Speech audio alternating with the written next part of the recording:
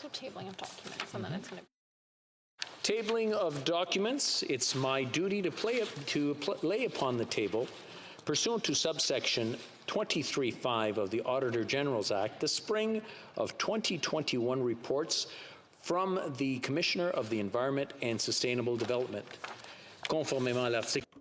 Pursuant to Standing Order 32.5, these reports are permanently referred to the Standing Committee on Environment and Sustainable Development. Dépôt de documents. Tabling of documents. The Honourable Parliamentary Secretary to the Minister for Economic Development and Official Languages.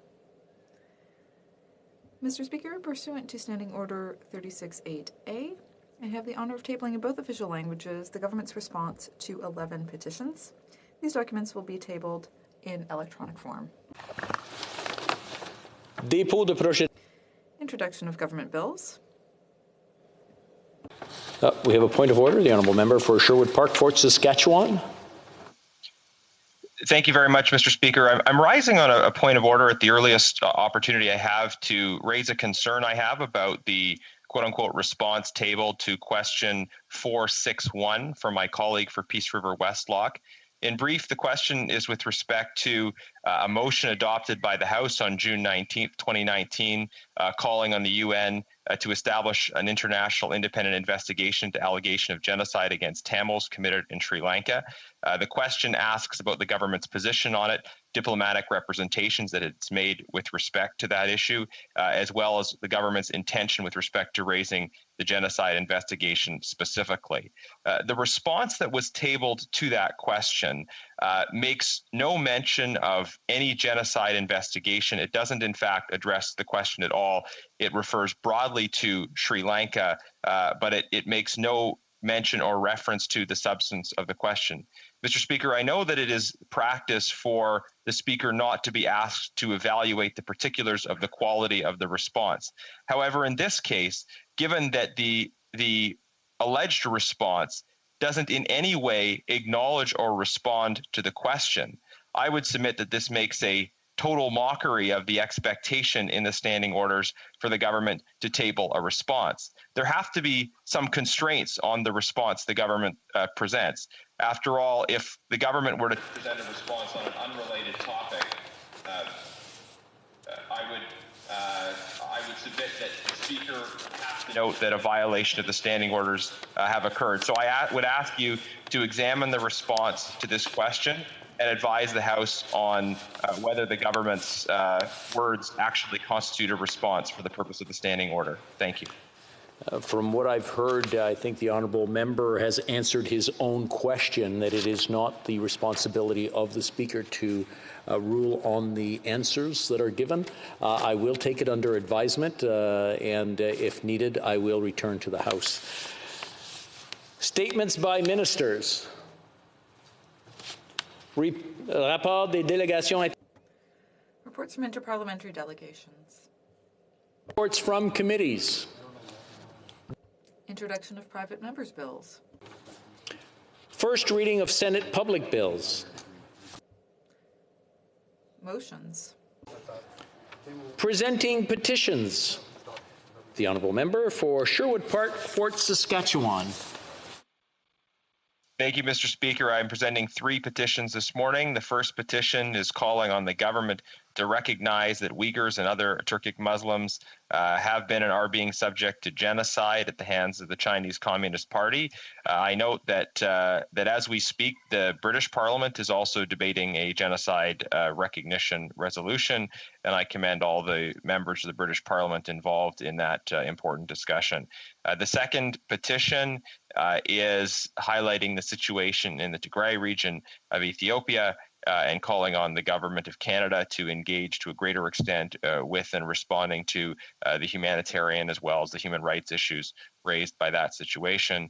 And Mr. Speaker, the third and final petition is in support of Bill S-204, a bill on forced organ harvesting and trafficking that has just passed the Senate Committee on Justice and Human Rights and is now headed to the third reading in the Senate before hopefully it comes to this place very soon. Petitioners are in support of Bill S-204 and hoping that this Parliament is the one that gets it done. Thank you. Presenting petitions, the honourable member for Courtney Alberni. Thank you, Mr. Speaker. Mr. Speaker, it's a huge privilege and honor today to table a petition on behalf of constituents from Parksville who are calling on the government to increase the tax credit for tax exemption from $3,000 to $10,000 to help essential volunteer firefighters and volunteer search and rescue workers across the country. They cite that firefighters account for 83% of Canada's total firefighting essential first responders. And in addition, approximately 8,000 essential search and rescue volunteers respond to thousands of incidents every year. They cite that, Mr. Speaker, that not only do these volunteers help save lives, and but they're also their efforts help allow cities and municipalities to keep property taxes lower. And if these paid services were required, it would certainly cost more to these municipalities. So, Mr. Speaker, we need to help these volunteers. Certainly, they've been there throughout COVID and beyond, and it's an important opportunity to help them get the allowance that they deserve to support them if they've been volunteering over 200 hours in a calendar year. Presenting petitions, présentation de pétition, the honourable member for Nanaimo Ladysmith. Well, happy Earth Day, Mr. Speaker. It's a privilege to table e-petition 3184, which was initiated by constituents in Nanaimo Ladysmith. The petitioners call upon the government to take urgent action based on science and independent expertise to make Bill C-12 a world-class climate law by adopting 3 amendments to the bill before it passes. 1, they want to set the first emission target for 2025, strengthen the role of the advisory body and the role of the environmental commissioner, and ban fossil fuel executives from the advisory panel. 2, Bill C-12 should be aligned with Canada's commitment to the United Nations Declaration on the Rights of Indigenous People, putting workers and communities first with no exceptions, and set targets for sustainable job creation to ensure a just transition for all workers.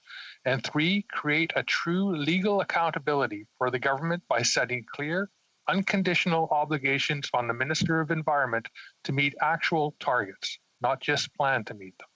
Thank you. Presenting petitions, présentation de pétition. Question inscrite au feuille. Questions on the order paper. The Honourable Parliamentary Secretary to the Minister of Economic Development and Official Languages.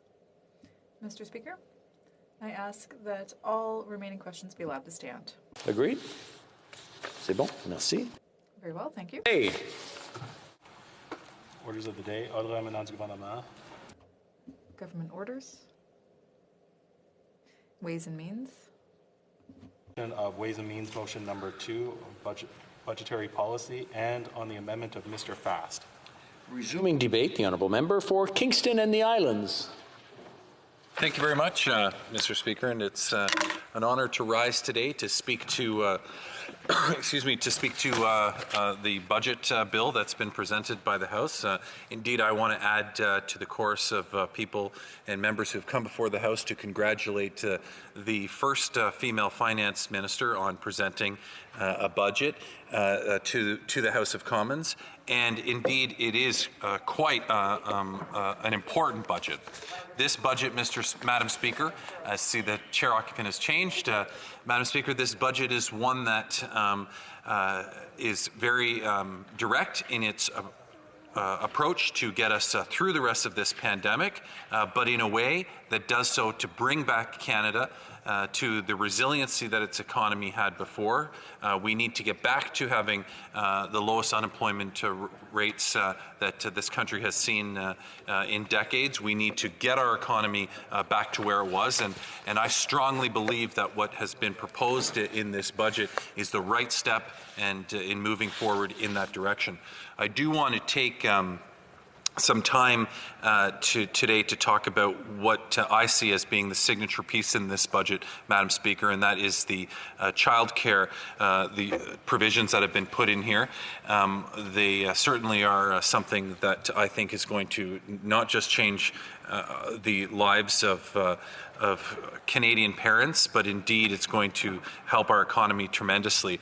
But before I get to that, I just want to talk about briefly, Madam Speaker, the measures that are in this budget that relates to the pandemic and coming through this pandemic in the way that we need to. But I've just been reminded by my colleague that I will be sharing my time with the member from Mississauga, Aaron Mills. So please accept that, Madam Speaker. But you know, talking about the measures that have been put in here, Madam Speaker, to support small businesses, to support Canadians, to make sure that they have the tools to get through this. You know, we were faced with a stark choice a year ago, Madam Speaker, the same choice that we're presented, that is being presented to us right now with this budget. That's a choice between, do we want to allow Canadians to fend for themselves to get through this very difficult time? Or do we want to come together collectively as society to bear the burden of this enormous toll that has been taken on our economy and indeed our society during the last year? And this government made a very clear choice. It said, we're going to take on that responsibility collectively. The federal government is going to step in on behalf of the people, the taxpayers of Canada, and support those in particular who are being significantly affected by this pandemic. Those that have small businesses that rely on people coming in and out of their stores on a daily basis. Those that have restaurants, those that are in the entertainment industry. You know, I think of a good friend of mine, Madam Speaker, literally has not worked in his profession throughout the last year, and for the foreseeable future won't. He's an audio engineer. He works in at live events. A lot of the conferences that we go to could very well be that he's one of the people in the back that's running those. Those conferences, you know, depend on thousands of people being there, festivals and events that are held throughout Canada. He travels throughout the country, going and setting up and from an audio engineer perspective, make sure that the quality of the sound in the room is right. Literally, that industry, Madam Speaker, came to a stop, a standstill. I'll never forget the conversation we had last spring where he said, in a matter of 48 hours, I went from having my entire next 6 months planned to absolutely nothing.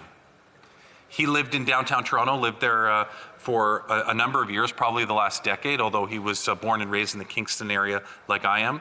And he has since moved back to Kingston because the Kingston area, Sydenham actually, he knows that the industry is not coming back for a while. He literally doesn't have, he's been trained and has a degree and is a professional audio engineer and doesn't have any kind of work whatsoever because of the nature of his industry.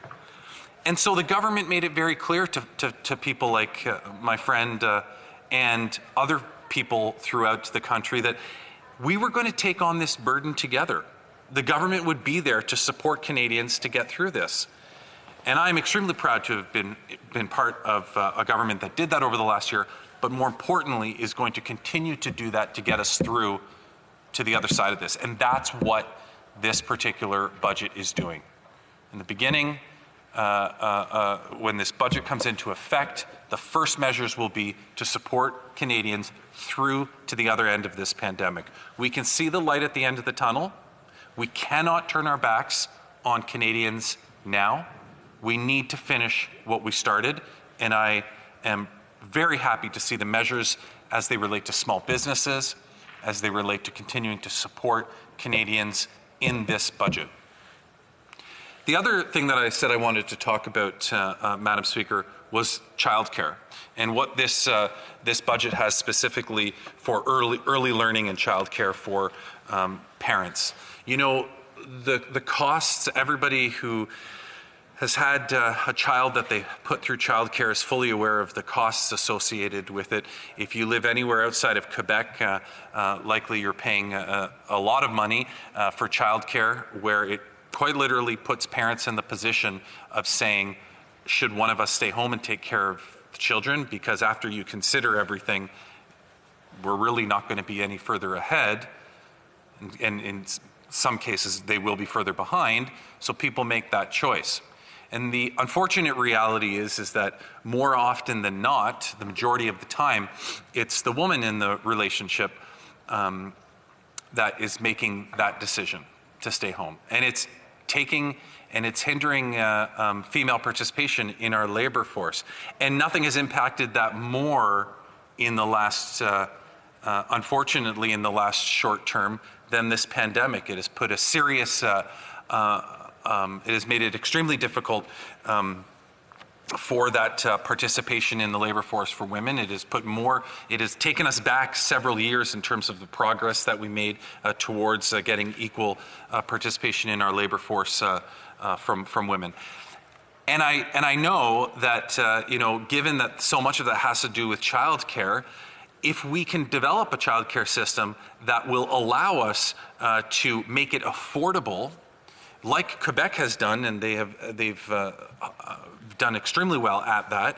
If we can develop a similar childcare system for the rest of Canada, we will significantly impact not just the lives of those parents that have to pay for that childcare, but indeed the economic impacts and the social impacts that come with it. Think of the potential, Madam Speaker, if we can unleash so many single parents into the marketplace, entrepreneurs, people that want to be entrepreneurs but can't because of some of the limitations, and in particular limitations around childcare. And women, unfortunately, are impacted more than men in that regard. So the opportunities here is really an opportunity about not just childcare, making childcare affordable, but more importantly, opportunities to increase women's participation in the marketplace, or in the labor force, and in particular, as I see it, as it relates to women entrepreneurs. And that's what this budget provides. It makes that transformative investment, Madam Speaker, towards childcare and early learning that this country has been asking for and been looking for so long. By putting in the necessary funds, I believe it's about $30 billion in investment initially over the next 5 years, but then getting us to a place by 2026 where the average cost of childcare is $10 per day. And that truly is transformative if we can get there. Now, I really hope, we're in a minority government, I really hope that my colleagues across the way, maybe not the Conservatives, maybe not the Bloc because they have this childcare in Quebec already, but the NDP in particular will see the value in this and support this budget. I certainly don't want to be in the same situation that the Liberal Party was in with Paul Martin when he introduced a budget to transform childcare, and the government collapsed and Stephen Harper didn't have an interest on that, and here we are 15 years later. So I think that there's a great opportunity here, Madam Speaker. I think that we can come together. I think that this budget offers to the NDP so that the NDP can see the value in what we have here. And I know that if they support this and we can get through this, we can start making a meaningful impact for childcare throughout Canada. Questions and comments? The honourable member for Sherwood Park, Fort Saskatchewan. Thank you, Madam Chair. On the issue of childcare, I would submit that the government's policy really ignores the ways in which technology and work are changing. There's so much more telecommuting, more shift work, more flexible hours or precarious or gig-related work. Some of this is forced on parents, but some of it is something that parents are seeking, the choice of being able to work from home, be present with their children to some extent, or have flexible childcare arrangements. As work is changing, the demands for different kinds of childcare are changing. And that is particularly why today a one-size-fits-all approach to daycare doesn't work. I asked the member to think about that single mom who's working an overnight shift, who's not expecting that government-run childcare is going to mean somebody coming to her house to be present with the kids while they're sleeping. People need flexibility. They need choice. They need community-based and workplace-based co-ops that respond to these new realities. Why does the member double down on this one-size-fits-all government-run approach to childcare. Member for Kingston and the Islands. I don't know where the member is getting that information from. Where have I said, Madam Speaker, that it's a one-size-fits-all approach? Quite the contrary, Madam Speaker. What's been highlighted here is the fact that we want to bring in childcare and early learning opportunities to support Canadian parents. There certainly will be, in my opinion, the opportunity for flexibility in this, and it's something that we need to make sure as the programs and plans are developed that happens. So I appreciate this member's passion, and I'm sure that he'll voice that passion when it does come time to develop the exact programs. Questions et commentaires d'honorable député de Saint. The honourable member for Saint Jean. Thank you, Madam Speaker. I'd like to thank my colleague for his speech. My question is about federal Quebec agreements. For example, when it comes to tax harmonization, it took years to reach an agreement. If Quebec were transferred its fair share, and if the federal government intends to impose conditions, I think it'll take years more. So I was hoping we could just avoid that. Could the member opposite assure us that there will be no strings attached for the money transferred to Quebec? Well, I mean, I think that the member knows I'm not in a position to be able to give her that assurance, but I would certainly say that there's always an interest in the government of Canada in working with its partners. This government looks at the provincial partners, provincial and territorial bodies as partners, and we'll look for opportunities to work with them. We certainly will see what the situation might be as it unfolds, but I know that Quebec, in particular, as this member is asking about, will have input into how money is distributed and what it will be specifically intended for. Questions and comments. The honourable member for Elmwood Transcona. Madam Speaker, did you mean Edmonton? Edmonton, Strathcona. Thank you, Madam Speaker. They're very similar names, and I know that many speakers mix that one up. I'd like to thank my colleague for his intervention. He spoke about event planners, and it tweaked my interest because I did actually meet with the Canadian Association of Exposition Management just yesterday, and they're a sector that is of course been deeply impacted by the pandemic. There are many people within the sector that will not be able to even start back to work until the fall. And we know because of the cyclical nature of it, because that some of their events won't happen for up to a year, that they're very, very concerned about the impacts on their sector, that we have started this race, but we're not going to get to the finish line with what is being proposed by the Liberal government. Would the member be willing to look at some of these supports for businesses and individuals and look at them as the individual needs for certain sectors, knowing that some sectors are going to take longer, and peeling back the CRB and business supports by September is not going to be appropriate for all sectors? The honourable member for Kingston and the Islands, a brief answer, please. I agree with the member that this particular sector was the first hit and will be the last to recover. Not only do events take months to plan, but also you're going to need to get the degree of confidence in people's willingness to go into a room with 10,000 people. I don't imagine how comfortable people will be with that initially. So there will be some time. But specifically to her question, yeah, I'm certainly personally always interested to hear about that, and I look forward to that discussion at committee. Resuming debate, the honourable member for Mississauga, Erin Mills. Thank you, Madam Speaker. I'll start by sharing a story of Sandy, who's a constituent of mine. Really good education, but her struggles are those of many, many Canadians around the world. She gave up her career to start a family. Then she continued to stay away from her career because childcare in Ontario was too expensive and the waiting list was too long. Now, as her children are aged 5 and 7, she finds herself living in a shelter because she doesn't have any housing as she tries to flee from an abusive marriage.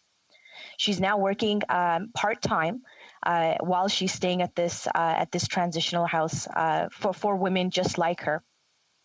and is looking for housing, is looking for a stable job.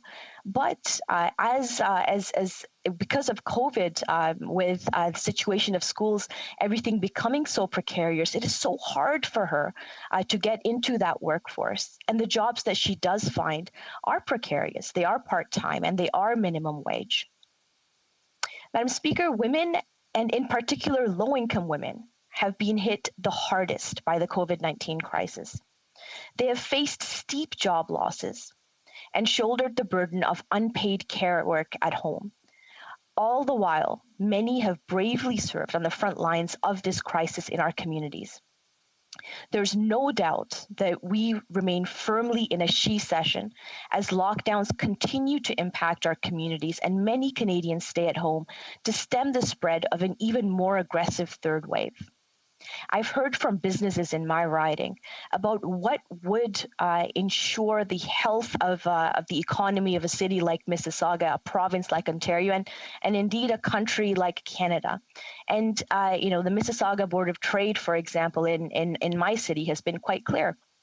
We need to have increased labor force participation. We need to have an empowered labor force that is willing, that is able, that is eager to contribute to our economy, to really empower themselves and empower those around them, and to bring that financial stability and that economic prosperity, not just for themselves and their families, but for all Canadians. And based on that feedback, our government has a plan through Budget 2021 to emerge from the pandemic with a stronger and more inclusive society. And increasing opportunities for women's participation in our economy is at the forefront of our growth and our recovery plan. The closure of schools and childcare centres, as I mentioned, due to COVID-19 has really exacerbated work-life balance challenges for parents, but especially for women. It has made more difficult for some women to work full-time, or in some cases, such as Sandy, at all. More than 16,000 women have dropped out of the labor force completely, while the male labor force has grown by about 91,000. Childcare is essential social infrastructure, and without it, parents, particularly women, cannot fully participate in our economy. Parents have told me this, businesses have told me this, single mothers have told me this. This is an economic issue as much as it is a social issue. TD Economics has pointed to a range of studies that have shown that for every dollar spent on early childhood education, the broader economy receives between $1.50 to $2.80 back in return. It's a sound investment. Simply look at the impact of Quebec's early learning and childcare system, where women in the province with children under the age of 3 have some of the highest employment rates in the world. Further, a study shows that childcare alone has raised Quebec's GDP by 1.7%. It is clear. Now is the time for the rest of Canada to learn from Quebec's example. And this is exactly what our government is proposing to do through Budget 2021. We're making generational investment of up to $30 billion over 5 years to work with provincial, territorial, and Indigenous partners to build a Canada-wide, community-based system of quality childcare, bringing the federal government to a 50-50 share of childcare costs with provincial and territorial governments, and meeting the needs of Indigenous families. Our government's plan includes a strategy for unprecedented expansion in childcare across the country. This proposed investment would also be a critical part of reconciliation. Early learning and childcare programs designed by and with Indigenous families and communities give Indigenous children the best start in life. That's why this generational investment includes $2.5 billion over 5 years towards an early learning and childcare system that meets the needs of Indigenous families.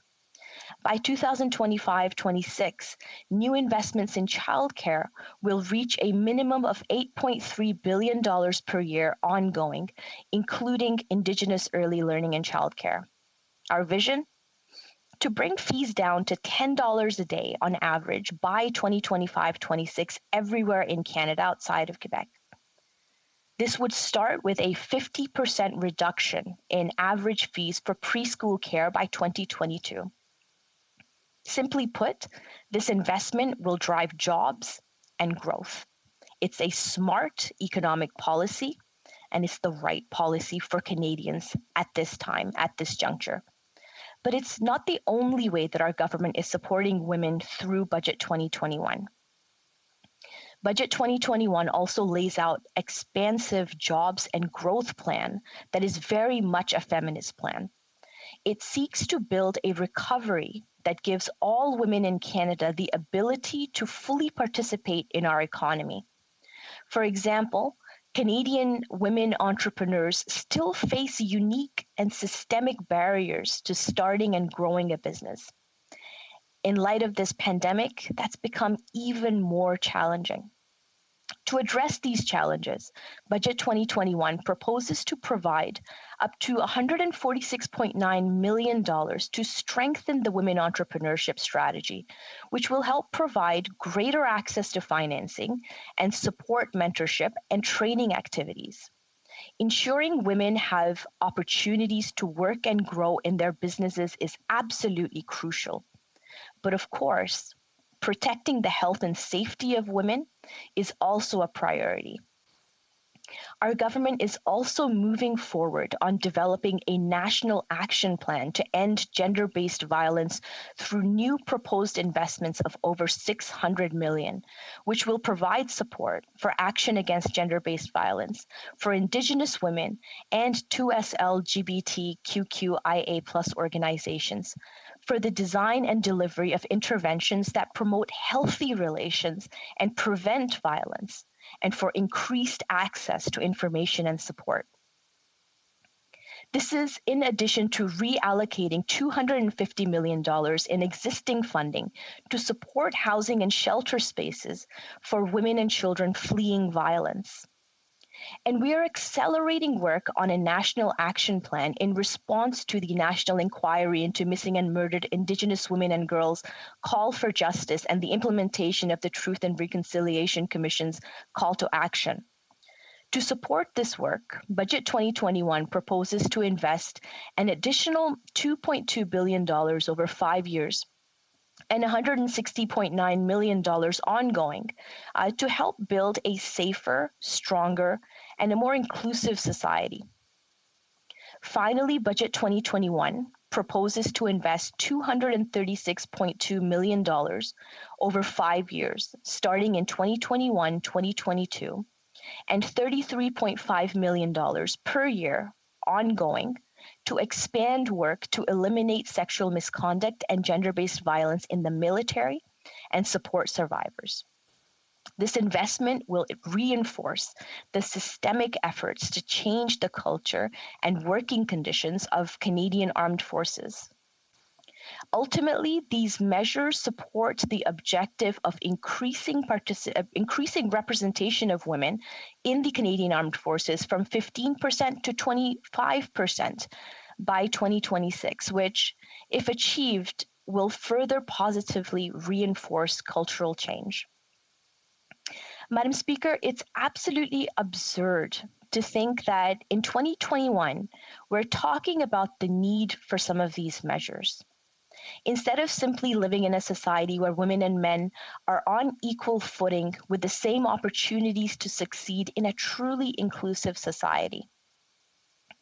Our government will continue to build a feminist, intersectional action plan for women in the economy that will work to push past systemic barriers and inequalities for good.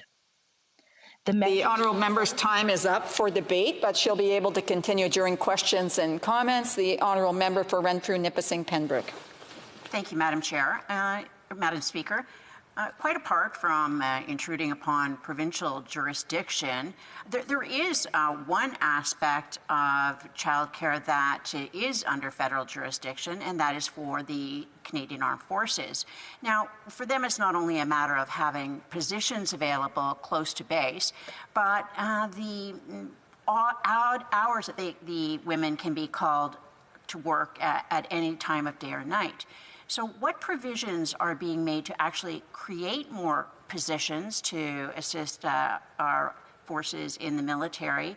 And if they're going to do something for the provinces, why don't they provide money for infrastructure so there'll actually be spaces instead of just buying off people for the next election? Our member for Mississauga, Erin Mills. Thank you very much, Madam Speaker, and through you, I'll thank the member for that question. Madam Speaker, when we talk about creating childcare spaces, we're not just, and a national childcare plan is not just about having adequate spaces. It's also about affordability. It's also about ensuring that there's enough workers, quality workers, educated workers that are going to run these spaces. It's about providing and facilitating access to economy, access to safe early learning for children and families as we grow and really look forward to rebuilding past what is COVID-19. To be honest, it's been about 50 years that we've been thinking about how we can continue to get more women to the workforce.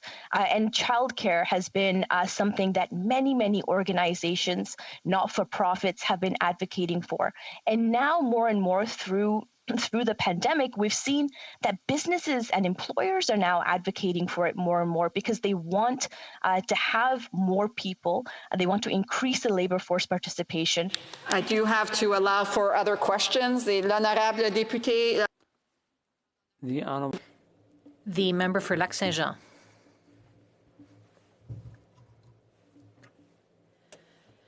The member for Lac-Saint-Jean. The honorable member for Lac-Saint-Jean. We'll come back to him. Questions and comments? Thank you, Madam Speaker. We know that during this pandemic, the rich have become richer and more Canadians are struggling.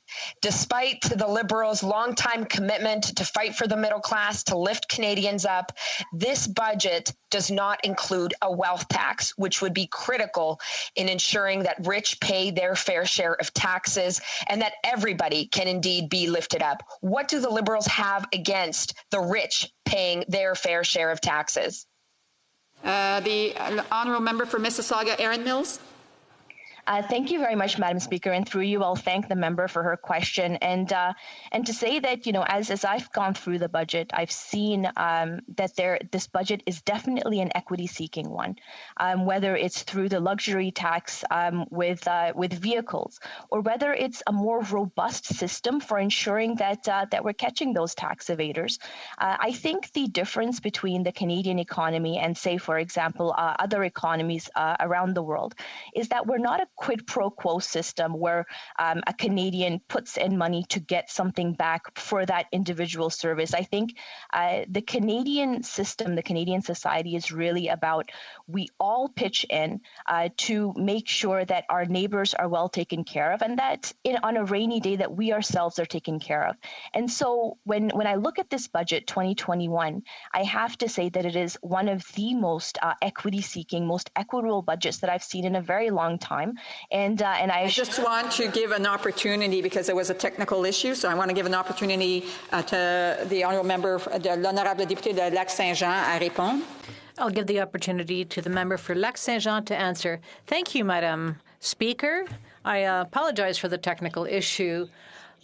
Thank you to my colleague for her speech. I know that she insisted it was a feminist budget. Now, there is a sector where most workers are women, and this would be the healthcare sector. So I would like to know whether the sub-amendment was rejected, the sub-amendment to increase healthcare transfers. The Liberals made this a vote of confidence, but nobody wants an election. Is this the way for the Liberals to muzzle or to block the amendments proposed by the opposition parties? Thank you, Madam Speaker, and through you, I'll thank the member for his question. And I have to say, over this past year and change, we've seen that Canadians expect a Team Canada approach. They don't want to see this partisan politics. They don't want to see this pushing and pulling and tugging between parties to say, you did this and you did this and you didn't do this. Ultimately, Canadians want all of us, all parties, each and every one of us as individual members, to be there, to have their backs. And that is really what this budget is about. And that's what we're going to keep on doing as a government. Resuming debate, the honourable member for Lakeland. Thanks, Madam Speaker. I'll split my time with the MP for West Nova. It's almost incomprehensible that it's been more than 2 years since the last budget and that the Liberals have only seen fit to give Canadians 2 brief fiscal snapshots during a time of historic economic challenges and unprecedented government spending. This Prime Minister has added more debt in just 7 years than the combined debt of all Canadian Prime Ministers since 1867. He spent more money per person than any other Prime Minister in Canadian history. And Canadians have a right to ask what all of it has actually achieved and to be worried about the astounding moral failing of passing this burden on to future generations. In 2019, the projected deficit of $20 billion was already mind-boggling. Conservatives urged the Liberals to set out a plan to balance the budget, implement fiscal anchors, and save money for the future like Canadians struggle to do every day in their own households and businesses. The Liberals' spending was already extraordinary. No government outside of war times or major global recessions had ever spent so much but achieved so little. Now Canadians see the consequences. Over $354 billion in deficit, over $154 billion projected for 2021 to 2022 alone in deficits. Debt interest payments that will cost Canadians, imagine, $39 billion through 2026. Every man, woman, and child in Canada now owes $33,000 in federal debt. The numbers show the reality of Liberal mismanagement. The Prime Minister once said, Canada is back. But the truth is his plan is making Canada fall back. Now, Canada's an outlier globally in all the worst ways. Global unemployment in 2020 rose to 6.5%. Canada's to 9.5%. Global GDP declined by 4.4%. Canada's by 5.4%. In 2019, the time of the last federal budget, 46% of Canadians were $200 or less away from being unable to pay their bills. Now 53%, more than half, live that unsettling and precarious experience every single day. The Liberals love rhetoric over substance, announcements over delivery, promises over outcomes, and they seem to make a dozen new ones every day. There's one in a section in this budget that suggests that unlocking Canadian savings is a key to boosting the country's economic recovery. Quote, over the last year, Canadian households have built up significant savings. When the pandemic recedes, the release of pent-up demand could translate into a tangible, if temporary, boost to the economy. But the reality is that rising costs of food, gas, lumber, essentials to eat, get around, and put a roof over your head, and declining productivity with fewer good-paying full-time jobs in exchange for precarious, lower-paying part-time work while unprecedented investment has left Canada means for most Canadians, their savings are stretched thin and their futures are uncertain, except, of course, for the ultra-rich. Inflation rose 2.2% in March. Eggs cost Canadians 11.4% more. Gasoline prices have jumped 35.3%, and natural gas costs rose 14.1% when compared to March 2020.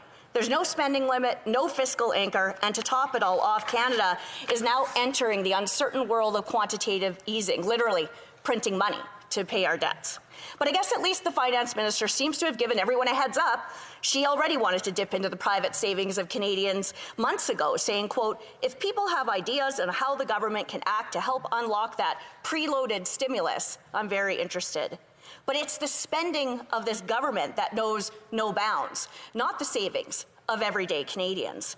In this budget, Canadians needed a plan for reopening, a plan to secure the future, assurances for their small businesses. Over 200,000 are at risk of closing forever. That's 1 in 6 small businesses, potentially affecting 2.4 million Canadian jobs.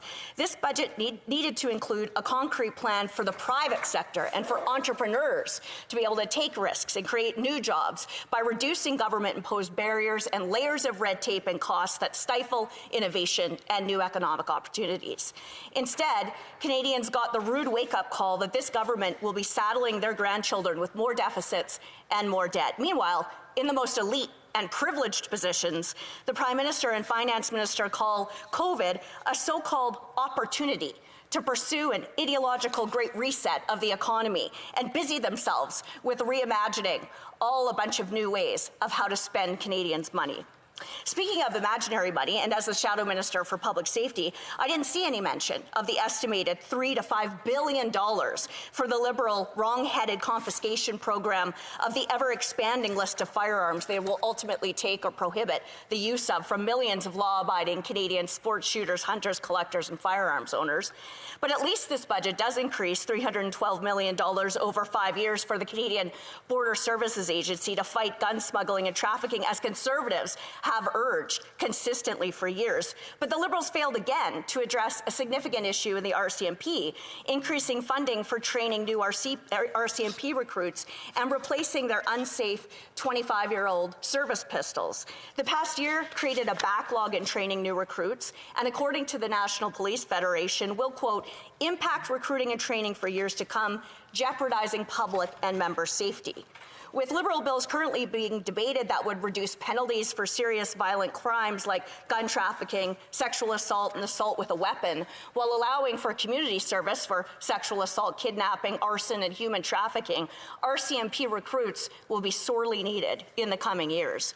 This budget also relies on a magical boost from American investment, but the Liberals are actively destroying Canada's trading relationship and driving jobs, contracts, and businesses south of the border with the ongoing mess the Public Safety Minister has either actively created or passively perpetuated.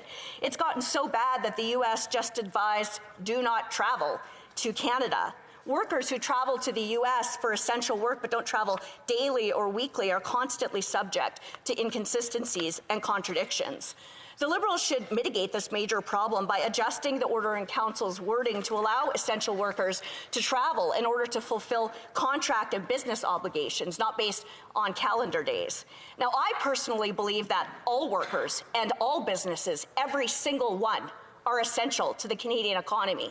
But the least the Liberals can do is fix their own policy, so at least those they have declared to be essential could actually do their jobs and work. Another announcement that is far behind is rural broadband. First announced in 2015's election platform, the Liberals then committed to 100% of houses being connected to broadband by 2030 in both 2019 and 2020. In the government's own strategy in 2017, it said 37% of rural households had access to 50 megabytes per second download speed. Now, 4 years later, CRTC's 2020 communications monitoring report shows it's only grown to 45.6%. At that rate, 75% of rural homes won't have access to broadband for another decade. The Liberals have already spent $6.2 billion since 2015, but many rural people in Lakeland and Canadians in rural and remote communities all over the country are still wondering when it will make a difference for them. Of course, Albertans are very familiar with the Liberals' roller coaster of benign neglect and outright hostility. While there is a tax measure for carbon capture and storage, there's still no hint the Liberals will reverse their anti-energy, anti-resource, anti-business policies after failing to deliver timely and accessible sector-specific support that they promised as Canada's energy industry reels from a confluence of domestic government-inflicted and external challenges. I have to confess a sense of bitter irony that their main energy-related budget measure deals with keeping something in the ground, despite my support of the policy and the objective. And naturally, true to form, this budget plays provincial favorites. Alberta's finance minister sums up Alberta's frustrations, quote, "The budget is laid on increasing investment and productivity, increasing market access opportunities, and growing growing the economy. He said they're gravely disappointed that the federal government once again missed an opportunity to fix the fiscal unfairness of the Federation by acting on the unanimous request of provinces to retroactively lift the cap on the fiscal stabilization program. This means Albertans who have paid way more than their fair share, $600 billion more than they've received in return, continue to be penalized during economic crisis and the global pandemic. Alberta has been a leader in job creation, clean tech, responsible resource development, and fiscal contributions to Canada for decades. The province's regulatory expertise and technological achievements is world-renowned, but the Liberals can't get past their ideological objections and partisan calculations to recognize that reality.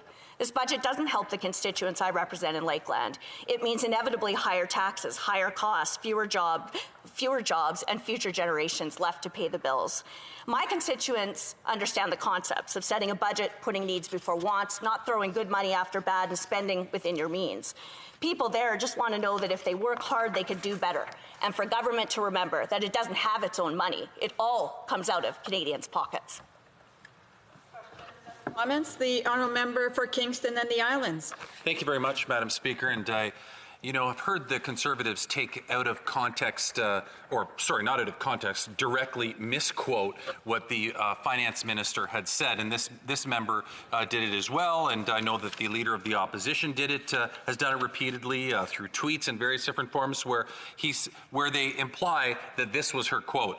I really believe COVID-19 has created a window of political opportunity. End stop. Of course, they'll never give you the rest of the quote. Let me read the entire quote to you. I really believe that COVID-19 has created a window of political opportunity on the importance of early learning and childcare. Does the member not feel a little bit, embarrassed to completely misquote somebody in that manner? The honourable member for Lakeland.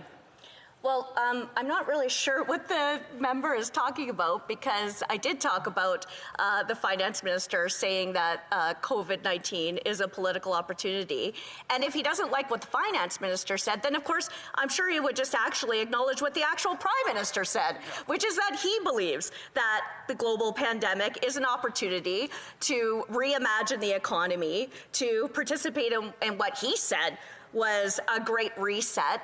I mean, make no mistake, this budget is absolutely a pre-election, targeted budget that is full of what I think is actually the Liberal and left ideological agenda to increase the ever-expanding scope of government.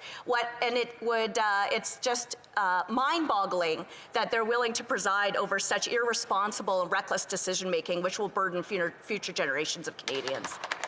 Commentaire, l'honorable député de Saint-Hyacinthe-Bagotte.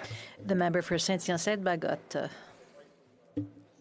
Thank you very much, Madam Speaker. I'd like to thank my colleague for her speech. She said that she found that not enough emphasis was being put on maximizing our natural resources, yet the budget does provide direct and indirect subsidies to the oil and gas sector. So how can she reconcile that fact with the claimed environmental goals of the government? I'd just like to thank the member for his question. Of course, as a Conservative and an advocate for an oil and gas riding in northeast rural Alberta, of which I am extremely proud, representing communities and people who have made outsized contributions to, obviously, the finances of the province, but to every province and every community right across this country. This is what I meant. The Liberals, over the last 6 years, with the support of anti-energy activists in the other parties, have introduced a series of damaging policies and legislations designed to shut down the fossil fuel industry, designed to stop market access for Canadian oil and gas, which is the most responsible and environmentally and socially responsible oil and gas in the planet. And I know this might just come as a shock, but oil and gas workers and companies don't actually want government money. They want to continue to do their work work, which they do with the highest standards and the highest outcomes of any oil and gas producing jurisdiction on earth. That industry is fundamental for the Canadian economy, fundamental for our standard of living. And I think what the Liberals need to do is just reverse course on all their bad legislation and policies so that the private sector can go ahead and continue to invest hundreds of billions of dollars in the Canadian economy and create all the hundreds of thousands of jobs that come with it. Brief question. The member for Rosemont-la-Petite-Patrie. Madam Speaker, throughout the pandemic, this crisis, many families, workers, and small businesses have suffered, but some companies have benefited, and the biggest corporations made over $78 billion in profits. Does the member believe that workers and families should pay for the pandemic, or should it be the Amazons and Netflix of this world? Well, I would just say the rich getting richer and the most connected elite, big companies with the big lobby firms and the big connections are always the companies and always the people who do best when government brings out big government spending and big government programs and tries to help. So that's why I think Canadians should have expected from this budget a recovery plan that would allow a path to get back to balancing the budget so that future generations have the ability, their governments have the ability to make decisions that reflect their priorities, and actually enable the private sector and entrepreneurs to create jobs and invest in the economy. But I guess that just like not one of those trees out of that $2 billion promise managed to plant themselves, neither does the budget balance itself.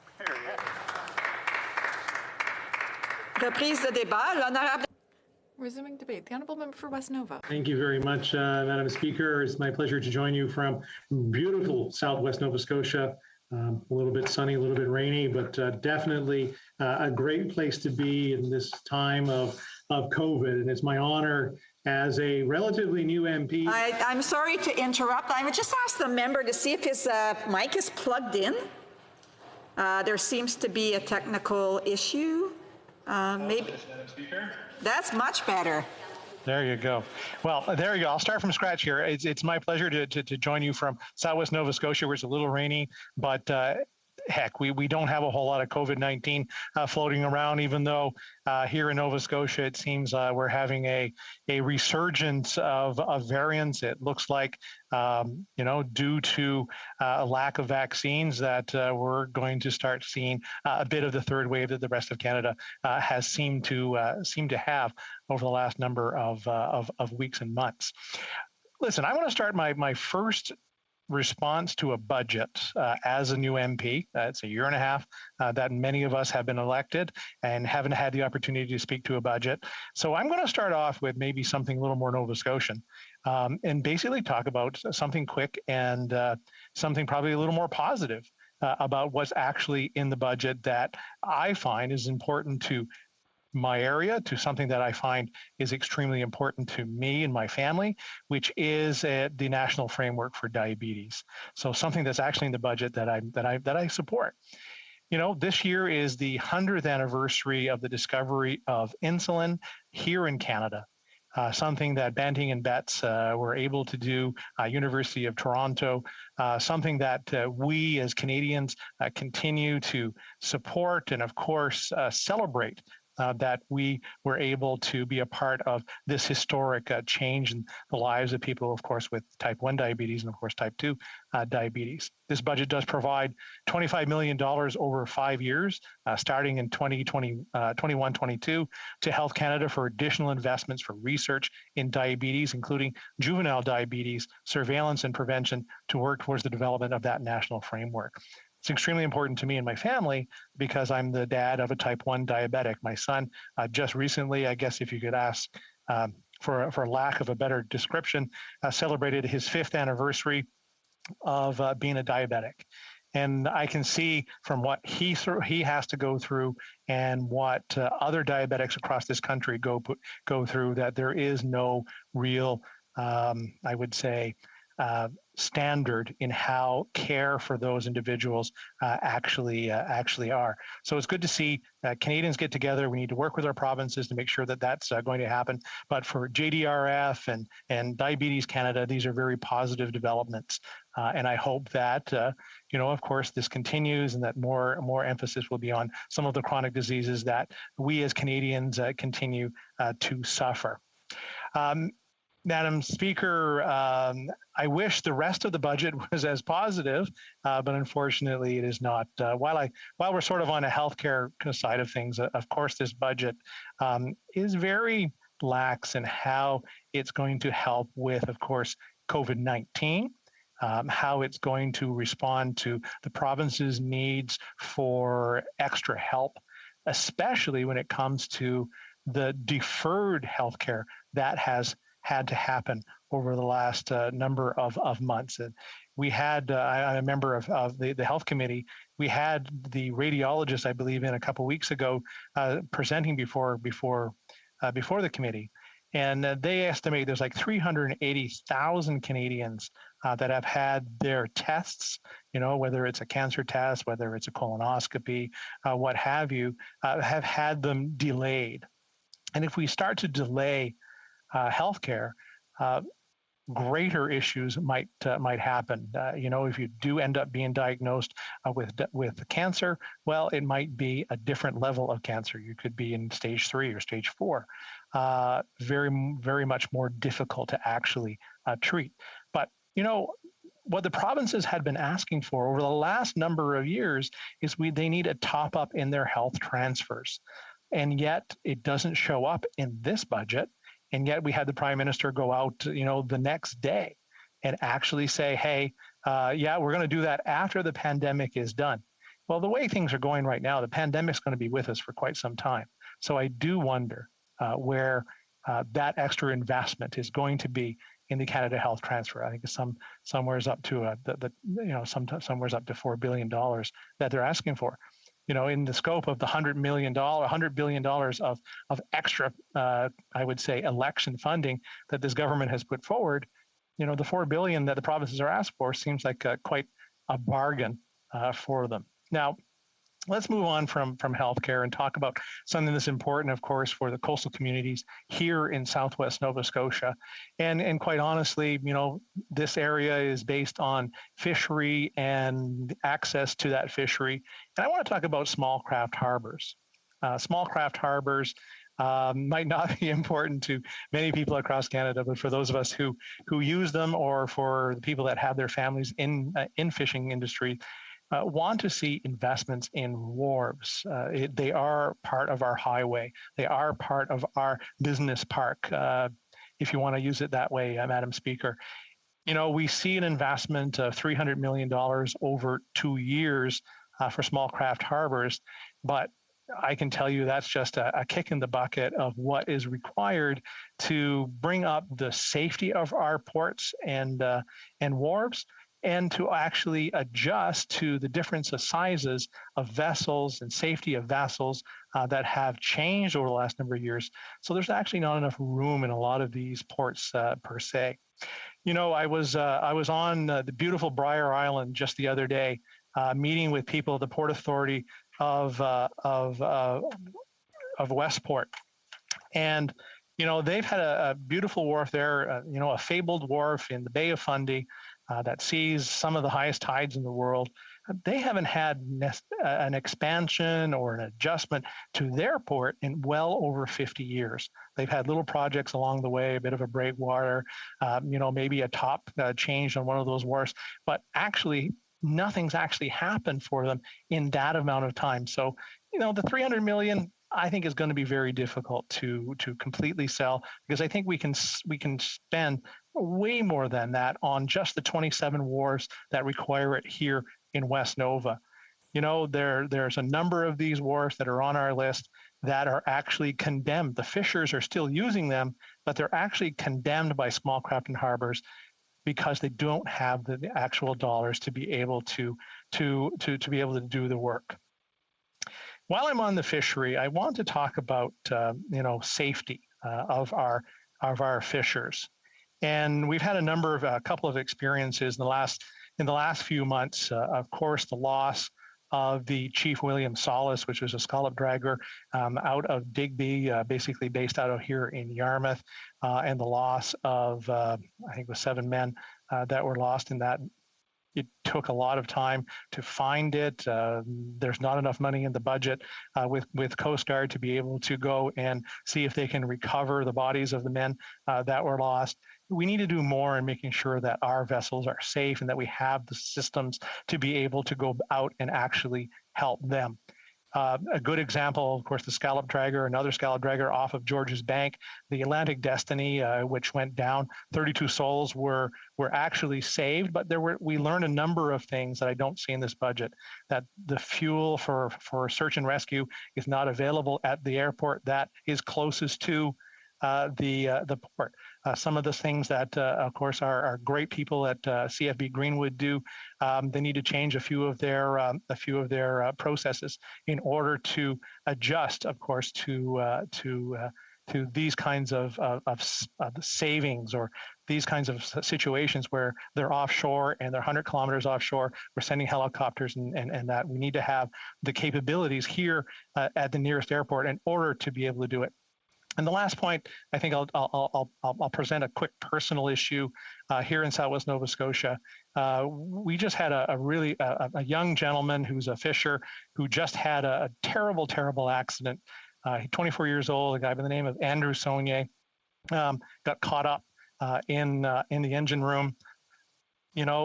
Lost a leg, possibly can lose another leg, just a young guy with a few children. And I'm going to share this on my Facebook page, not that we should be presenting Facebook page issues here in the House of Commons, but, if there are people that want to help out a family like Andrew Sonia's family is one that we all should be supporting, that this budget does not. Madam Speaker, that is my presentation today. Questions et commentaires? The honourable member for Kingston and the Islands. Thank you very much, Madam Speaker, and I want to thank my colleague from Nova Scotia for his intervention today, and in particular for sharing his thoughts on the diabetes strategy. He shared a very personal a story of how that would impact a family member of his, and I'm wondering, does he not, see the need to continue, to work together rather than just immediately throwing the budget aside and saying we can't support it? Does he not see the need, based on his comments on that, to bring this to committee to see if some of the other issues that he wants to be addressed can be amended so that perhaps the budget can, even have more in it that he would like to see? The honourable member for West Nova.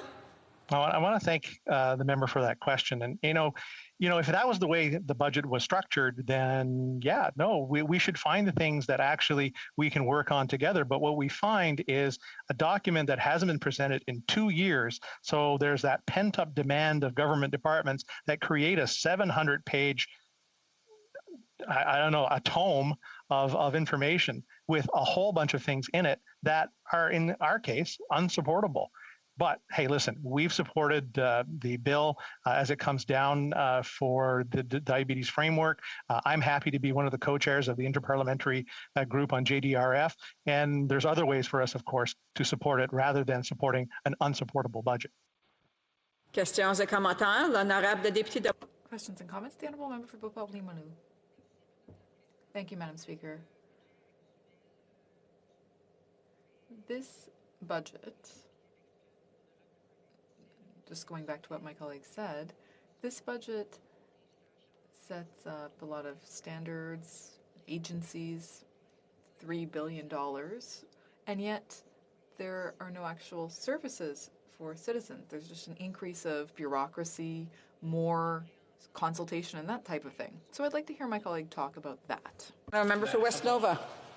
Ce qu'on voit, c'est vraiment une...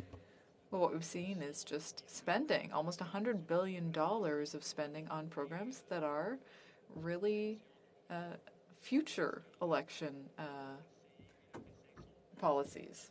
The government is doing its best to put all of its eggs in one basket so that Canadians will vote for them. But I think Canadians can see that this is really just a game that they're playing. So if you're really looking at investments that will truly help Canadians, they're not there. It's the honourable member for Timmins James Bay. Madam Speaker, Elk Lake is a tough and scrappy town founded by Jack Monroe, who was a vaudeville superstar, fought. Jack Johnson was a war hero. And the descendants in Elk Lake are as tough as Jack Monroe. So I'm very pleased that Ecom Mill has put $9.8 million investment into that mill to keep it sustainable. I'm glad to see some federal money that's going in to support forestry. But my concern is people are being gouged. People are being totally ripped off on the price of lumber right now. So when I go home to people in Elk Lake and my surrounding communities, they can't even build a woodshed because of the price. So I want to ask my colleague what he thinks we need to do at the federal level to say, why is it that a 2x4 has gone from $2 to $8? It's completely affecting people's ability to build and to do renovations at a time where we need to get our economy kick-started. The honourable member for West Nova. Thank you very much, and I thank the member for Timmins James Bay for that question. You know, not only are we seeing the same things here, we don't have access to those kinds of products. Let me add another issue that's happening here in Southwest Nova Scotia, where we've had a lot of people decide to move here to bring up, of course, our housing market, where folks can't even afford. So if you're a young couple that are trying to buy your first home, you're trying to get into the workplace, because of, I believe, mismanagement and how this pandemic continues to go on, everybody's moved here. That was a positive issue for the people selling their houses. It's a positive issue for the real estate agents. But where are young people? Where are people that want to move in here that have modest means? How are they ever going to be able to get into a house and being able to build their own house because of the access to those kinds of products? Resuming debate, the honourable member for Scarborough-Guildwood. Thank you, Madam Speaker, and I will be splitting my time with the member from Hochelaga. Ironically, Madam Speaker, I had occasion to repair my deck. Normally, I would ask somebody else to do it, but these are strange times, so I thought I would apply my formidable carpentry skills to the repairs. To no one's great surprise, it's clear that I should try to keep my day job. Well, my lack of carpentry skills should not be a shock. The price of lumber certainly was, as was raised in the previous exchange. $51 for a 16-foot cedar deck board, 3 times last year's price. And I considered myself to get any after owning 4 lumber yards, 2 of which had nothing at all. Now my simple job was going to cost me $75 for a 4x2 square in materials alone. If I was intending to replace the entire structure, I probably would have had to put a mortgage on the house. Now, mortgage money is really cheap these days, and that really underlines the real estate frenzy that the previous exchange outlined. Cheap money is also the underlying assumption of this budget. The related assumption is that the Bank of Canada can keep its commitment to an inflation target of below 2%. The government and the Bank of Canada are backed up by the best economists in Canada who provide consensus opinions to the Minister of Finance and the Governor of the Bank of Canada, upon which all projections are based. GDP projections, nominal GDP projections, inflation projections, interest rates, et cetera, et cetera. Everything starts and ends with consensus numbers. And that in turn allows the government to know what its revenue will be, and in turn, its deficit projections.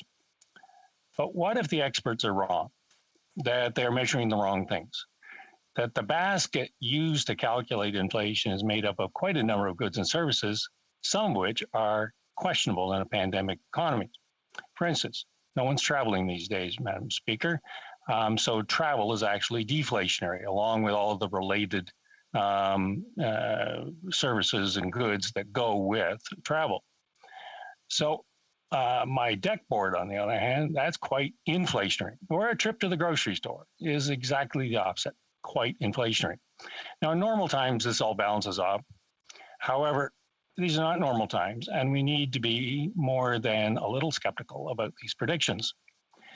In a November article in the Globe and Mail report on business, the writer took on the post-March pandemic predictions of the leading economists, and here's what he found. Canada's best economists predicted, one, that there would be a significant weakening of the Canadian dollar. Reality, after a brief hit, it was followed by a full recovery. Prediction number two, equity markets will take years to recover.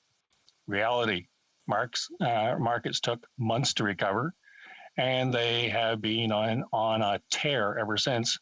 Some might even say irrational exuberance. Three, that the GDP will plunge. Reality, it did plunge. It has recovered quickly and with not much ground to make up to pre-pandemic levels. In fact, you may have caught the reports by the Bank of Canada that's revising the GDP growth up to 6.5%, which is higher than the government's predictions as of Monday. So things are changing rather quickly. Four, housing starts will plummet. Reality, the housing starts are thriving and the real estate market is, some say, insane. I appreciate that these are challenging times, but apparently being an economist means never having to say you're sorry. Now, Mr. Speaker, you might say that I'm just ranting on about economists, and that might be just a little bit true, even if some of the economists I know are some of the nicest and smartest people I know.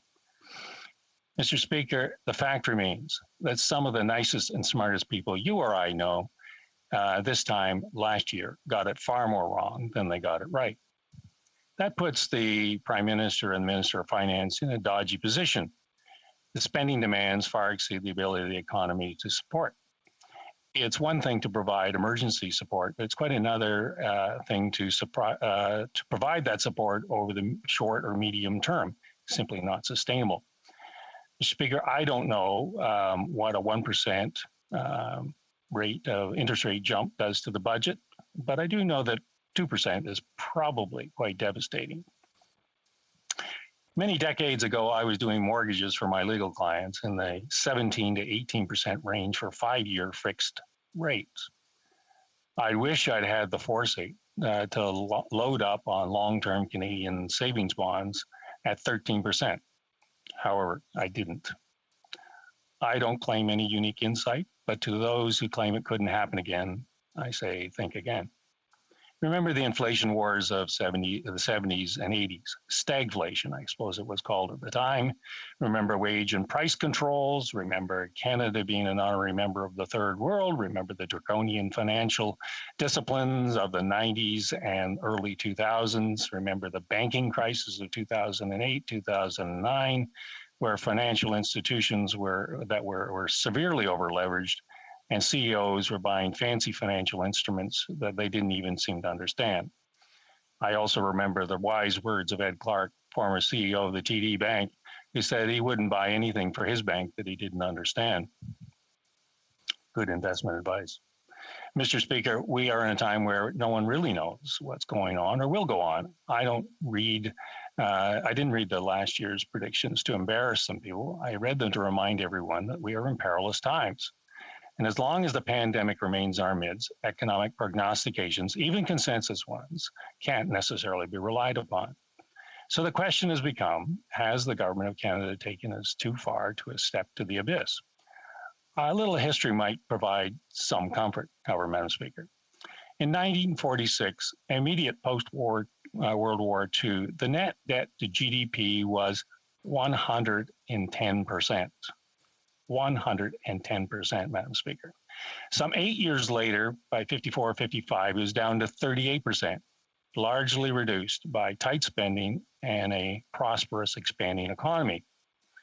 By the 75, 76 fiscal year, it was down to 14%, and then it took off to the point in 96, 97 where debt to GDP was 67%, and it was considered by all, particularly the economists, to be unsustainable. You'll remember the New York Times article about Canada being an honorary member of the Third World.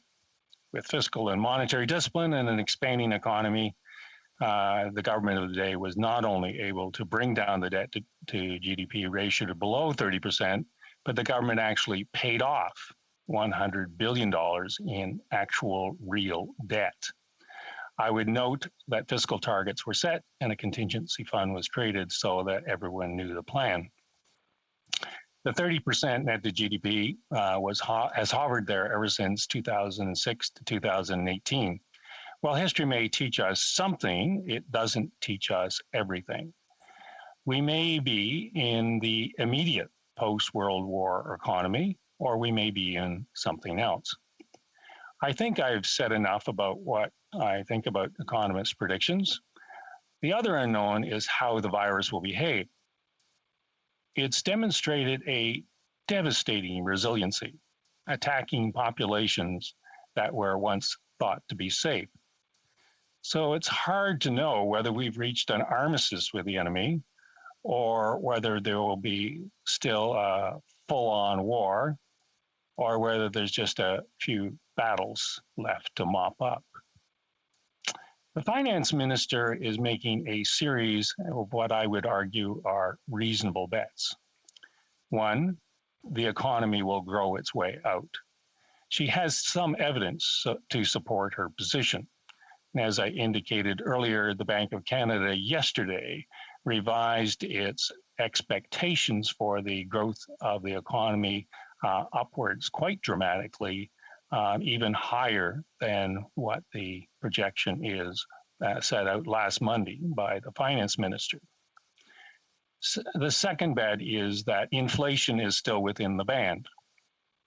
I'm a touch more skeptical for reasons outlined above, but again, not an unreasonable assumption and one of the monetary tools left by the governor of the Bank of Canada to keep the expansion of the economy going.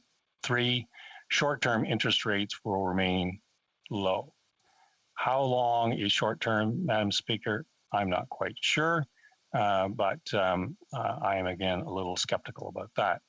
Four, that the fall deficit projection of 382 billion came down to 354 billion, quite true, and did show some evidence that the government's plan was working.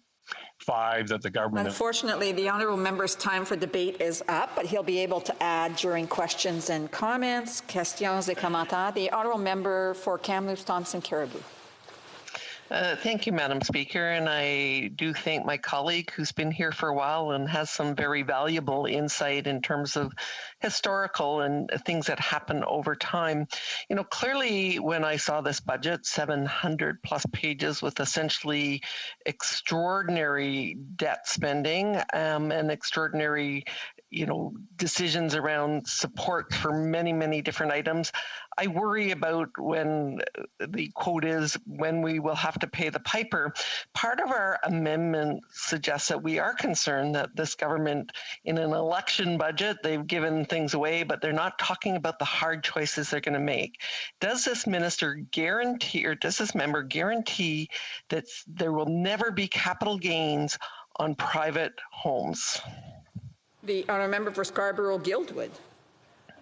One is not in the business of issuing guarantees on anything that one can't control, Madam Speaker. So, but she is justifiably worried about can we pay it, and I think the real question is are the finance minister's assumptions realistic under the circumstances? And the other assumption that I'd add in, didn't get a chance to, is that the United States is proposing, President Biden is proposing a $2.3 trillion proposal for effectively stimulus spending. And Canada will be well positioned to pick up on that uptake, and in spite of the Buy American provisions. So I agree it's 700 pages. I agree we are in perilous times. Has the Minister of Finance, so the test is, has the Minister of Finance made some reasonable assumptions? I believe at this stage she has. In fact, they're probably the only assumption she can make. Questions et commentaires. L'honorable député de Trois-Rivières. The honourable member for Trois-Rivières. The honourable member for Trois-Rivières. Honourable member for South Okanagan, West Kootenay.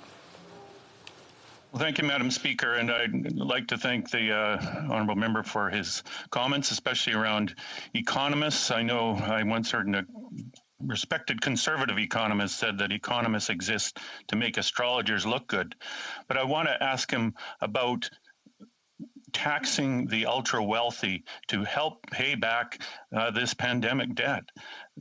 It's the low income Canadians that have been really impacted by this. People have lost their jobs. Some people have lost their lives. Why hasn't the government brought in a wealth tax? 80% of Canadians want a wealth tax on the ultra wealthy. Instead, we get a luxury tax on, 10% on your latest Ferrari or yacht. So why hasn't the government taken the bold step to bring in a wealth tax that we need to, so that the wealthy are paying this debt down? The honourable member for Scarborough-Guildwood.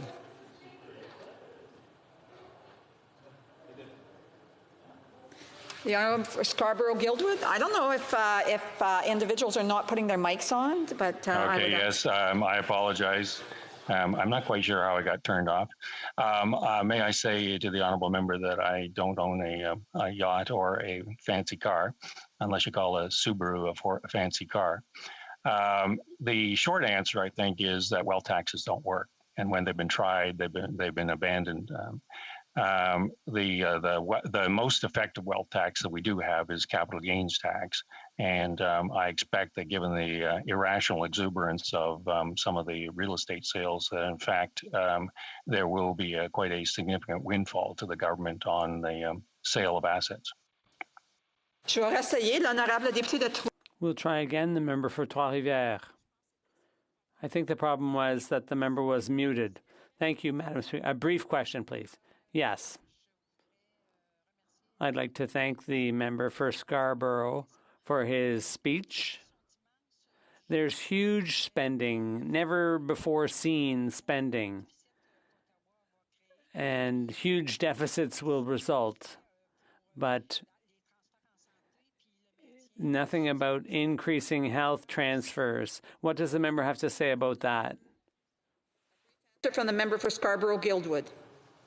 Thank you, Madam Speaker. And what I would say about that is simply that the government has provided massive amounts of stimulus into the economy in order that provincial governments survive and service their own jurisdictional responsibilities. So the transfers to provinces are unprecedented in the past 18 months, and the provinces have, by and large, I think, spent the money quite wisely on health and other related issues.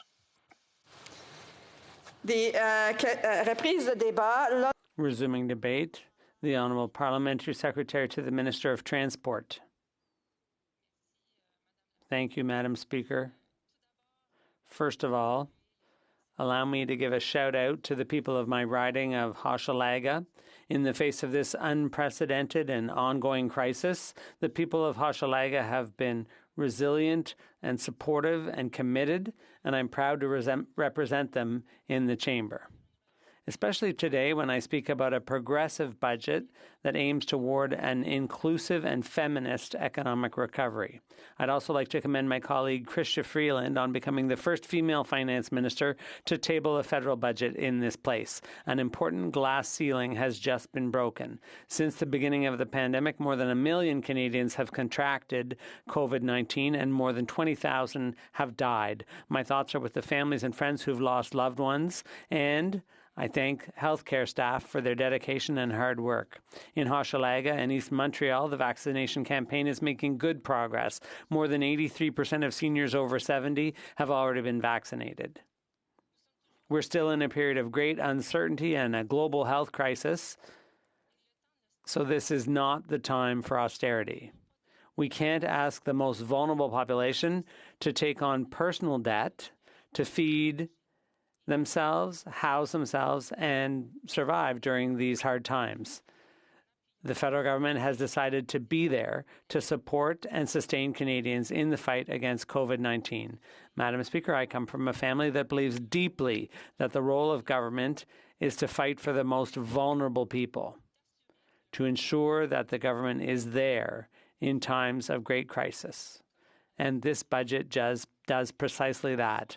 Our budget is about meeting today's urgent needs, defeating COVID-19, and building a more equitable, prosperous, innovative future for us all. This budget will have a significant impact on the people of Hochelaga and the East End of Montreal. Madam Speaker, in my writing, several businesses and organizations have benefited from the Canada Emergency Wage Subsidy. Without the federal government, we would no longer be there. That's the strong message sent by Benoit, General Manager of the Hochelaga Maisonneuve Soup Kitchen. Without the help of this wage subsidy, the pioneer of soup kitchens in Quebec, which has provided more than 140,000 meals, would no longer exist. Moreover, the budget provides for an additional investment of $140 million in the Emergency Food Fund. Without the wage subsidy, this flagship of the social economy in Quebec would no longer be there. And the wage subsidy has also helped many industries and small businesses. We are proud to have supported 2 young entrepreneurs from Hochelaga and the East End of Montreal, Hochelaga and Glutenberg. A few months ago, the Prime Minister and I met with David and Frédéric, co-owners, to talk about the impact of COVID-19 and the federal programs that have helped them. I'm proud to be able to tell Benoit, Desvois, Frédéric, and thousands of our organizations and businesses across Quebec and Canada that our budget extends the wage subsidy until September 25th, 2021.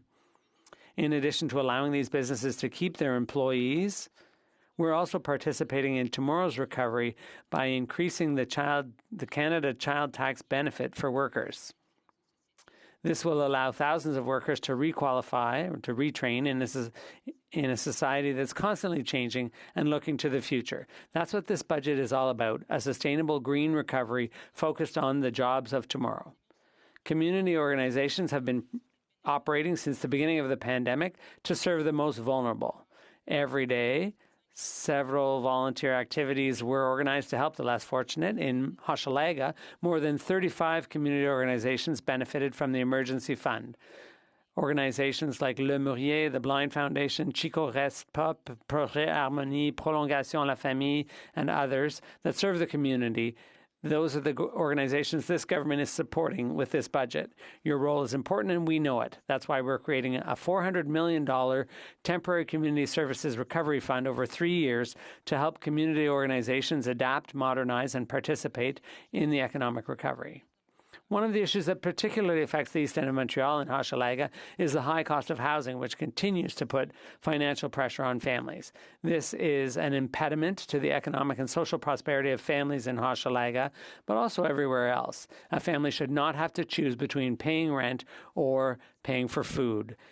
And they won't have to, because in addition to investing in affordable and safe housing, we plan to increase the Canada Child benefit, which has lifted more than 1 million Canadians out of poverty sustainably. I'd also like to tell organizations like Maison Tangente, Centre Naha, l'Anonyme Care Montreal, Cap Saint-Barnabé, and others that the budget provides an additional funding of $567 million over 2 years to support people experiencing homelessness, and an additional investment of $2.5 billion to accelerate the construction of affordable housing. Madam Speaker, COVID-19 has disproportionately affected women. In the labor market, women were hit early. School and child care closures made it even harder to balance work and life. The budget sets out a jobs and growth plan that's fundamentally feminist. It calls for a pan-Canadian early learning and child care system based on the Quebec model. Du Québec. Building on an early and learning child care system, building an early learning and child care system allows women to participate in economic growth. I'd like to remind the House that Quebec is one of the best places in the world for women to enter the workforce. It's time for the rest of Canada to follow Quebec's lead. A feminist economic recovery also means supporting women entrepreneurs, strengthening diversity in corporate governance, and creating a national action plan to end gender-based violence. We must take action. All women, on behalf of all women who are victims of domestic violence and murder. We think of you who are at risk every day. Confinement or lockdown and reduced social contact during this pandemic has had a serious impact on mental health. It's our duty to ensure Quebecers and all people across this country have the help they need when they need it. As a mother of 2 young adults, I can assure you this pandemic is being felt in our home. I spoke at length with 2 students from Cégep Maisonneuve, Estelle and Jean-Emmanuel. It's among the young people that mental health has deteriorated the most. From one day to the next, they find themselves isolated without necessarily having access to resources to help them cope with the changes. Estelle, Jean-Emmanuel, and the thousands of young people in Hochelaga, this government has heard you. The budget proposes $100 million in funding to support mental health interventions, particularly for youth. Madam Speaker, for the first time, the federal government recognizes the precariousness of the French language in Canada. We have a responsibility to protect and promote French. We've recognized the need to protect French in Quebec because of the demographic decline of Francophones. That's a reality. The time has come to modernize the Official Languages Act, and we're going to do it. We're going to do it by providing funding to Canadian Heritage and the Treasury Board Secretariat to modernize the Act. A $180 million fund to improve French immersion and French second language programs in schools and post-secondary institutions. Our government recognizes that the status of the French language in Quebec and Canada is in danger, and we have a responsibility to protect it. Madam Speaker, I'd like to conclude my remarks by letting the House know how proud I am of the inclusion in the 2021 budget of the East End of Montreal, which I proudly represent. Our government recognizes the potential of the East End, a potential for innovative research, potential for startups and expanding businesses, and a potential for the economy of tomorrow. As a proud representative of Hochelaga and the East End of Montreal, in the government and in this House, I will continue to work hard to defend the economic and social interests of our community, and above all, to support the entire population for the recovery of tomorrow, a green recovery, sustainable and inclusive. Thank you, Madam Speaker. Questions and comments? West? Madam Speaker, I'd like to thank my colleague for her talk today on the budget. My colleague from Vegreville had commented earlier today about the Liberals' propensity for announcements instead of actual action. And I wanted to reference this in her talk. She talked about the need to promote entrepreneurship among women. And I will note that 3 full years ago, the Operations Committee tabled in this House a report on helping women entrepreneurs with government procurement. And here it is 3 years later, the government has not acted on a single one of over 24 recommendations. She also further talks about the need to promote French language in Quebec, which I understand and I support.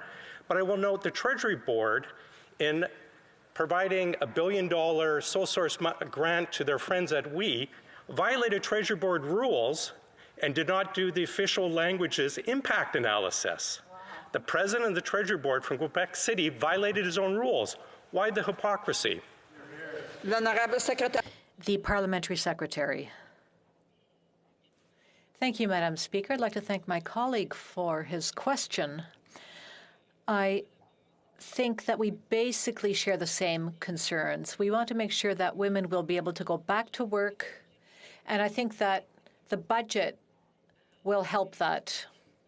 I'd like to remind my colleague that our government is the first federal government to recognize the decline of the French language and that this language must be protected and that it keeps its rightful place in North America. The member for Beauport-Limoilou. The honourable member to put her mic on. I'll stop the clock. The honourable member for Vancouver, can you please put your mic on silent? Okay. L'honorable député de Beauport-Limoilou. The member for Beauport-Limoilou. Thank you, Madam Speaker. I'd like to come back on the feminist recovery and the importance of women in the workplace. Women are not only many in the workplace, but they are also caregivers. The number of patients per nurse, and most nurses are women, is only going up because of the decrease in healthcare transfers and because the government refuses to allow for sustainable and predictable healthcare transfers. Quebec has lost millions of dollars. So provinces have been calling on more money for healthcare, but the government is refusing this demand. So is it not shooting itself in the foot when it comes to this feminist economic recovery? The Parliamentary Secretary.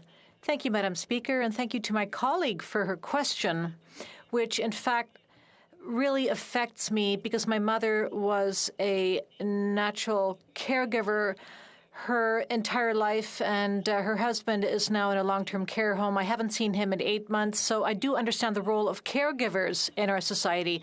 In fact, I'd like to remind the member that our government has created the first strategy to recognize caregivers and the situation of persons with disabilities, and the government has done much to help them. I believe that my colleague, or rather, our government has given additional money. $400 billion have been transferred through various healthcare programs to the provinces and territories. So the government has played its part, and it will continue to support provinces and territories in healthcare. There's time for a brief question. The member for Rosemont-La Petite Patrie. Thank you, Madam Speaker. I'd like to thank my colleague for Hochelaga. She knows that throughout the crisis and the pandemic, many workers, seniors, businesses have suffered, including in her riding, but many entities have also enriched themselves. The biggest corporations have made over $78 billion. Amazon, Netflix have made record profits. Unfortunately, this member's government is refusing to tax these entities, so why should families and workers pay for the recovery? Brief answer, please, from the Parliamentary Secretary. Thank you, Madam Speaker. I'd like to remind my colleague that our government has committed to make the ultra-rich pay, and it will make sure that they will contribute to the arts and culture of our country, but it's up to Canadians collectively to help each other to get through this pandemic. Thank you. Honourable member for Calgary Nose Hill. Thank you, Madam Speaker, and I will be sharing my time with the member from Charleswood, St. James, Assiniboia. So what we're debating today is the federal budget. And the federal budget outlines how much money the federal government is going to spend in a period of time. We haven't had a document like this, an outline, in over 2 years. And during that period of time, the federal government has spent an enormous amount of money. So how a federal budget is put together is typically a government would look at how much revenue is coming in. And revenue, of course, is in the form of taxation, fees, levies, et cetera. And then how much they're going to spend against that. There's two ways that the government can fund spending, and that's either through revenue from taxation, et cetera, or by borrowing. And in 2015, when the Conservative Party left power, we had a balanced budget. That meant that how much we were spending was about equal to what was coming in. We weren't having to borrow. In the last several years, including with what's in this document here that we're debating today, this federal Liberal government will have added as much debt to Canada as every other government in the history of our country in a 6-year period. And that's really quite something. So I think the question that everybody in Canada should be asking is, are we getting value for that money? Because anybody who's watching today knows that when you put money on your credit card, you have to pay interest on it. And that interest payment can prevent you from spending on other things, right? And our whole country is in that situation now. So I want to speak to this from 3 perspectives: from the pandemic, from moving forward in the pandemic, and then from my province in Alberta.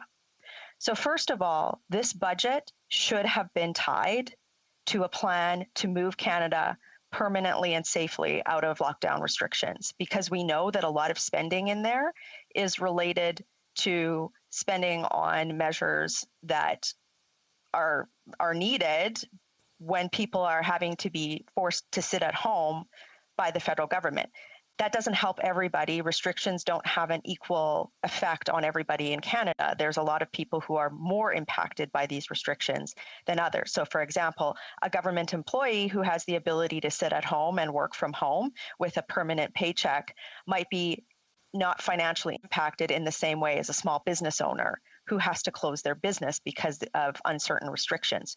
So a year into the pandemic, other countries around the world, like the United Kingdom, the United States, have started to tie reopening to benchmarks like vaccination rates.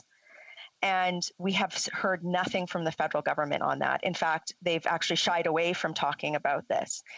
And I realize we are in the third wave right now. I do believe that the federal government's failure to deliver vaccines to Canadians in January and February exacerbated the third wave.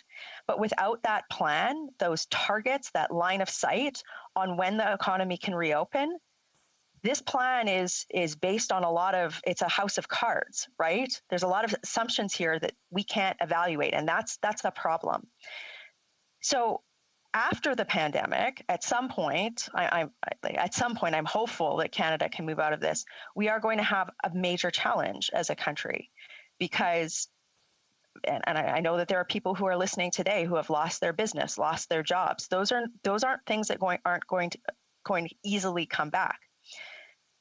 This plan should have outlined measures that would attract investment into Canada, things that would have made Canada an attractive place to do business. Some people think that government spending creates jobs, but what creates sustainable jobs is an environment in which people can take risks and invest and hire people. That means lower taxation, consistent and lowered regulatory burdens, a skilled workforce, other factors. And there's really nothing in this record amount of spending, of borrowing, to do that. And why is that important? Without that clear line of sight on attracting investment and job creation, it means that we're artificially creating growth. It means that, like, think about this for a second. It's like saying you're getting more money because you're spending more money on your credit card. It's like taking cash out of an ATM on your Visa. That's essentially what this budget does. And that's a huge problem. I want to talk now with the time that I have left about my province of Alberta.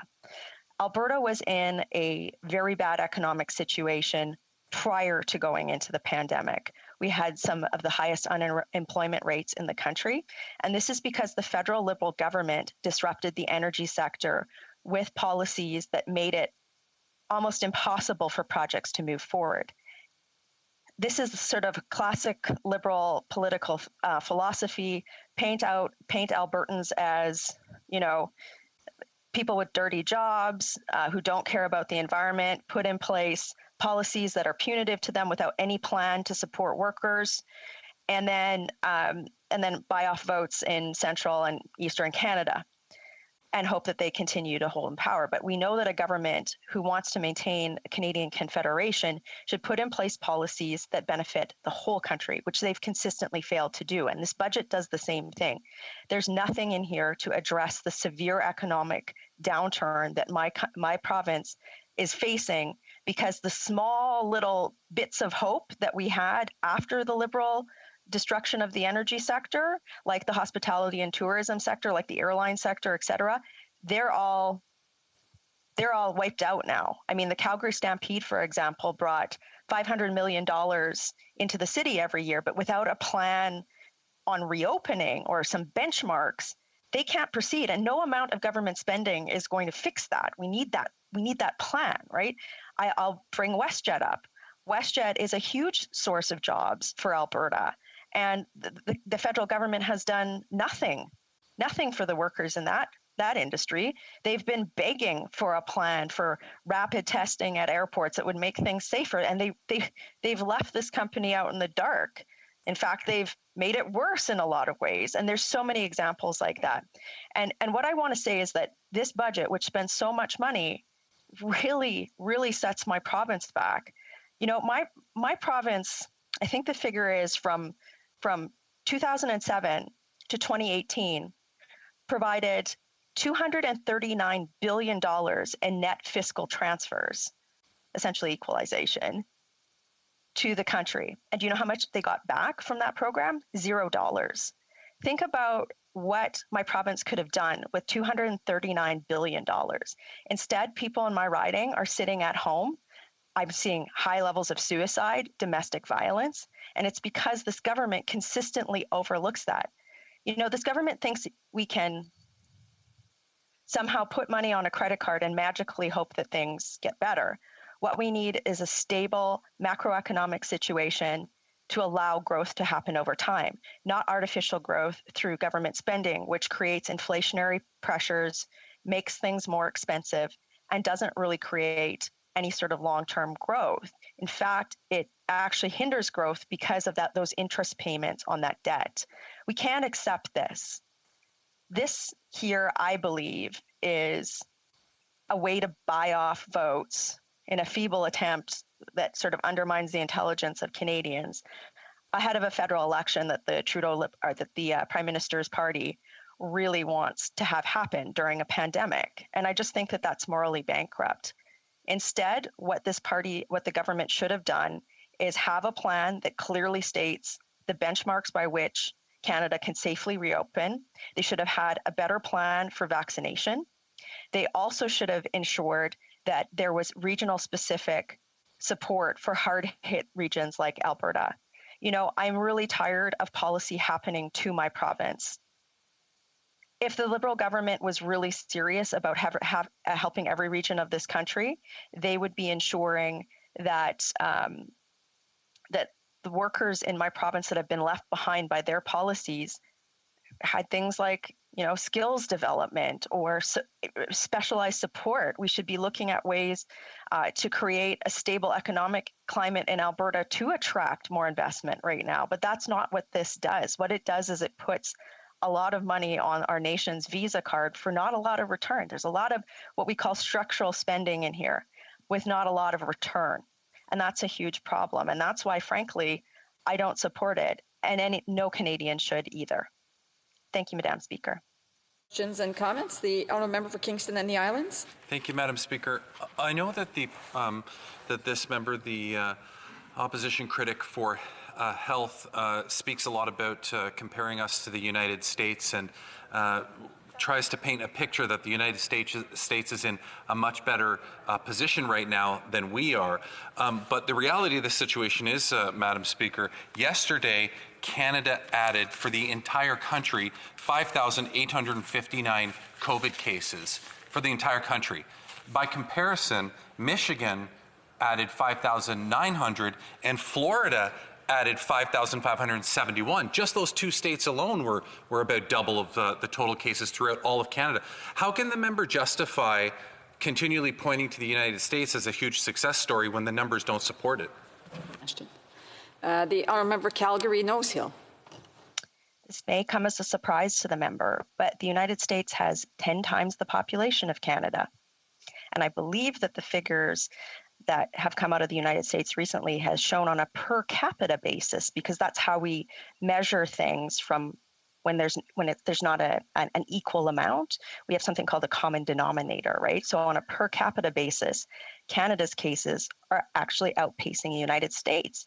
And that's because the member's party failed to deliver vaccines to Canada in January, February, unlike the United States. But I will take this opportunity to thank President Biden for announcing that he plans to give Canadians some vaccines where the member's prime minister failed to do so. So thank you, President Biden.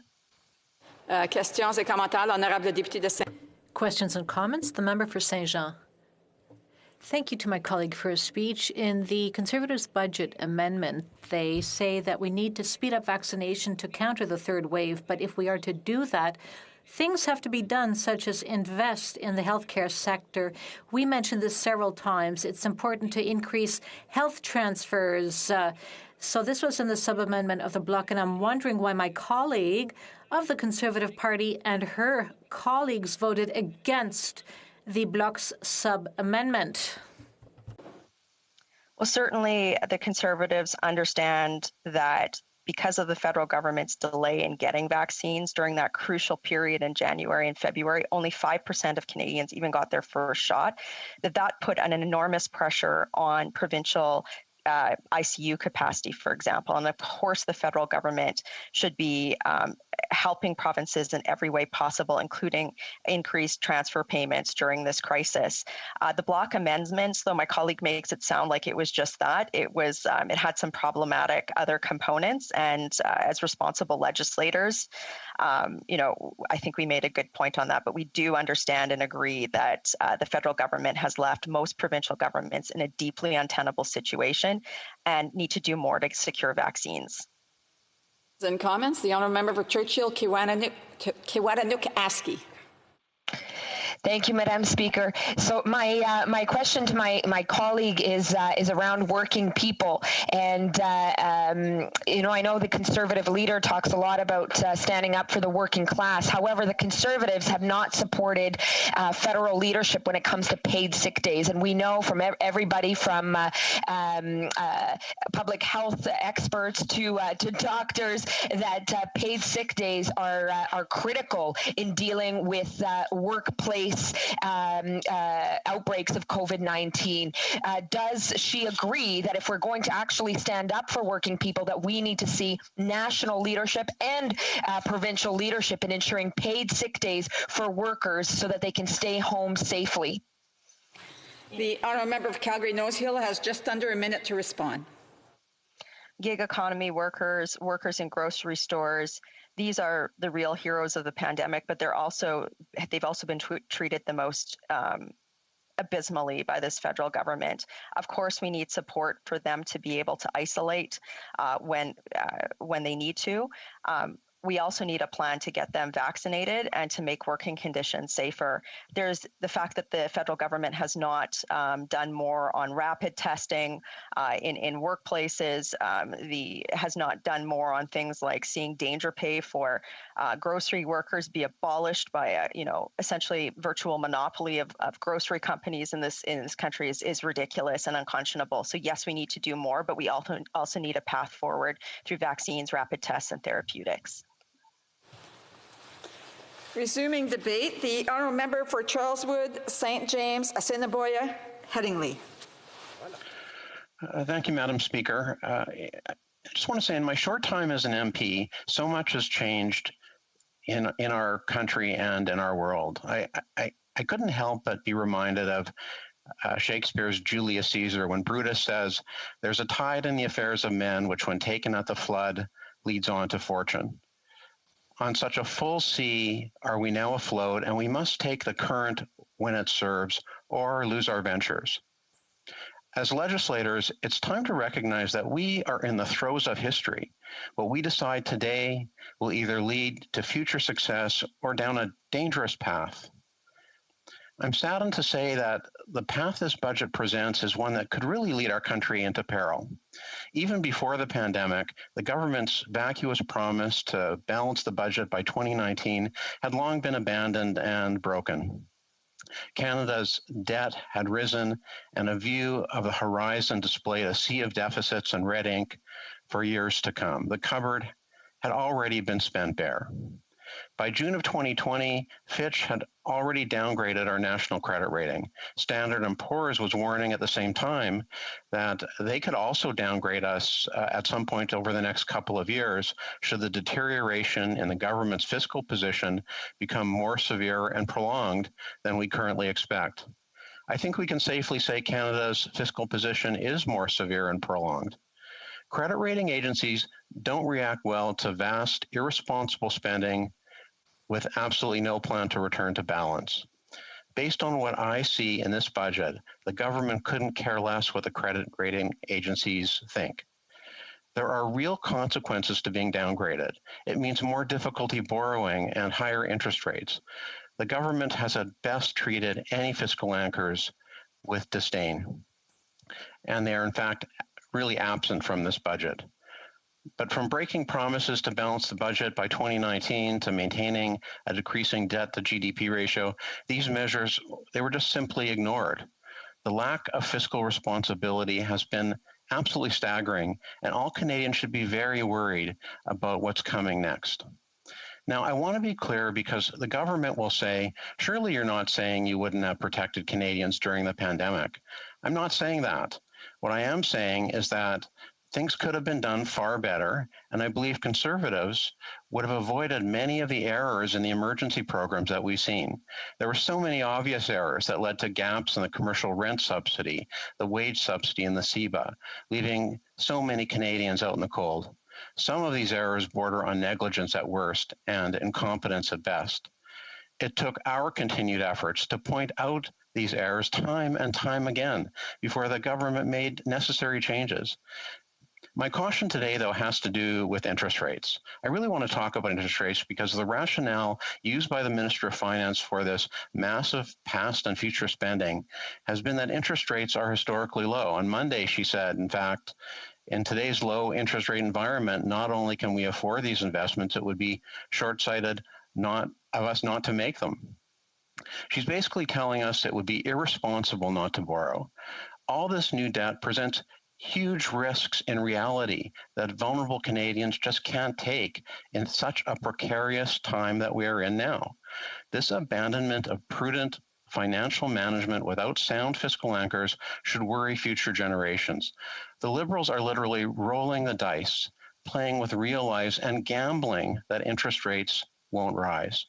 What my colleagues across the way fail to mention is that the government doesn't entirely control these rates. Market forces also establish interest rates. Just ask former Prime Minister Paul Martin, who was finance minister in 95, brought in the most draconian budget in Canadian history, actually cutting health transfers to provinces. It took Martin's 95 budget with its $25 billion in cuts to address the problem head on. Canada was so substantially downgraded by our credit rating agencies in the mid-90s that in June of 95, the Wall Street Journal called Canada an honorary member of the third world. That year, the federal budget included cuts of over 10% in total spending. It slashed national defense, customs, and immigration spending. It reduced the size of the civil service. Healthcare transfers were slashed, and other things as well, Madam Speaker. This all, I might add, under a Liberal government. In 1995, the bank rate was 7.31%, and Canada was in a full-blown debt crisis. In justifying these massive cuts, Mr. Martin said, "There are times in the progress of a people when fundamental changes must be faced, fundamental choices made, a new course charted. For Canada, this is one of those times. Our resolve, our values, our very way of life as Canadians are being tested. The choice is clear." Prophetic words, Madam Speaker. I fear that with the magnitude of the new spending in this budget, this government will likely lead us down the path into a new debt crisis. And I say to my colleagues across the way, if you really think this can't happen again, you have your heads in the sand. Governments around the world, including Canada, have engaged in trillions in quantitative easing. This printing of money has diluted the money supply across the globe. Historically, as economies recover from crises like these, inflation takes hold and interest rates rise. With a debt approaching $1.2 trillion, an interest rate of 7.31% today would cost roughly $80 billion a year. That amount represents nearly 2 full years of healthcare transfers to every single province. Madam Speaker, this budget is a letdown for Canadians. It represents misguided and risky spending from a government who doesn't seem to understand that you can't keep running the printing press and ratcheting up the credit card bill. Since 2015, I've heard countless concerns about this government's blatant disregard for fiscal prudence, and this budget is just more evidence of it. When I talk to small business owners in my community, they don't just go and borrow money without having an eye on the future. They take into account the impact of what an increase in interest rates would actually mean. This government likes to say that they took on debt so Canadians didn't have to. Well, that's a good one, but it's simply not true. In reality, this debt has to be paid for by Canadian taxpayers and the future ones to come. What the government has really done is use the credit card of future generations to put them deeper into debt, which can only be repaid at the end of the day by higher taxes or program cuts, as the example that Mr. Martin put forward clearly substantiates. Every man, woman, and child in Canada each now owes over $33,000 in debt. Madam Speaker, there are 82,574 people in my riding. Thanks to this government's cavalier spending, my community now owes $2,724,942,000 in federal debt. Workers in my community who are struggling to get back to work needed a real plan to get them back on their feet. And I've already heard from many who are deeply, deeply disappointed. Stripped of their wages, their hours slashed, they were desperate, absolutely desperate to see a plan of leadership to help them find their way back. I can't help but think of, for example, the aviation workers at the Winnipeg airport who've been pleading for support and are continually let down. Our party's leader has put forward a bold plan, Canada's recovery plan. This plan is what real leadership looks like. It'll create financial security and certainty, secure our future, and deliver a Canada where those who have been hurt financially by this pandemic can get back to work. You know what it's all about, Madam Speaker? It's about securing good jobs for Canadians, securing the manufacturing industry here in Canada, securing our economy, and leading people out of the darkness and back into the light. Highly respected Canadian economist Jack Min said, "The Minister of Finance argues higher debt loads will be easily manageable over the next 5 years, but they put Canada at risk. Large deficits in the next several years and rising interest rates will destroy the fiscal firepower we would need should another recession come our way." Madam Speaker, I ask the Minister of Finance to heed these warnings and to learn from our history so it does not repeat itself. But mostly I ask, for the sake of all Canadians, take the tide that leads on to fortune. Thank you, Madam Speaker. Questions and comments. The Honourable Member for Kingston and the Islands. Well, Madam Speaker, I just went on the Conservative Party's website because this member talked about the plan, that the bold vision that his leader had put forward, because I thought maybe something had been released today, but it's literally 5 topics and then 3 bullet points for each one that are such grandiose statements that don't really mean anything. I'm confused as to how he can possibly call that a plan. But nonetheless, let me go back to his speech. He was talking about the debt and the amount of debt that's been taken on to get to where we are, as though he wasn't part of the whole process. The reality is that Conservatives voted in favor of that debt every step of the way. I mean, up until this point, every step of the way, Conservatives, including this member, through his consent in unanimous consent motions quite often, voted in favor of the debt. So can the member please explain to us, if he was so concerned about the debt, why he voted in favor of the unanimous consent motions when we passed these measures for Canadians? The Honourable Member for Charlotte St. James, Assiniboia, Headingley. Well, I want to thank the member for his question. And of course, as I said in my speech, Conservatives would have protected and did vote for emergency measures, and we would have done it again. We just would have done it better. What I'm referring to in my speech is really the prospective spending, the massive amount of spending without any regard for fiscal anchors at all. You can make all the assumptions in the world, as your colleague from Scarborough, Guildwood, said, but if you don't have a plan to get back to balance, or at least a fiscal anchor, those assumptions are meaningless. And if interest rates go up, I really fear for what this country is in for. Questions et commentaires, l'honorable. Questions and comments, the Honourable Member for Lac-Saint-Jean. Thank you, Madam Speaker. I thank my colleague for the speech. And I think there's one subject that we agree on, and that's that we need to increase health transfers. This was mentioned in the speech, but earlier my colleague asked a colleague to the member for Calgary-Nose Hill, asking why the Conservatives had voted against the Bloc's sub-amendment against increasing the health transfers. And the member for Calgary-Nose Hill said that there were other things in the motion that prevented her from voting for it. But the only other thing in the motion was support for seniors starting at the age of 65. So the Conservative Party seems to be against helping seniors starting at age 65. Charlotte St. James, Assiniboia, Headingley. Well, I want to thank the member for asking about health transfers because it is a concern. One of the key aspects of this budget is the child care plan, which basically, if you can call it a plan, it's really a proposal to say we need to enter into agreements with 10 provinces and 3 territories, and the provinces are going to have to pay 50% of the cost. And if you listen to the finance minister, it sounds like it's going to be a slam dunk, but I can tell you it's not going to be. For example, if you read Tom Brombeck in today's Free Press, he said basically it's going to be almost impossible to get that deal done because provinces won't trust the fact that the federal government won't reduce funding in the future. The honourable member for Edmonton Strathcona. Thank you, Madam Speaker, and I'd like to thank my colleague. We've worked together on a number of things over this Parliament, and it's been very interesting to hear his intervention. He did speak about the emergency strategies and the programs that have been put in place to support businesses, and I agree with him that how they were designed and how they were developed was really deeply flawed. And the NDP proposed many things like the rent subsidy program that would have been much better. So I certainly agree with him there.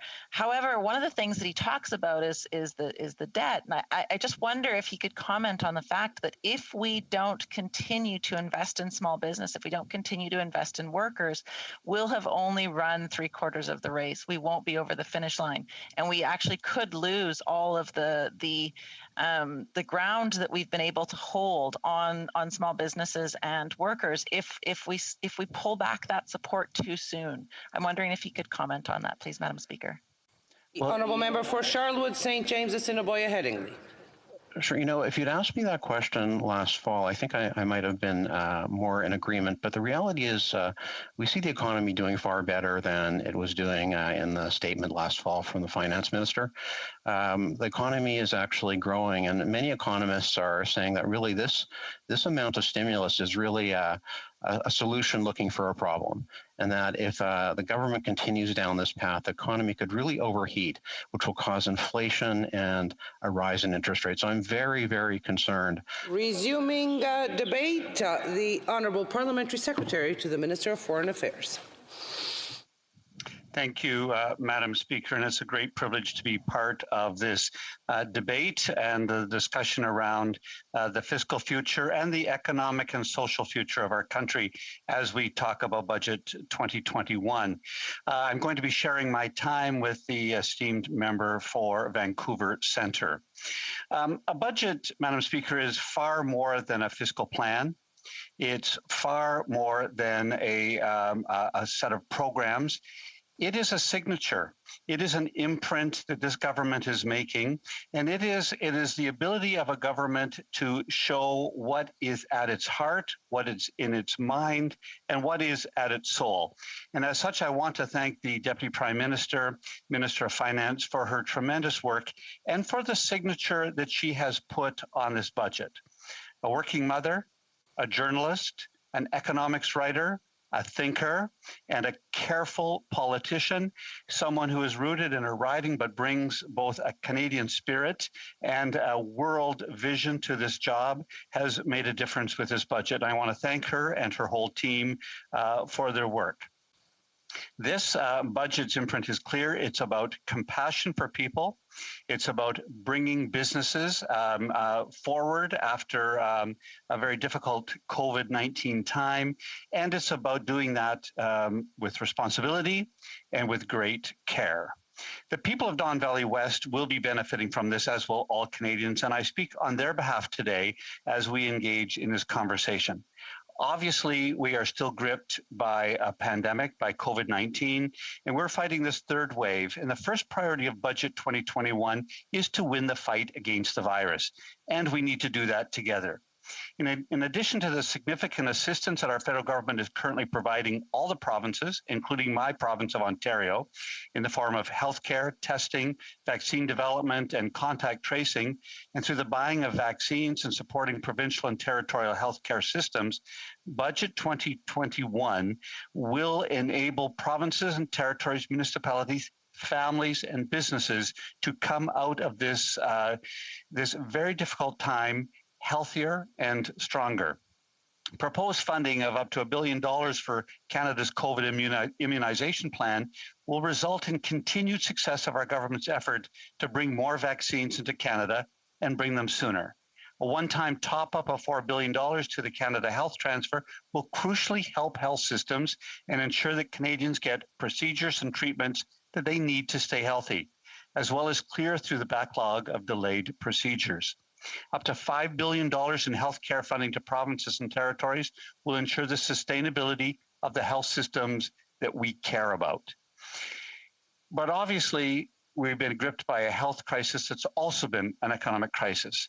And through all-party support in many ways, we've offered and extended a hand, an economic hand, to businesses and to individuals, as well as to communities, through a variety of programs over these last 2 years. The Canada Emergency Wage Subsidy, the Emergency Rent Subsidy, lockdown support, the CERB, and changes to the EI program, the Canada Recovery Care Benefit, and a host of issues and problems that we have been trying to address through government programs have been successful. These are the reasons that Canadians are doing as well as they are through this very difficult time. But we've also recognized that this pandemic has revealed certain cracks in our society. We've recognized that there are populations and groups that have been disproportionately affected by COVID-19.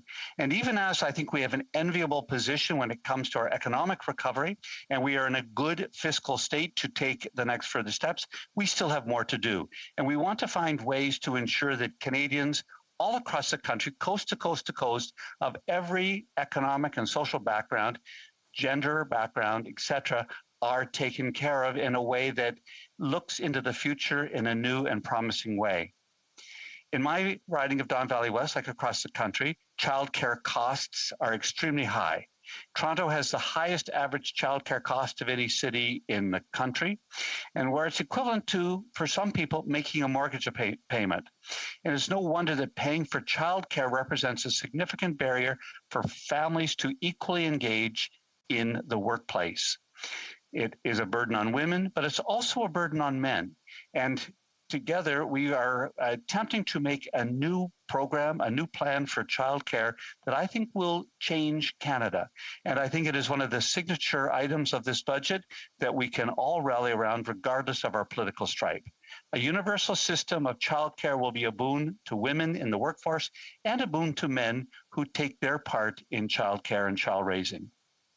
By achieving a 50% cost reduction in childcare by 2022 and $10 a day childcare by 2026 through this budget, we'll remove significant barriers to women seeking employment now, and even more so by 2026.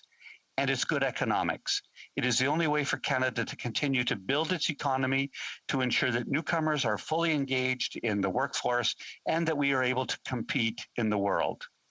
Given the disproportionate effect of COVID on women, our economic recovery needs to be a feminist recovery.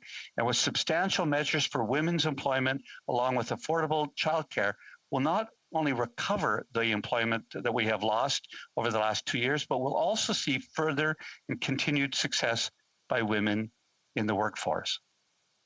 As I said, this is an opportunity to build back better. There have been cracks that have been revealed in our social safety net, in our various systems, and we'll continue to work on environmental programs, on building the base for small business to recover, and ensure that large businesses are able to compete in the global marketplace. Housing is at a core to that as well, and people in Don Valley West, especially in neighborhoods like Thorncliffe Park, depend on affordable housing. COVID has made it even harder to get. It's widened the gap between Canadians who have housing and those who can't afford it. Budget 2021 will quickly address creating new housing while at the same time creating jobs, alleviating cost pressure on the housing market overall in a variety of methods and manners that have already been mentioned in today's debate, and will grow the middle class. That is part of the underscoring of the care for families, is to ensure that they not only have jobs, that are all able to participate in the workforce equally, but also that they have a roof over their head. Many people in Don Valley West did lose their jobs during the COVID pandemic. Some have recovered, but many have not. This is not a time for austerity. This is a time for bold imagination, for creativity, and to ensure that all Canadians can participate in the workforce. It is not a time to draw back. It is a time to push forward.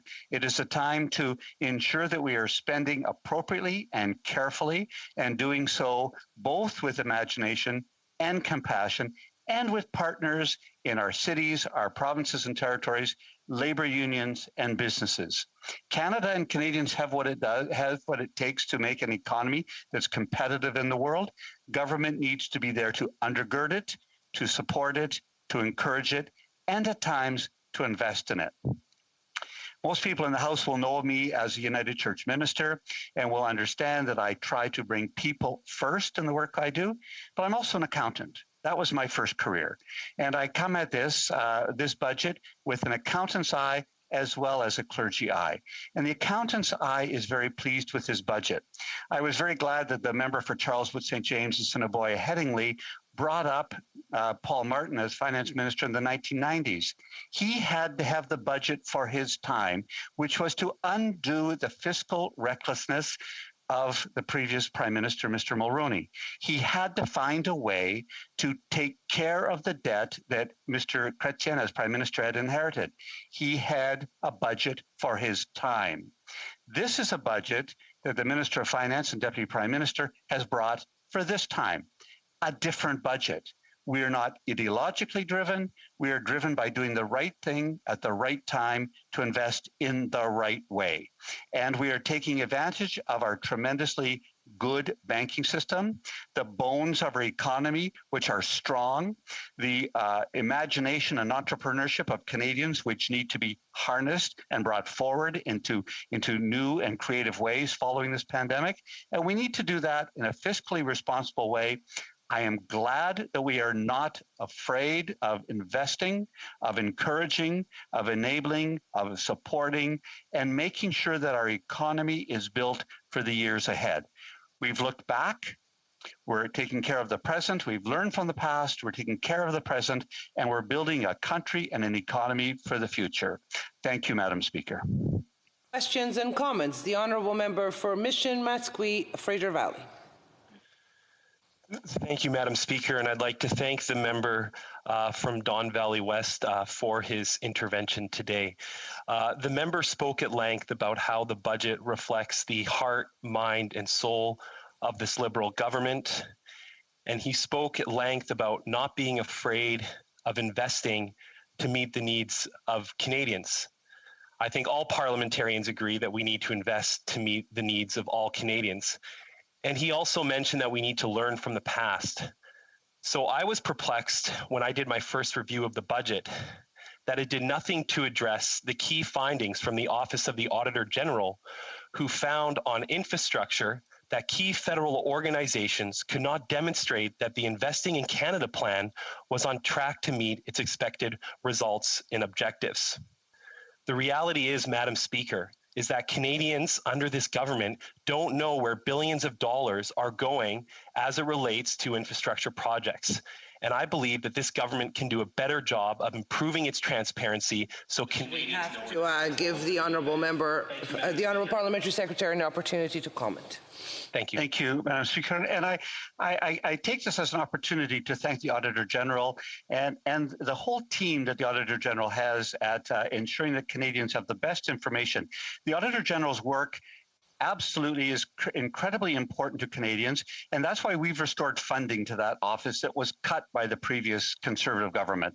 We actually want to engage with the Auditor General to ensure that Canadians can count on, can trust our officials across this government to spend their money wisely. We never understand this as our money. We understand this very clearly as money that Canadians have put in. As the member for Mississauga, Aaron Mills, this morning said, that our tax system is a way we put money into a pot to use it in appropriate ways. We will follow everything the Auditor General suggests, and I can assure Canadians that their money is well spent. We have to go to other questions. L'honorable député. The Honourable Member for Beauport-Limoilou. Thank you, Madam Speaker. My colleague spoke about job creation with this budget. I have a question about a holistic, comprehensive vision. My question is that health transfers could lead to better care and job creation within the healthcare system, and increasing seniors' purchasing power, and they're a significant proportion of the population. Their spending would create jobs in a whole range of industries. Why would they vote against our amendment if that is actually a stimulus for the economy? The Honourable Parliamentary Secretary. Merci, Madame la. Thank you, Madam Speaker. It's really important to have an understanding. I will speak in English because I wasn't able to change my headset. It's actually a little bit tired. It's a little bit fatigant, I would say. I'm a little tired of this endless rhetoric from the Bloc about health transfers at this point. The transfers that this government has made in healthcare have been historic, and absolutely the appropriate way that we have supported every province, including the province of Quebec, in our healthcare is essential to fighting COVID. We have also supported seniors tremendously through this program, and this budget adds further support to seniors. The transfers that we make... We have to have one last question. The Honourable Member for Rosemont-la-Petite-Patrie. Thank you, Madam Speaker, and I'd like to thank my colleague for his speech. You know, there's a crisis in Northern Ontario with Laurentian University, which is cancelling dozens of French language programs, including the only midwifery program in French. So my question is, where in the budget is the Liberal commitment to post-secondary education, particularly in French, for Ontario universities? The Honourable Parliamentary Secretary. Actually, I'm very pleased to comment on that. Obviously, the situation at Laurentian University, I'm from Northern Ontario. I'm from Sault Ste. Marie. Algoma University, which used to be part of it was called Algoma College, was part of Laurentian, and it is part of my family history very much. I have a great deal of concern about the provincial government in Ontario's support of post-secondary education, but I was extremely pleased to see several interventions in this budget providing money for elementary, secondary, and post-secondary education in French, which is absolutely part of Canada's heritage. We need to make sure that French language... Resuming debate, the Honourable Member for Vancouver Centre. Thank you very much, Madam Chair. And I'm sorry, but the Honourable Member needs her headset, please.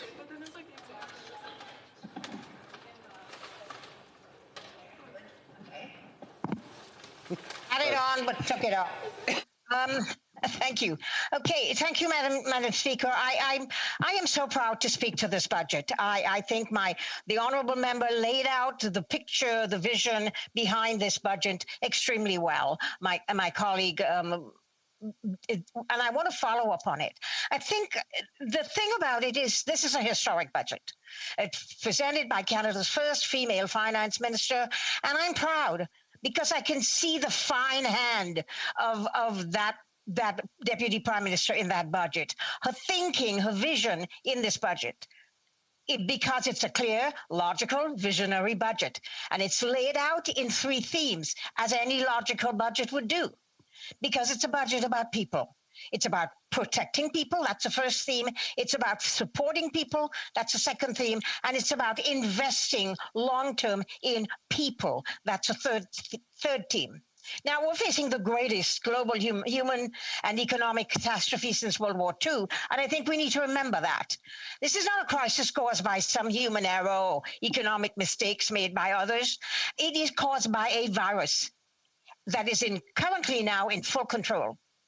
And I want us to think about the nature of this catastrophe, because we seem to lay blame in this House about who's responsible for what and why we are not controlling the virus very well. But with the exception of Australia, New Zealand, and Taiwan, every nation, every country is locked down right now, struggling against a third wave of mutations of the virus. And actually, Canada is holding its head above water by doing this.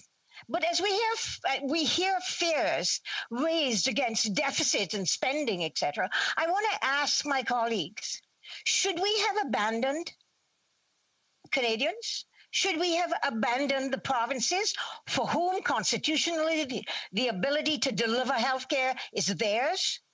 We have not done that. We've invested, in fact, 8 out of 10, every $10 into the provinces, into vaccines, into giving provinces what they need in order to deliver the healthcare, personal protective equipment, testing and tracing and surveilling and ensuring that the basics of epidemiology is test, trace, surveil, and isolate where necessary. And that we have supplied the provinces with the money to be able to do all of that, but it is their duty under the Constitution to deliver on that. And so, I want to say what the IMF had said about our response, which is the first theme in this budget. And that is because Canada used public health policies that was grounded and guided by science and expertise, we were able to deal with the first wave of COVID in a very reasonable manner. The variants are the problem right now. And until we can flatten the curve, until we can get rid of COVID, nothing, no economic redevelopment, no starting of any economy, no transitions, no ability to plan for the future will be able to occur. So the first job one is getting that virus contained.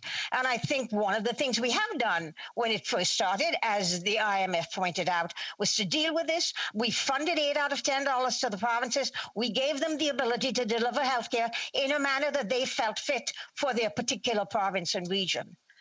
In many cases, I would say we've seen across this country that many provinces have different responses. Some have done well, as in the Atlantic provinces, and others have not done so well. And that is because provinces are dealing with the healthcare on the ground in their provinces and their regions. And that's an important thing to remember. The federal government cannot suddenly impose on provinces and tell them what we think that they need to do.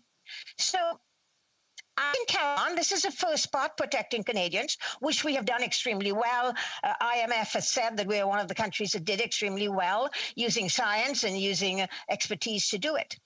And I can sit down here and I can say we're putting $40 billion into this and $3 billion over 2 years and whatever into the things that we have put in. But I'm hoping you read the budget and you know where all that money is going and for what reason. I want to talk to you a little bit about the vision behind this budget, because the point is that while we were trying to flatten the curve and are still doing so in COVID, the second part of this budget was supporting Canadians, supporting workers, supporting families, supporting seniors, supporting vulnerability in our things, supporting businesses, helping them to stay afloat. That part of the budget was about supporting Canadians so that they could survive, so that they could cope, so that they could, and businesses can keep, if not rising above it, because nobody can rise above it until COVID is gone, in helping them to tread water so that when the time comes and we are ready to move forward again and rebuild a new economy, they are able to hit the ground running. And that is why we looked at the wage supplement, at the rent supplement for people who lost their jobs. And that is why we looked at putting, increasing sickness leave. That's why we looked and saw what COVID exposed to us, which is all of the vulnerable in our society, all of the women who had to leave their jobs, not lost their jobs, had to leave it because they had to stay at home and take care of their children. All of the low-wage workers who were working in risky and precarious jobs, many of them full-time, and who still cannot afford to make ends meet. And that exposed that extremely well. And I think that is one of the reasons that we're looking now at supporting them with a $15 minimum wage, and of course helping them, workers, single workers, not just families, to be able to make use of the taxes that can help them, again, to keep their heads above water. We we helped seniors with money, and we're looking at how we're going to help them to continue to function by increasing the OAS for seniors above the ages of 75 and giving them a one-time amount of $500. So we're looking at housing. Well, by housing just for people to help them pay their rents, not just businesses, but just families to pay rent. We're looking at how we put money into a rapid housing initiative to deal with all of the homeless, the people who have been displaced.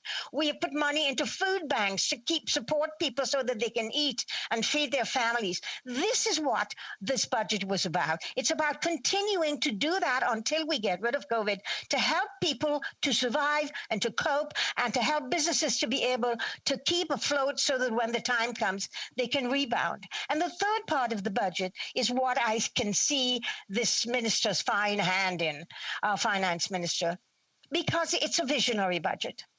It is talking about the future. It's building for a resilient future. This is not going to be our last pandemic. We don't know what's going to happen. Catastrophes will occur. We need to be prepared when they happen, not to have to fall apart like we did economically and socially. We need to be able to be resilient enough to bounce with whatever hits us. This is what this budget is doing in its third phase, which is building for the future. And the important thing about this budget is we're finding out that all the people who fell between the cracks are going to have to be held. So this budget is about looking at building a new social infrastructure so that we do not have to have people fall between the cracks again. And so we're looking at the people who have fallen and had fallen, and that was young people. We're looking at seniors. We are looking at helping seniors to survive and to be able to rebuild and to move forward. We're looking at tourism sectors, industries that have fallen apart, and that we want to keep them alive so that they can rebound again. And we're giving them money for marketing and for rebuilding. Businesses, small businesses, we are not only looking at giving small businesses the help they need to restart and to rebuild, but we're also looking at helping them into the new era.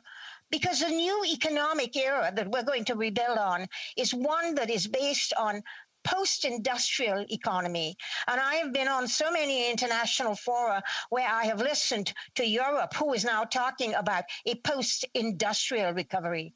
It's not going to be the same old, same old. We're going to have to look at how we invest in the new economy, because we've seen in Europe, and they've talked a lot about how automation has actually begun to kill their industrial sector, and Europe has been massive industrial sectors. So we are looking at how we rebuild that on a new economy. So we're looking at science and technology and innovation. We're looking at harnessing our oceans. We're lucky. We're surrounded by 3 massive oceans. How do we get into that blue economy? How do we utilize our oceans to produce food and protein with low greenhouse gas emissions, with renewable food sources? Because oceans are not just about fish. We're going to look at how we develop that. Although I might say I am very pleased to see that British Columbia, my province, got a lot of help with the salmon that are actually dying right now. And so we got enough money to be able to rebuild that particular resource.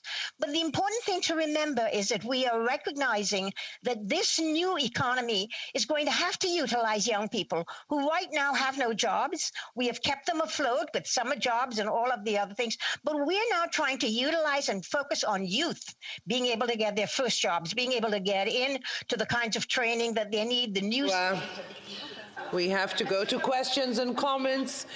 The Honourable Member for Mission Musqueam, Fraser Valley. Thank you, Madam Speaker, and I'd like to thank the member from Vancouver for her speech today. She talked a lot about all the things the government is looking into, but the one area where they're not looking into is first-time home buyers. And the federal government, I acknowledge, has put new money into housing. But if they do not address the structural economic challenges that young buyers, those young professionals graduating from the University of British Columbia, graduating from Simon Fraser University, who followed all the rules to get ahead, who did everything they were always supposed to do, now find themselves in Vancouver having to pay $3,000 a month for a crappy apartment. They don't want to live in social housing. These are independent-minded young professionals. They want a pathway to home ownership. And under the first-time homebuyers plan, they're not getting that. Under this government, which acknowledged that the system works better for foreign buyers. Vancouver Centre, an opportunity to answer. The honourable member. Thank you for the question, because I think what the honourable member doesn't remember is that in 2017, after having gutted a housing strategy, this government put $40 billion over 10 years into housing. And since then, we have topped that up. Canadian Mortgage and Housing Corporation is back in the housing business because it had been taken away by the Conservative government. So it's back there. It's helping to support mortgages to help young people and first-time buyers. So this is happening. This is going on in a very difficult province like British Columbia to be able to help young people to get jobs. And I might add that we have been, one of the things that the IMF commented on is that we have been actually getting new jobs. And the new jobs, the rising number of jobs in British Columbia actually in the last quarter has been in technological industries, has been in the new innovation industries. Questions et commentaires. Questions and comments. The member for Beauport, Côte de Beaupré, and d'Orléans, Charlevoix. Merci, thank you, Madam Speaker, and thank you to the member for her speech. I would also like to recognize that it's the first time a budget was tabled by a woman in this House, and I think that every time there's a first on the part of a woman, we must recognize and salute that. So I'm doing that, and thank you to the Minister of Finance. I would like the member to tell us about the difference she sees between money being spent on seniors between the ages of 65 and 74 and money spent on seniors over the age of 75. Is her government treating these two categories of seniors differently? For Vancouver Centre. As I said, I want to thank the honourable member for that question. This budget is not only about supporting the vulnerable, but it is also about being able to recognise where those supports are best used at the moment. It shows statistically seniors over 75 most of them, I think 10% of them are in the paid workforce right now. Most of them are disabled. They're suffering from long-term health problems. And so they really need this extra support right now. It is shown that between 65 and 74, that in fact about almost 35% of that cohort are working and raising money and able to live and do have some ability to support themselves. So right now, we are supporting this very, very vulnerable group. The honourable member for Edmonton Strathcona. Thank you, Madam Speaker, and I'd like to thank the member for her intervention today.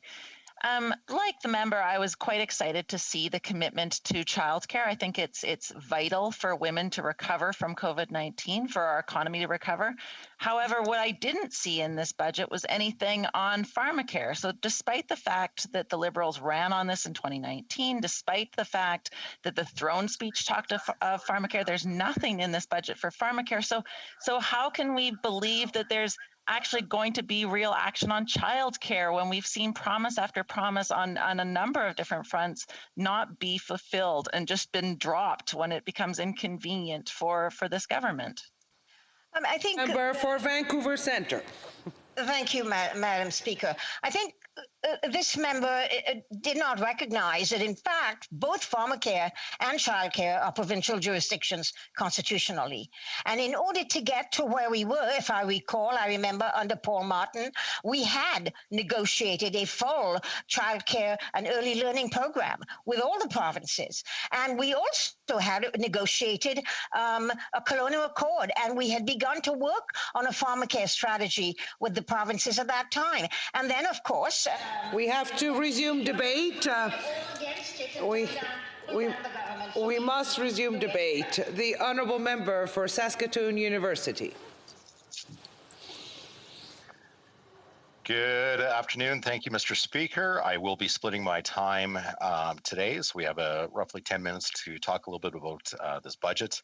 Mr. Speaker, centuries ago, when a community was facing a terrible plague, a man showed up wearing a coat of many colors, claiming to get rid of the rats that were responsible for the plague. And the town folks decided to take him up on his offer. But just as the plague was ending, the Pied Piper, now having changed outfits once again, he was a big fan of costumes, I guess, was now sporting a bright red hat, lured the children out of the town away, and they were never seen or heard again. A tragic story, Mr. Speaker, but I think there's some parallels to what's going on in our country, and I'm quite concerned about this budget and what it means for the children's futures out there. Mr. Speaker, was born in the 70s, and I went to school at the University of Saskatchewan, started in 96. And I think some of the lessons that my university days and living in Saskatchewan are telling. And some of it is the lessons that we've learned in the 90s and 80s about problems with governments living beyond their means and what comes next. Mr. Speaker, I believe what comes next is going to be a repeat of the 90s. We know that interest rates are going to go up, and what that will do is pressure federal governments to make changes. In the 90s, the Liberals slashed transfer payments to the provinces, and the provinces downloaded those cuts onto institutions such as the University of Saskatchewan, which I was going to school in the late 90s. And I felt what those cuts did to the facilities, cuts to my education, cuts to healthcare in our province. And it was all because of governments living beyond their means when interest rates were low. And as soon as they started moving, the crunch happened. The credit card bill came due. That Liberal government cut transfer payments, which the provincial government in my province of Saskatchewan made cuts to the University of Saskatchewan, where I was going to school. So the one example that really sticks in my mind because of the cuts and transfers was that the facilities at my university were falling down. The frugal nature of Saskatchewan, we made do as what we could to provide education. And I vividly remember writing a final in the phys ed gym. It wasn't really a phys ed gym. It was actually a World War II hangar that was moved from onto campus. And it wasn't just a World War II hangar. One of them, they took another one and stacked them on top of each other. And that's where I was writing a final one morning. And later that day, that building was condemned. It was ready to fall down. And it was because of the cuts that the federal government made, because the credit card bill came due. And it's these tough lessons that, unfortunately, the Liberals haven't learned from. And I think more and more Canadians are waking up that, unfortunately, once the interest rates start moving up, that we know that will happen because of the fiscal reality of our country, and also on what the Liberals have done with printing money. There's numerous countries and societies that thought it would be a good idea to print money to pay bills. But unfortunately, we know how that ends for governments, and probably worse off for citizens. It's going to cause inflation. Inflation's going to be at a runaway pace with the current plan of the Liberals, and what that will result in is interest rate changes. Interest will go up, which will unfortunately make future governments make the decision, similar to the 90s and the Liberals, to cut transfers to the provinces, cut services, and raise taxes. That is why I cannot support this budget, Mr. Speaker. This budget contains a lot of new spending and a lot of structural spending that is going to force us into worse of a structural deficit. I'm the Shadow Minister of Families, Children, and Social Development, and the national or the government daycare program falls within my duties. And I'm very concerned about the direction that will take us fiscally.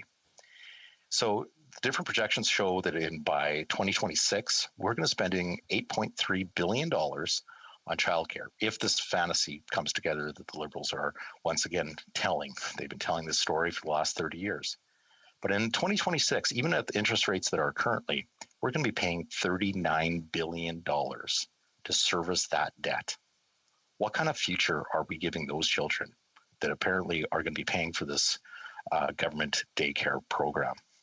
And the problem with what the Liberals are putting out there, I think, is worse because it limits the family's choice. We should be trusting families to make the choices what's right for their family. We should be empowering. We should be sending supports for those parents to make those decisions, be it a regulated daycare, be it a relative that might be helping out, be it someone else that is helping them with their children. And Mr. Speaker, I am very cautious that this program is never going to get off the ground. Because right now, another problem with this budget is there's not a thin nickel that is going to the province in transfers directly for healthcare. Provinces right now are on their knees. There's not a province that isn't a surplus. And if a province was going to spend an extra dollar to take care of their responsibilities, because this is a provincial responsibility, they're going to spend not on childcare right now. We're in the middle of a pandemic. It's going to go to healthcare, and rightfully so. So there's not a province that's going to be willing to forego not providing the healthcare that we need to start a national program with the federal Liberals. I find it very difficult to believe, and this is why it hasn't gone off the ground in 30-some years that the Liberals have been promising this fantasy. Mr. Speaker, I would like to highlight the spending, though, a little bit of positives on the veto center in Saskatoon. It took me 12 months to, lobbying to get these dollars finally flowing. We're middle of the pandemic, and they've forced facilities that actually this facility was the first to isolate COVID-19 in the world. These are world-leading scientists that are working on these problems. They had to wait for the budget consultation and 12 months to get their funding, which I think is wrong. There's a lot of things wrong with this budget. There are supports that we supported as Conservatives to make sure that we get through the pandemic. The short-term relief programs for families that aren't able to provide for their family because of government restrictions on their ability to work, we should be there for. We have supported those measures. But the structural deficit this creates that we are already in before the pandemic is going to result in a future for our children that is a lot darker than mine or yours. Mr. Speaker, there's issues I have with spending future generations' wealth today and what that results in. We talk about the fiscal pressures with inflation that's going to be there. What are this Liberal government going to cut when the structural deficit and that credit card bill comes due? This is not a way to operate a country, and I hope that more Canadians are waking up to this Pied Piper dream that what is it going to be resulting in is a darker future for our country and for our future generations. Mr. Speaker, I know my time is coming to an end here shortly. I wish this budget was more based in reality and the fact that the fiscal capacity for our country is going to be shaken just like in the 90s. And I'm fearful of what is going to be cut when the credit card bill comes due, because Canadians are counting on us. We should be there during the pandemic for relief programs on the short term, but we have to get back to balance, Mr. Speaker. And circling back once more to the children's story of the Pied Piper of Hamelin, who at the tail end of the plague wanted to take the town's gold and its children. It's important not to see too many parallels with today. For one thing, we should remember that the Pied Piper actually did a good job at ending the pandemic. And for that matter, what he really wanted was to steal either the town's gold or its children's future, not both at the same time. Thank you, Mr. Speaker. Questions and comments. The Honourable Member for Kingston and the Islands. Thank you, Madam Speaker. Madam Speaker, one by one, Conservatives have been trotting out here and talking about the debt and the deficit. Real important conversation to have. I get it. And we need to talk about that because it's a lot of money. But they're not giving any kind of indication as to what they would remove from this budget. Okay, so the member's not convinced about the amount of debt. Okay, well, pick a number. What, you want to half it. What if it was only half? Tell me what you would cut from it, Madam Speaker. Through you, I know you wouldn't cut anything, but can the member tell me what he would cut from it? Start cutting things from the budget, but tell us what those things would be rather than just complaining about the number. Honourable Member for Saskatoon University. Thank you, Madam Speaker. And I would hope that that member would believe his own words, is that we need to get back to balance at some time. We live in a reality that running up the credit card bill is only going to get us in worse shape down the road. And those choices that we're going to have to make as a country when the interest rates go up are going to be horrific. And for that member to say that we're in a good spot and that this extra spending is going to relieve the concerns that we have in our country about a fiscal deficit or a structural deficit, I just cannot accept that we are foregoing so much opportunity for future generations with the direction of this government. Questions et commentaires. L'honorable député de Beauport. The member for Beauport-Limoilou. Thank you, Madam Speaker. Long-term investments to help people. Well, the government is refusing to increase health transfers by 35% per year sustainably. All provinces and territories are asking for this. This would help people in the healthcare sector, and it would help create jobs. It would help the economy, and it would help people put a roof over their heads, buy clothes, and so on and so forth. So my question is this to my highly esteemed colleague. Does he realize that by voting against healthcare transfers last evening, his party is inconsistent and is lacking a long-term vision of the positive impact of these transfers on the economy?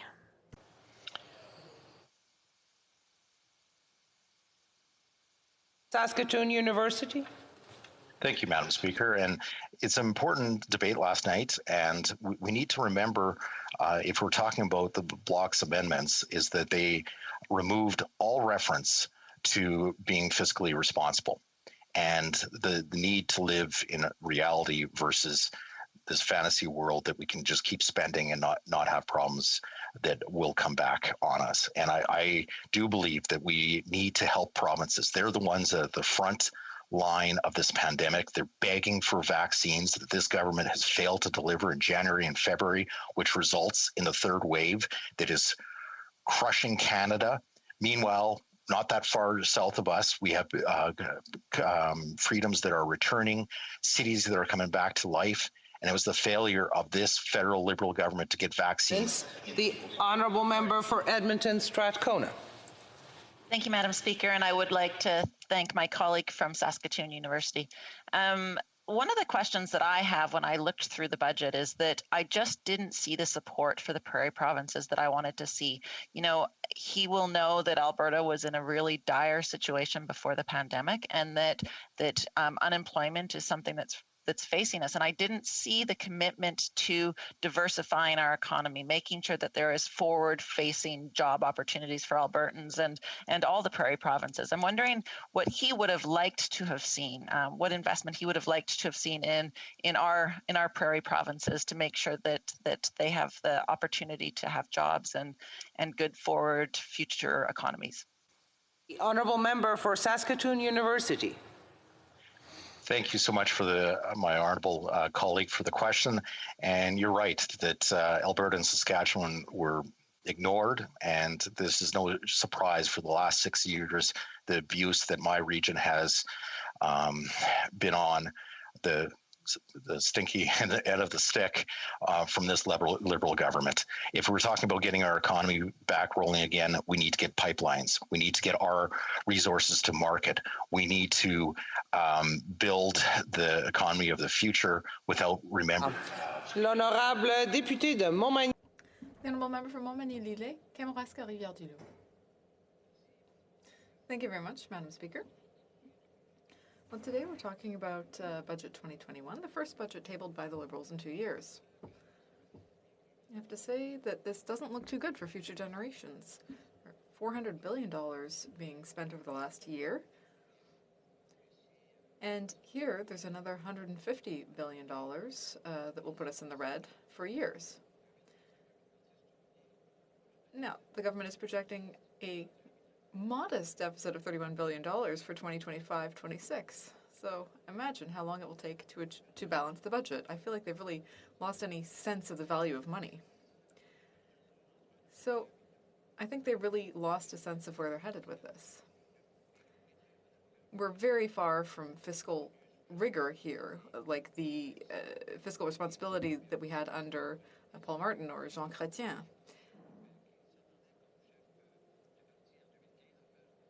Trudeau promised in 2015 that he would only have a very modest deficit of $10 billion, but obviously that's far behind us. Now, I can understand that the pandemic happened and that required some programs to get people through the crisis. We did support a number of those measures. However, they can't explain this exuberant spending, and not all of it is related to the pandemic. And once it becomes permanent, it will be there to stay. We have a universal government program.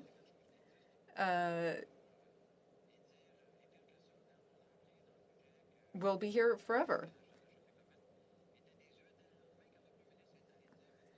And the Prime Minister said that the increases in the health transfers, which provinces had been calling for, will follow after the pandemic.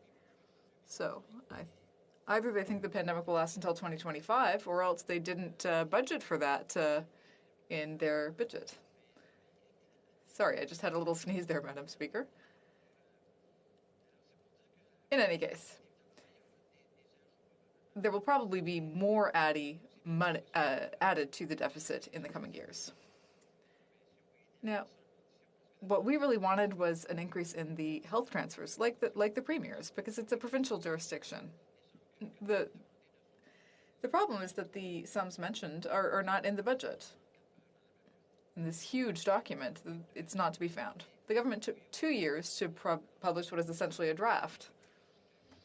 Now, we've only had the budget for under 48 hours, and we already know that the numbers for the next 5 years will be changing because the government didn't plan ahead to account for the health transfers. So I certainly have a feeling that those numbers may be growing, especially after the backlash from seniors aged 65 to 75 who announced that the OAS increases only applied to those 75 and up. So these are measures. Well, there is a measure to give them a $500 check just before the election. And they will also increase OAS by 10%. In my riding, Ms. Bélanger, Mr. Fortin, Ms. Plouc, Mr. Saint-Pierre, and a whole bunch of other of my constituents called me over the last few days. And they're really, really annoyed, Madam Speaker. So these are younger seniors, as well as organizations like the FEDUC. We're really shocked. And I think the government will have to fix this problem by increasing pensions for those aged 65 to 75. So the deficit at that point could certainly balloon.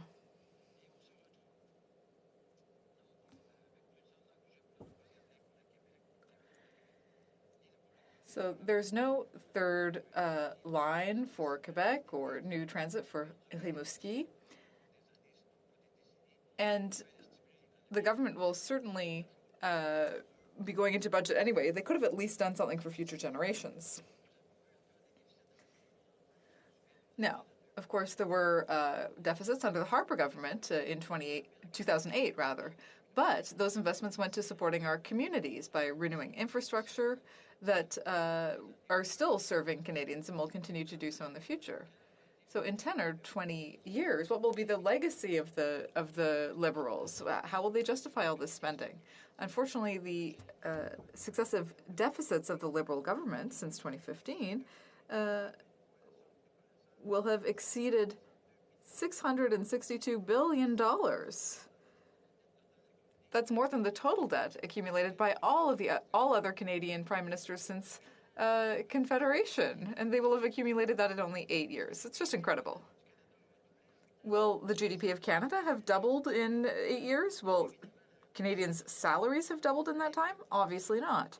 So the Liberals just didn't understand anything. Although the federal government is really mismanaging this,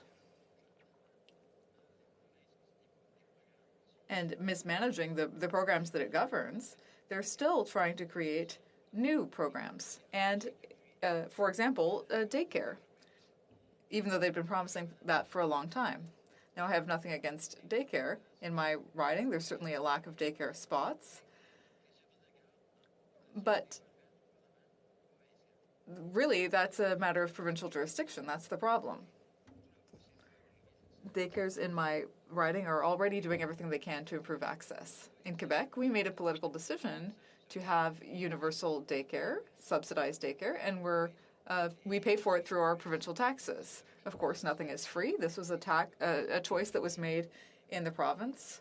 People have to pay higher taxes in order to support young families. In Quebec, an individual pays 15% of tax on the first $45,000, whereas in BC it's only 5%. In the next bracket, Quebecers pay 20%, whereas in BC it's only 7.7%.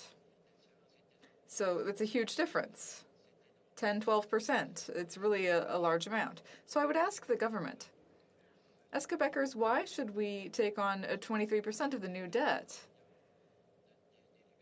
Because these $30 billion for daycare will be entirely funded by deficits. And we already have a daycare program in Quebec, so we would be paying twice with our taxes.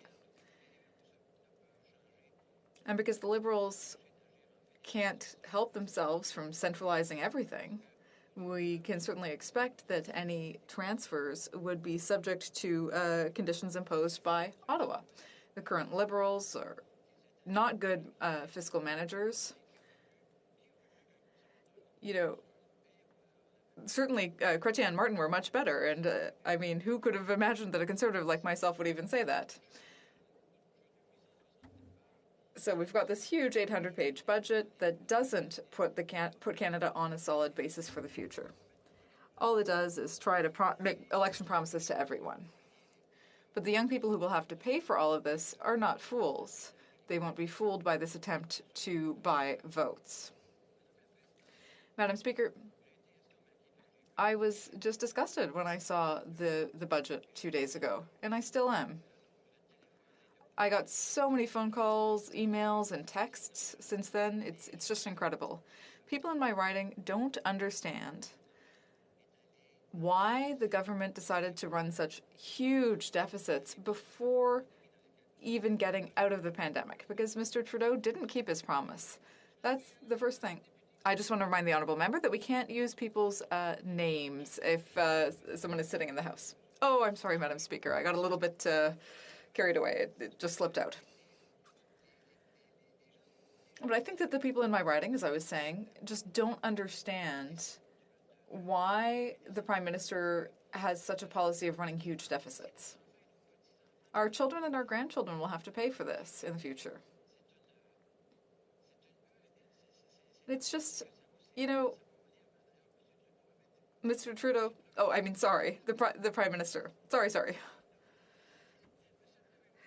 The Prime Minister had already said that the budget could balance itself, which is just an incredible idea. That's not at all how it works. You really need to work to balance a budget. In any case, thank you very much, Madam Speaker. Questions and comments. The Honourable Member for Trois-Rivières. Thank you, Madam Speaker. Well, like my other female colleagues, I want to recognize that this is the first budget tabled by a woman. I think that was really breaking the glass ceiling, which is great. Now, was very pleased with the member's speech, because I had the impression that maybe he was a member for the Bloc. He seems to be very in tune with our ideas. He certainly shares our point of view when it comes to health transfers and also the treatment of seniors aged 65 and up. So does my colleague realize that by voting against an increase to the health transfers last night, that in doing so, his party showed a lack of consistency and long-term vision? Thank you, Madam Speaker. The Honourable Member Madam Speaker, I want to thank my colleague for her question. Well, I agree that, this budget was tabled by a woman for the first time. I think that is a very big step for Canada and for all Canadian women. That said, I agree with the idea of having better health transfers with no strings attached. We also believe that there should not be two different classes of seniors, those 65 to 75 and those 75 and up. It just doesn't make sense. But in your amendment, the Bloc didn't have any question about fiscal responsibility, and so that's why we voted against it. It's great to promise everything, but you can't always deliver. The Honourable Member for Rosemont-la-Petite-Patrie. Thank you, Madam Speaker. I want to thank my colleague for his speech. Now, he talked about some concerns about balancing the budget. But we at the NDP, rather than looking at just spending and investments, some of which are very important, like funding for universal accessible daycare, you can also look at income. The Conservatives rarely do that. So would my colleague agree that we should have the web giants and wealthy individuals should pay more? The Honourable Member. Thank my colleague for his question. I think that people doing business in Canada should pay their fair share of taxes. We always agree with that, to the extent that it's good for Canadians. Now, he's right that you do have to look at both sides of the ledger. But what we see in this budget is just spending. There's no mention of revenue in this budget. So all we have is spending and deficits. And in fact, we don't have enough revenue to ever be able to balance the budget. So we're not talking about cuts here. We're just talking about making responsible decisions in the future to ensure that we can one day balance the budget, which is not mentioned anywhere in this very large document. Questions et commentaires. L'honorable député. Questions and comments. The Honourable Member for Madawaska-Restigouche.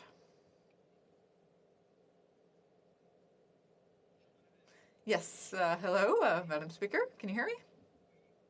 Great.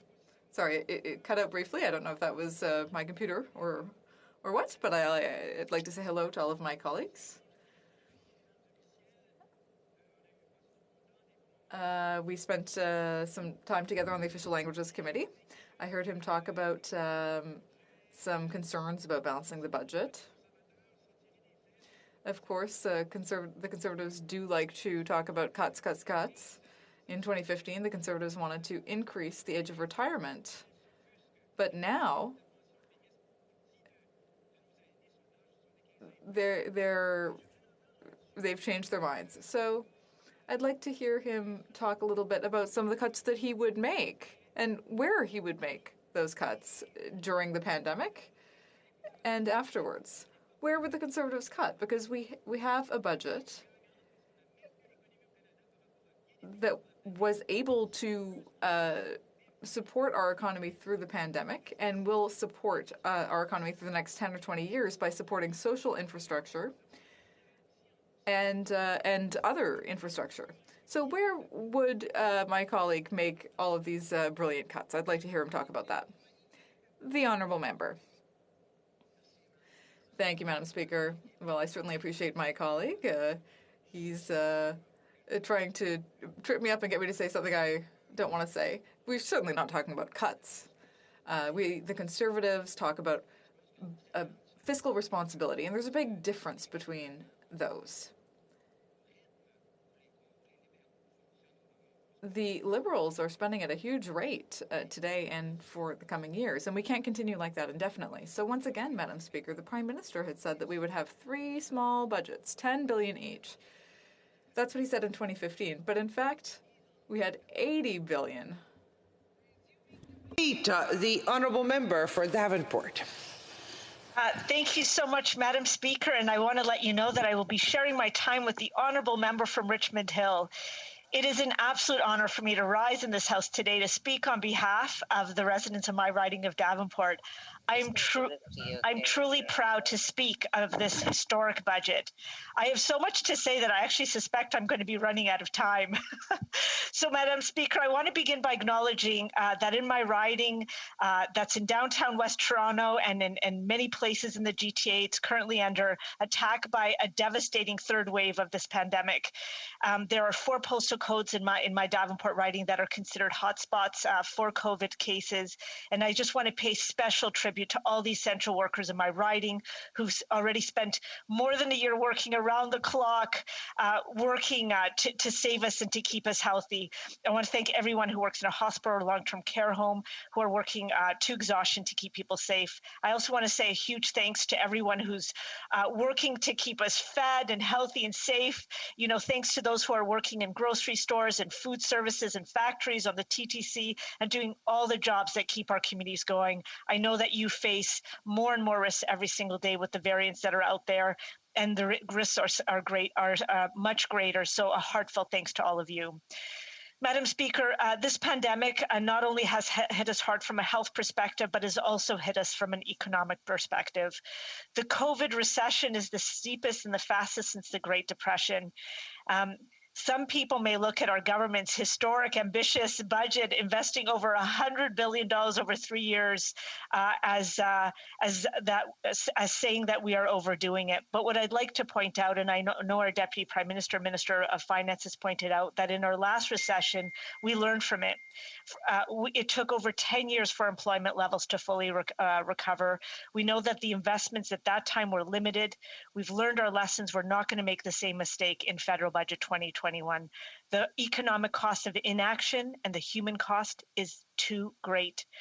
So, Madam Speaker, as I'm sure you've heard, because you've heard so many speeches thus far, there's been 3 key sections of our budget 2021: conquering COVID, punching out of this recession, and building a better future. I'm going to touch very briefly on the first 2, but spend most of my time on the last section on how we're building back Canada better. In terms of first part, conquering COVID, as the current third wave is showing us, we are not done with COVID. To conquer the virus, the federal government needs to continue to do whatever it takes for as long as it takes to keep Canadians safe, healthy, and supported. And federal budget 2021 has allocated even more funding to extending supports to workers and benefits. So we're extending the Canada Emergency Wage Subsidy, the Canada Emergency Rent Subsidy until September 25th. We're extending the Canada Recovery Benefit by another 12 weeks, and we're maintaining flexible EI rules for an extra year until fall of 2022. The supports do taper off. Some of the supports taper off a little bit in the summer as we expect and hope that our economy will rebound. I know that Davenport workers and businesses can now plan around these supports, and they know that, as always, our government will be there if they need us. We will have their backs.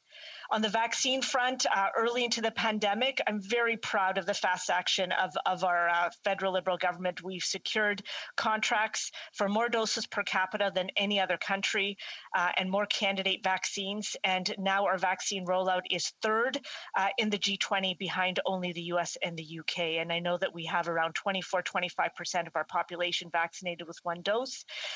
And we are investing a lot to rebuild our own domestic vaccine manufacturing. And so Budget 2021 proposes over $2 billion more for that, because we know that ongoing there's a very high risk that we're going to need booster shots and maybe even sort of modified vaccines as we move forward. And we want to be able to have that opportunity to be able to create that here in Canada.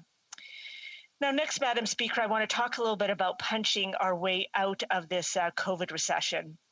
We do know that many sectors have been disproportionately devastated by COVID: tourism, arts, cultures, the airline industry, among many, many others. And we also know that small and medium-sized businesses have been greatly impacted.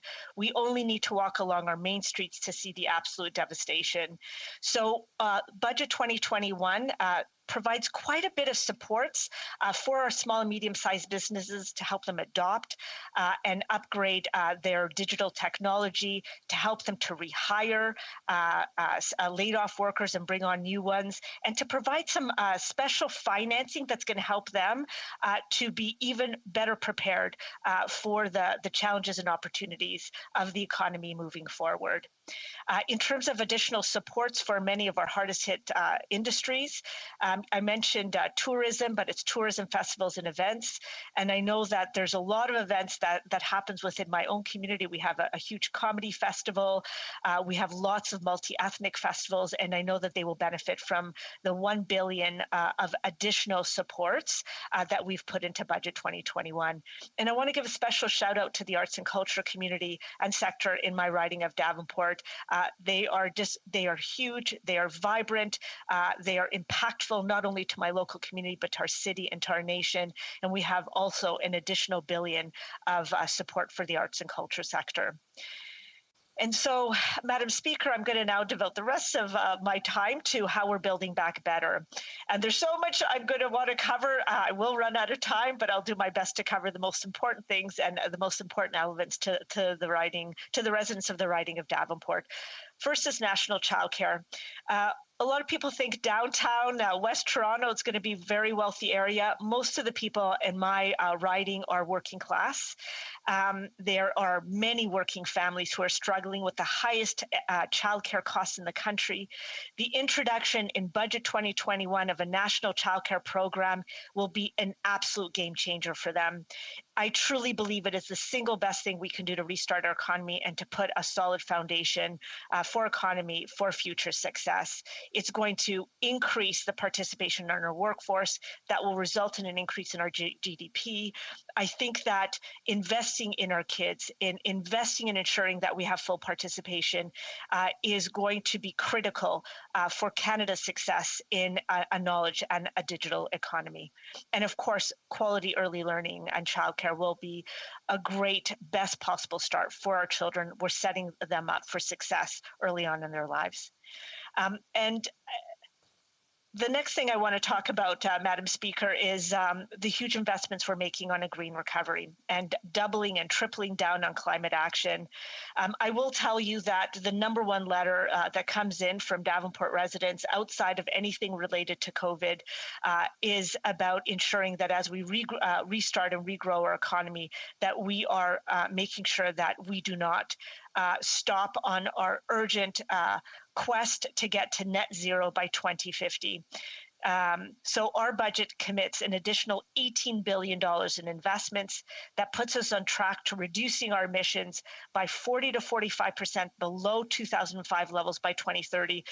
In our budget, it actually says 36%, but this morning our Prime Minister announced that we're actually increasing our ambition to decreasing our carbon emissions to between 40 and 45% below 2005 levels by 2030.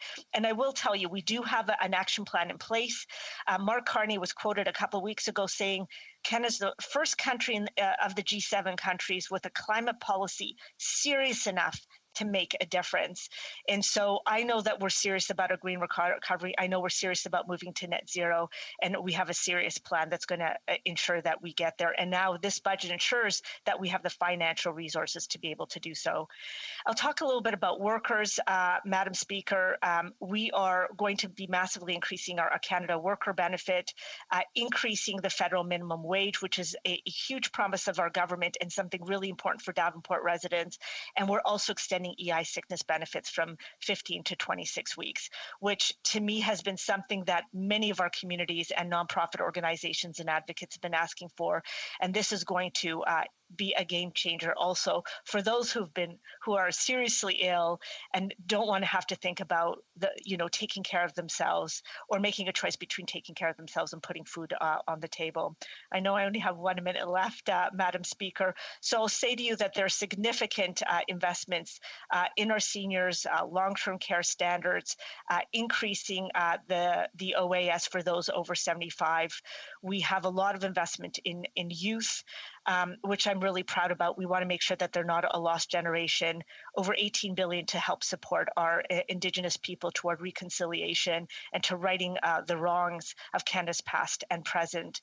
And then I'll also end off by just saying that we've put a significant amount of money around migrant workers and immigration, which is close to my heart, because I believe that future Canadian economic success depends on great immigration policy. So I'll say a huge thanks, Madam Speaker, for allowing me to present. And we'll go now to questions and comments. The honourable member from Pembroke, sorry, Renfrew, Nipissing, Pembroke.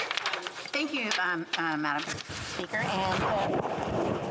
And we've learned over this ordeal that how important it is to have self-sufficiency as it comes to pharmaceuticals production, both in research and development. So when Pierre Trudeau was Prime Minister, he changed the Competition Act so the pharmaceutical companies left. It was our first brain drain, actually, with the medical community. And now this Prime Minister has made changes to price control. So he's increasing the price controls and increasing the disincentive for pharmaceuticals to come, and even if they're here, to stay here. So what other changes are going to be made, rather than just throwing money at the problem, what changes are going to be made to attract and retain research and development pharmaceutical companies in Canada? The honourable member for Davenport. Thank you, Madam Speaker, and I want to thank the honourable member for her question, and it's nice to see her in the House looking safe and healthy.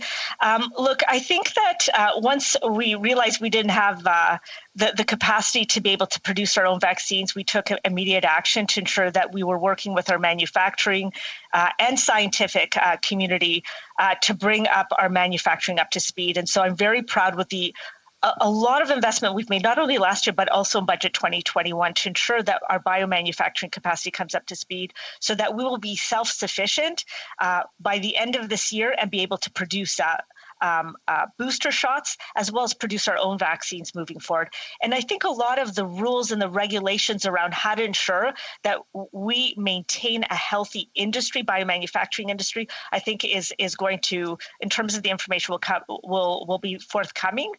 But I think that's something that we're working on and is important to get right as we move forward. The honourable member for Churchill, I'm sorry. Churchill, Kiwatinokaski, yes. Thank you, Madam Speaker. My question is about the failure of this budget to deal with the priority of Indigenous housing. We know that Indigenous communities have suffered some of the highest rates of COVID-19, and a very key factor in this is the housing crisis that exists in Indigenous communities, a result of federal neglect over a number of decades. There is an absolute housing crisis that requires federal investment. Why does this Liberal budget fail to have a strategy for and by Indigenous communities when it comes to housing? Honourable member for Davenport. Thanks so much, Madam Speaker, and I want to thank the honourable member for her excellent question and her passion and advocacy for our Indigenous peoples and for promoting sort of Indigenous housing. I will say to you that one of the pride I have in our own government is that we're serious about reconciliation and we're serious about narrowing the gaps between Indigenous and non-Indigenous people. And so ever since we were elected, we've put in significant amount of money to make sure that we are addressing all the issues from infrastructure to housing to mental health to governance to entrepreneurship. There's $18 billion additional dollars in this budget. Jane Jacobs, who's a great urban thinker, she's now passed away. She used to say, how do you correct the wrongs of the past? You make gifts to the future. And so this is what we're doing, $18 billion more to narrow those gaps for housing, for infrastructure, for many of those issues, and to advance reconciliation. I'm proud of our investments, and we're not going to stop until we eliminate that gap completely. The honourable member for Saanich Gulf Islands. Thank you, Madam Speaker. It's an honor to take the floor to speak to my colleague from Davenport. I did get up this morning, BC time, 5 a.m. to watch Biden's climate summit, so I will inform my friends in the House that officially Canada is a laggard. The United States government has announced that it will go to 50% below 2005 by 2030. Our Prime Minister has announced a much weaker target. But I wanted to ask my friend from Davenport if in reading the budget, since she has been a champion on basic income, her private member's bill 273 calls for guaranteed livable income. I'm wondering if she's disappointed as I was not to see a reference to moving to guaranteed livable income in the budget. Honourable member for Davenport. Thank you, Madam Speaker. And I just want to say thanks to my honourable colleague, just for being such an amazing champion, not only on tackling climate change and the environment, but also on guaranteed annual income. So, in terms of a guaranteed annual income, of course, I'm disappointed. But if anything, it's made me even more passionate about continuing to advocate for one moving forward. I will say, though, to your original... We'll have to resume debate. The honourable member for Richmond Hill. Thank you, Madam Speaker. Madam Speaker, it is my honor and pleasure to contribute to the debate on this historic budget. First, let us acknowledge the history that has been made. As my colleague, the Minister of Finance, is the first female to deliver a budget in our chambers, showing young women and girls across this country that when a woman leads, you change politics. Madam Speaker, this is a powerful moment, but let me assure you that this is not only a symbolic one. It also reinforces our commitment to support women and youth, along with our commitment to preserving our environment across our nation. Madam Speaker, we know that many families with young children have been struggling, trying to find affordable childcare during the pandemic. Trying to find affordable childcare while they're at work. Women are the backbone of this country, and this pandemic alone has shown us how resilient they actually are. Our government will support women in my riding and across this country with up to $30 billion over 5 years, reaching an all-time high of $8.3 billion every year permanently to build a high-quality, affordable, inclusive, and accessible early learning and childcare system across Canada. This will directly improve the lives of over 10,000 families in my riding of Richmond Hill. This investment is a step toward removing barriers that women and young families face. It's a plan to drive economic growth, a plan to increase women participation in the workforce, and a plan to offer each child in Canada the best start in life. Madam Speaker, make no mistake, this government is committed to supporting families with young children, women, as well as reconciliation with our First Nation, Métis, and Indigenous people. Our government will invest more than $6 billion for infrastructure in Indigenous communities and $2.2 billion to help end the national tragedy of missing and murdered Indigenous women and girls. Furthermore, Madam Speaker, on the note of moving forward, this pandemic has had an impact on our youth and students from coast to coast to coast. Our government is supporting the future generation of our nation. We have an enormous pool of diverse and talented students, like an enormous pool on those in Richmond Hill, who will become doctors, technicians, teachers, and even the future's member of this legislature. Our budget will help those students across our country. Madam Speaker, during this time, we've heard from many students who are burdened by the student debt and are struggling to find work. We are committed to ensuring that this pandemic does not derail their future. This budget will support our students with over $5.7 billion over the next 5 years to help young Canadians pursue and complete their education, creating nearly 215,000 new job, skill development, and work opportunities. During the pandemic, our government made 6-month grace period after leaving studies interest-free. We'll further waive interest on student loans for 1 year and enhance the repayment system so now no students earning less than $40,000 per year will need to make payments on their federal student loans. In addition, Madam Speaker, our government believes that our youth are the leaders of not only tomorrow, but today. That is why in this budget, we will double the Canada student grants, providing additional support for 580,000 students who are relying on student loans. This will effectively cover 90% of the average undergraduate tuition in Canada for the low-income students. Madam Speaker, it's crucial that we are equipping our youth with tools and resources to succeed and be successful.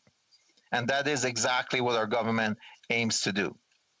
Similarly, Madam Speaker, as an advocate for environment myself, I'm proud because this government recognizes that climate change is indeed real. We must protect our planet as we owe that to our children. I've spoken in this House before about how important it is to me to leave behind a planet that is safe for my children. This budget recognizes that investing in Green Recovery Initiative is the right thing to do. This is why we are proposing historic investment of $5 billion over 7 years in Net Zero Accelerator. With this added support on top of the $3 billion we committed in December, the Net Zero Accelerator will have even more companies invest to reduce their greenhouse gas emission while growing their businesses. Madam Speaker, our government will accelerate Canada's net zero transformation through innovation, propel clean technology projects, grow zero-emission technology manufacturing, and accelerate investment in clean energy technology. Madam Speaker, this is the change that Canadians, like the member of my Environmental Community Council, have been pushing for. These green investments will allow companies like Tavos Technology, who produces eco-friendly product, and Greenbrink Inc., an organization committing to promoting conservation and sustainability, all of whom I'm proud to have in my riding to thrive. Madam Speaker, additionally, our budget will provide up to $8 billion of support for projects that will help reduce domestic greenhouse gas emission across Canadian economy. This is a government who will act on climate change, who will protect the future of our youth, and multiple precious ecosystems that span across this country, from West Coast British Columbia to northern coast of Nunavut and all the way to East Coast Nova Scotia. This budget is an investment for a healthier society and keeping our promise to our youth, acting on the urgency of protecting our planet. The time to act on health and future of the planet is now, Madam Speaker. Lastly, this budget will provide much-needed economic support to Canadians. The measures I mentioned include increasing our support to families with young children, reducing student debts, and investing in cleaner future.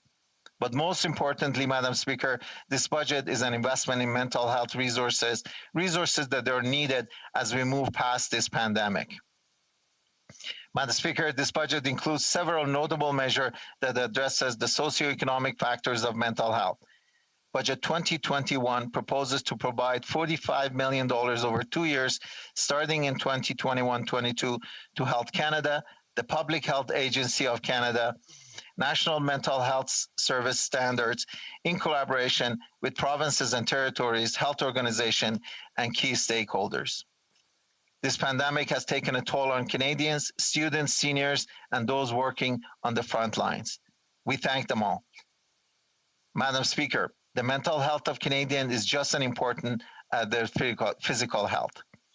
Earlier this year, this government announced Wellness Together Canada and funding for Kids Help Phone, which we plan to extend. The COVID-19 pandemic has exacerbated existing mental health challenges for Canadians and increased the number of Canadians in crisis. Making mental health services easier to access will have substantial benefit for Canadians and help save lives. Madam Speaker, the mental health of Canadians matters. In closing, Madam Speaker, this budget outlines our promise and commitment to a more inclusive Canada, finishing the fight against COVID-19 and healing the wounds left by COVID-19 recession. It's about creating more jobs and prosperity for Canadians in the days and decades to come. If COVID-19 has taught us anything, it's that we are all in this together. Canada succeed when all Canadians can participate in economic growth and make ends meet. Canadians deserve a government that will put their needs and best interests first, a government that supports our women, reconcile with Indigenous people, support the future of youth, act on urgency of climate change, and lastly, support the mental health of Canadians. Madam Speaker, our government does exactly that in this budget. This is the budget for Canada and for all Canadians. Madam Speaker, better days are ahead. Thank you. Questions and comments. The Honourable Member for Cypress Hills Grasslands. Thank you very much, Madam Speaker. You know, the member was right to say that this is a historic budget for a lot of reasons. One other reason is it's the largest deficit in Canadian history and pushes our debt further into the abyss. And actually, with a large amount of the spending commitments coming in years down the road, I'm just wondering if the member is willing to use a medium or even a long-term outlook and try to decide when the government should actually start to show some form of fiscal restraint. The Honourable Member for Richmond Hill. Thank you, Madam Speaker. To my colleagues, that the government during this time faced a big challenge as it relates to COVID-19. And what we've done, we've made sure all the measures are in place to be able to support all the Canadians through these difficult times. Naturally, with these difficult times comes difficult decision that needs to be made, and we've made those difficult decisions. We've made sure that there is the most diverse array of vaccines are available to us. We've made investment in environment. We've made investment on childcare. We've made investment on environment. We've made investment on youth. We've made investment on small businesses. Those investments are making sure that Canadians stay whole. The member for Trois-Rivières.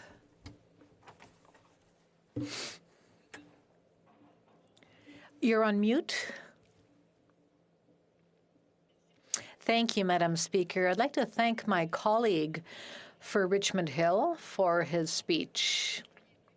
I'd like to come back to daycare. Quebec is a forerunner when it comes to daycare services, and Ms. Pauline Marois is the one who originally developed the concept. She broke through the glass ceiling, as did our finance minister today. So clearly women are doing politics differently. Will Liberals compensate Quebec without any strings attached because Quebec already has its own daycare system? Thank you, Madam Speaker. The member for Richmond Hill. Thank you, Madam Speaker, to you, to the honourable colleague. Well, it's great that Quebec demonstrated the leadership, and I'm sure that we will benefit from that leadership in making sure that as we roll out the program, we will succeed. And we are in this together, as I said, and we appreciate the leadership that the Quebec province has demonstrated, and will commit to working with them to ensure that the funding that's available will benefit them in other areas, such as being able to build capacity, getting incentive for others, early childhood educator, to get trained and be able to more effectively participate in this. The Honourable Member for St. John's East. Thank you, Madam Speaker. The member for Richmond Hill is right when he talks about the importance of childcare. But in 2015, when the NDP ran on $10 a day childcare and a $15 minimum wage, we were ridiculed on both scores by the Prime Minister and his party. If the Liberals had actually introduced the childcare plan they introduced in this budget in 2015, it would be in place right now, 6 years later, instead of something that's not going to actually benefit people who are affected by the pandemic right now. So I want to ask the honourable member: will they act immediately to implement the $15 minimum wage? And can you tell me why the government has announced a reduction of 40% to pandemic payments under the CRB to be introduced prematurely before the pandemic is actually over? The Honourable Member for Richmond Hill.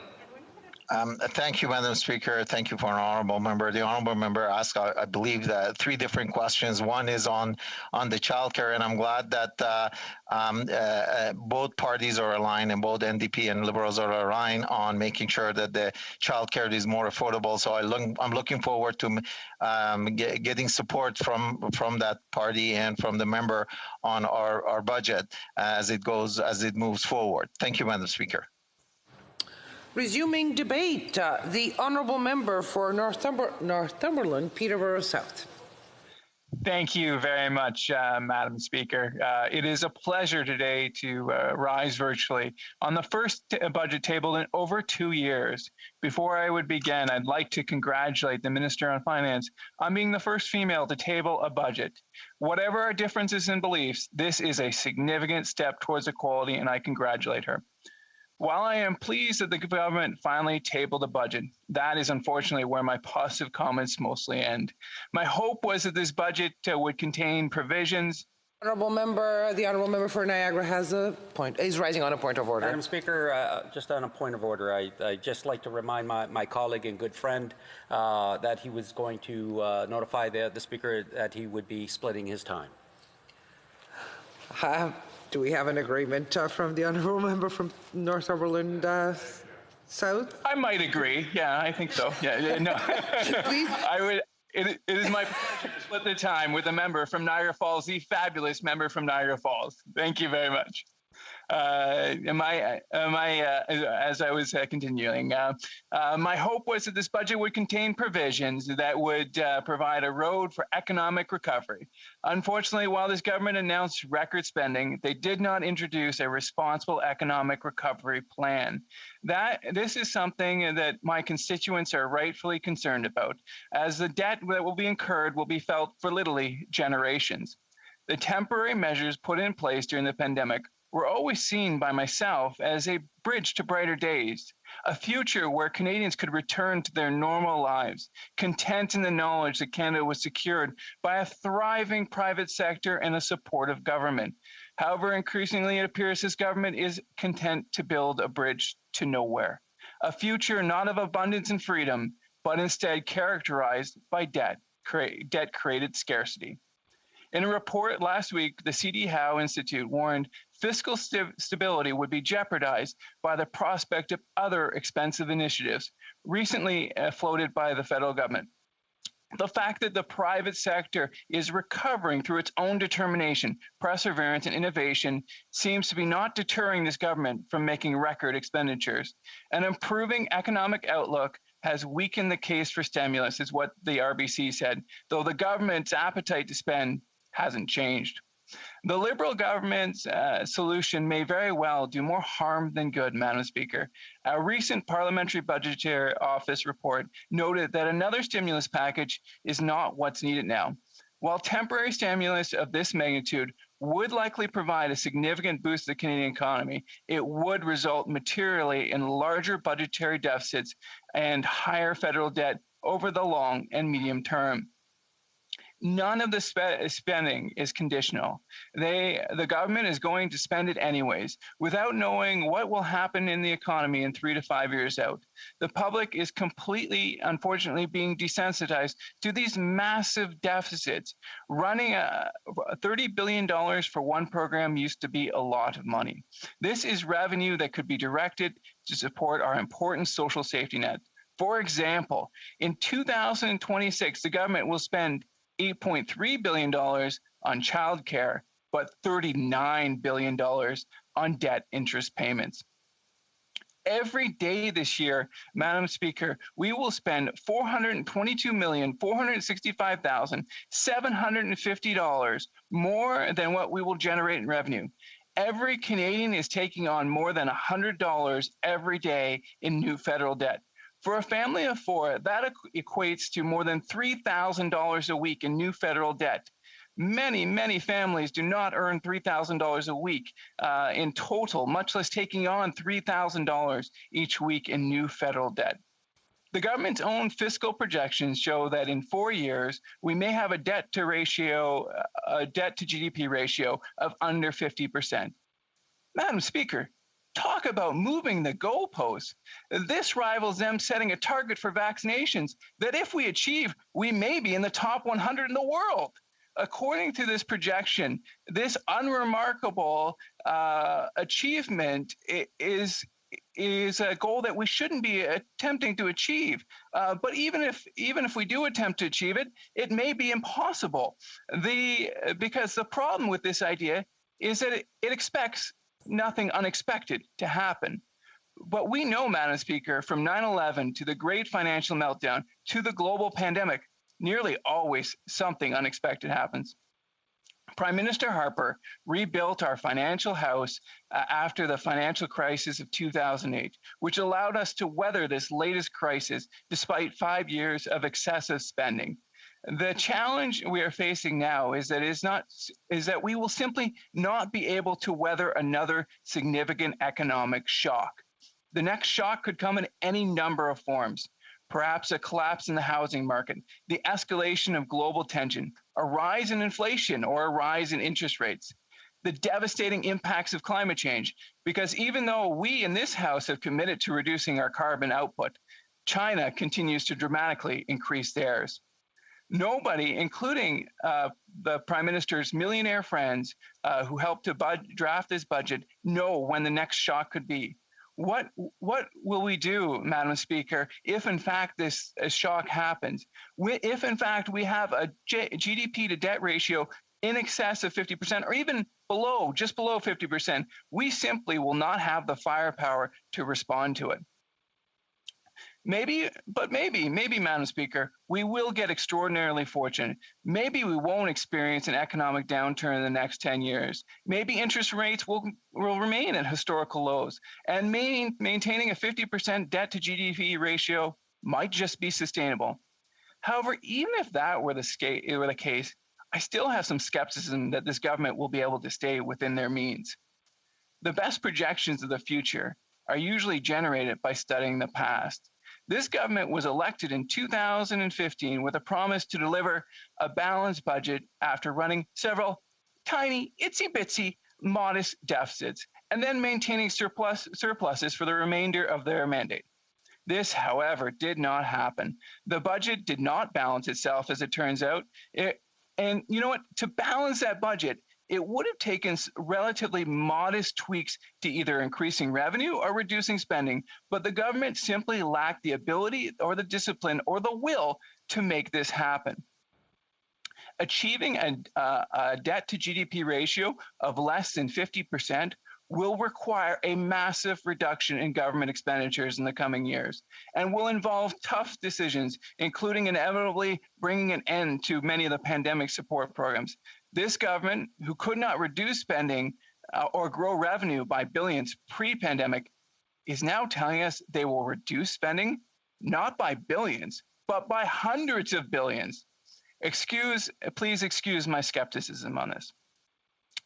The finance minister, in her budgetary address, repeatedly stated that her plan for the future will grow the economy out of debt. You know, in principle, I agree with that. I agree with that approach. Economic growth is the best and maybe the only path forward to help us maintain our jobs and pay down our massive debt.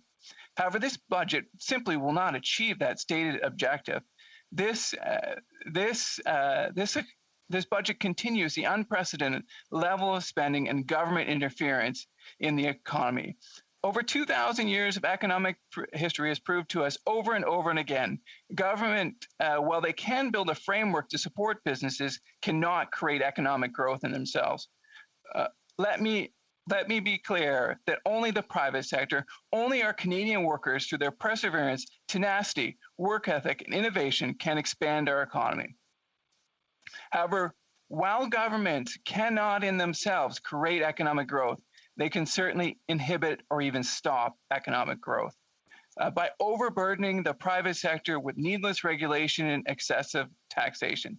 The budget's forecast of $1.4 trillion of national debt has the potential to starve our economy and our future businesses of the capital they need to grow and expand their businesses. The servicing costs of this debt will force our government to put a greater burden on our workers and confiscate their ability to invest in our economy. So why then would this government table a budget that introduces unneeded stimulus and massive amounts of spending? Well, the French philosopher Alexis de Tocqueville once wrote, and I loosely paraphrase, that democracy will endure until the day that politicians realize that they can bribe people with their own money. It is clear to me that this government is utilizing the power of a budget to table an election platform, not an economic recovery plan, with the hopes of buying Canadian votes with their hard-earned money. Madam Speaker, we have reached a moment of truth, a tipping point. If not on this budget, then in the next election. We must decide whether we believe in Canadians or in an ever-expanding federal government. Do we believe in democracy or bureaucracy? Do we believe in Canadians' ability to decide their own destiny or in an ever-growing centralized government that controls Canadians' lives? Thank you, Madam Speaker. And comments, the honourable member for Kingston and the Islands. Well, Madam Speaker, the rhetoric is rich today. The member started off in the beginning of his speech by talking about how Stephen Harper saved us from great turmoil during this time because Stephen Harper had put the right conditions into the economy for the economic growth that we had. But then later in his speech, he said, and I quote, the government cannot create economic growth. So he's basically saying Stephen Harper is to get all the credit for us being able to get through this time, but at the same time he said the governments cannot create economic growth. Can he try to explain to me why he thinks that it is the case that Stephen Harper was able to do it, but yet in the same speech he says governments generally speaking can't do it? The honourable member for Northumberland, Peterborough South. Thank you, and I always enjoy the vim and vigor, if not the content, of this member's interventions. And so what I would say to him is what I said in my speech, is that the government absolutely has a role. It is a role to create framework in order to make a fair and equitable economy, but it's private sectors that ultimately generate growth. And in some cases, and in fact, many cases, the best thing the government can do is get the heck out of the way. Questions and comments. The honourable member for Battle River Crowfoot. Thank you very much, Madam Speaker. And let me first compliment the honourable member on a fantastic speech, and I think he outlined very well one of the stark contrasts that exists within this place between the left-leaning ideologies of the three other parties and Canada's conservatives that are ready to get this country moving. I would ask him to comment further on the glaring debt scenario. Certainly when I read through the budget, I see not only a disastrous fiscal path that our country is on, but the real debt management strategy of this government is to simply refinance, and then refinance some more. I'd ask the honourable member to comment on that. The honourable member for Northumberland, Peterborough South. Thank you very much, Madam Speaker, and through you to the member. The reality is that there is only so much capital, so much money that is out there, and if in fact we direct those monies to the private sector, we get jobs, we get taxes, and then we can sustain our important social safety net. But if debt starts to take off more and more, siphon more and more of that capital, that income away from the private sector, we get into a negative spiral where we'll have higher taxes, lower government services, as we saw underneath the Chrétien era. Questions et commentaires, questions and comments. The honourable member for Sherwood Park for Saskatchewan. Well, thank you, Madam Speaker. I thank my colleague for his excellent speech. I appreciated his comments about this idea of resilience, the fact that our institutions need to be prepared for further shocks that could come. And I think if COVID has taught us anything, it's to expect the unexpected, to prepare for the possibility of serious disasters and to respond to it. And I think the point is made very well that if we aren't prepared for the possibility of major disasters, if we don't have the fiscal capacity to respond, then we're leaving ourselves in a great deal of danger for the future. I wonder if the member can share further just the importance of building resilience, of not assuming that everything's just going to always be fine going forward, and of preparing ourselves financially and other respects for the possible challenges that we might face in the future. Honourable member for Northumberland, Peterborough South. I thank the member for his excellent question. And I happen to serve on the Public Accounts Committee, and so I hear the Auditor General repeat again and again and again, governments must be prepared for the unexpected. We must plan. It's not exciting to invest those monies, but unless we have the resources to respond, we will be in a difficult situation. And increasingly underneath this Liberal government, both in good times and bad, we've spent away those resources so that when we get hit by that next shock, we may be in a very difficult position, and that's why we need to secure the future. A very brief question from the honourable member for Nanaimo Ladysmith. Thank you, Madam Speaker. I just want to make a comment. We've had decades of trickle-down economics with tax cuts to the wealthiest and to the corporations, and it hasn't worked. And when you put stimulus money into the economy and you provide for people to ensure that they can make ends meet, that's trickle-up economics. And that money is spent in our communities, and it helps our economy grow. It helps small businesses. It helps. Very, very quick and brief comment from the honourable member for Northumberland, Peterborough South. Well, I think that's just factually incorrect. If we look at Venezuela's Soviet Union, Cuba, you can see what that creates. Those type of socialist policies create scarcity and poverty. I'm for abundance and freedom and for the Canadian. Statements by members. Déclaration des députés. The honourable member for Saanich Gulf Islands. Thank you, Madam Speaker. April 22nd, 1970, I was in high school and organized for the first Earth Day. And for 50 years, every April 22nd, I've said, Happy Earth Day. I have to say this year, the words stick in my throat somewhat. The Earth, if I say Happy Earth Day, the Earth battered and abused and gasping for breath, what does the Earth say? Brilliant Indigenous writer Robin Wall Kimmerer in Braiding Sweetgrass wrote that we in our society suffer from species loneliness and estrangement from the rest of creation. But she gives me hope. She wrote this, quote, even a wounded world is feeding us. Even a wounded world holds us, giving us moments of wonder and joy. I choose joy over despair, not because I have my head in the sand, but because joy is what the earth gives me daily, and I must return the gift, close quote. And with that, Madam Speaker, let us all say, Happy Earth Day. The honourable member for Richmond Hill. Thank you, Madam Speaker. Today, Canadians across our beautiful country will be celebrating Earth Day, a nationwide movement to address climate change, engage in environmental conservation, and initiate a green recovery. Our government believes that climate change is real. That is why in this budget, we will invest $1 billion in clean technology sector. This will fuel the growth of innovative companies in my riding like Green Brain Inc. and LumaSmart that they're committed to bettering our planet and preserving our resources. Madam Speaker, I'm proud to represent the beautiful riding of Richmond Hill, which has been recognized for planting nearly 10,000 trees in 2020. I would like to also recognize members of my Environmental Community Council who are passionate environmentalists and have advocated for green initiatives. I'm proud to be part of a government that will act on climate change. We must all do our part to preserve our magnificent planet Earth. Happy Earth Day, Madam Speaker.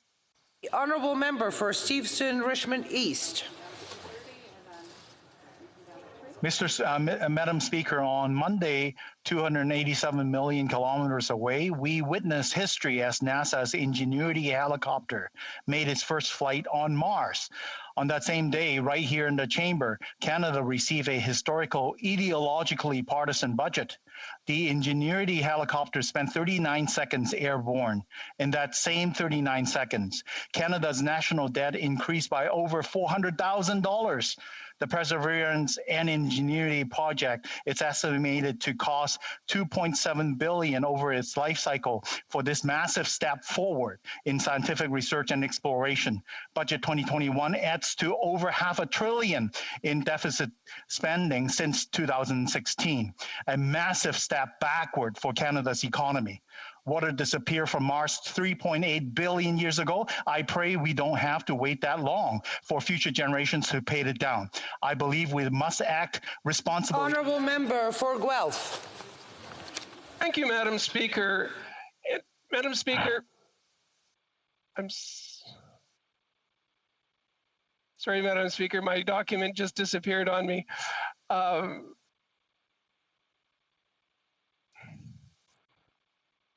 We'll go back to the honourable member. L'honorable député de Berthier. Honourable member for Berthier-Masquinongé. Madam Speaker, today is Earth Day, and I'd like to recognize those who care for the earth, who sow and harvest on the earth, and those who live off of it.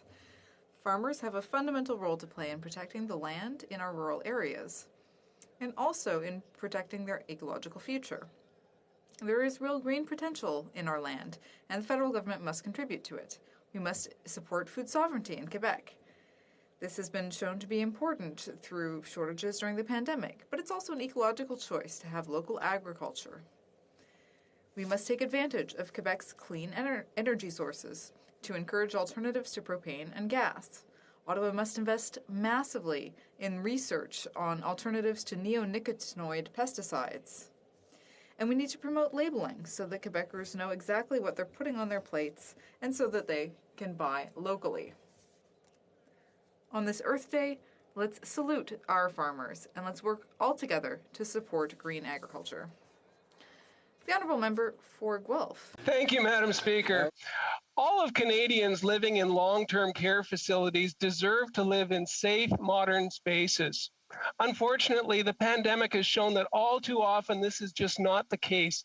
In the city of Guelph alone, 10 residents of long-term care homes have passed away from complications related to COVID-19. As we mourn their loss, we must also work to ensure that this type of preventative tragedy is never allowed to happen again. That's why I'm proud to announce that on Friday, the federal government is contributing 80% of $1.8 million investment in partnership with the provincial government to upgrade HVAC systems and improve the air quality in long-term care homes in Guelph so that they're safer for both residents and healthcare workers. This represents just one small step forward in fixing the crisis in our long-term care system. Thank you, Madam Speaker. The Honourable Member for l'Honorable Député de... The Honourable Member for Sherbrooke. Thank you, Mr. Speaker.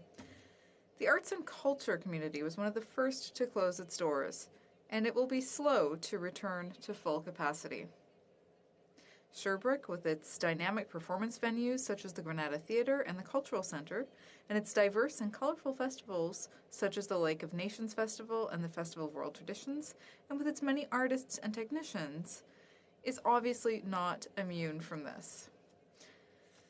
In tabling Budget 2021 last Monday, my colleague, Deputy Prime Minister and Minister of Finance, announced nearly $800 million of funding that will be dedicated to reviving festivals, performance venues, music, and more. This is key funding that will encourage our local artists, musicians, and cultural producers. Being in constant communication with the arts and culture representatives of my riding, I can tell you that Sherbrooke will be there as the culture scene comes back to life across Quebec and Canada. Thank you. The Honourable Member for Yorkton Melville. Speaker, do you ever have a moment when you say to yourself, I can't believe I'm here, in this place, sitting in this chair, presiding over the House of Commons in the Government of Canada? When I first took my seat as the Member of Parliament for Yorkton Melville, there was rarely a day that went by that I didn't marvel at the sight of the centre block as I was quickly walking up that hill to make it in time for House duty or question period. I shared my rookie amazement with a dear colleague who said, never lose that sense of awe.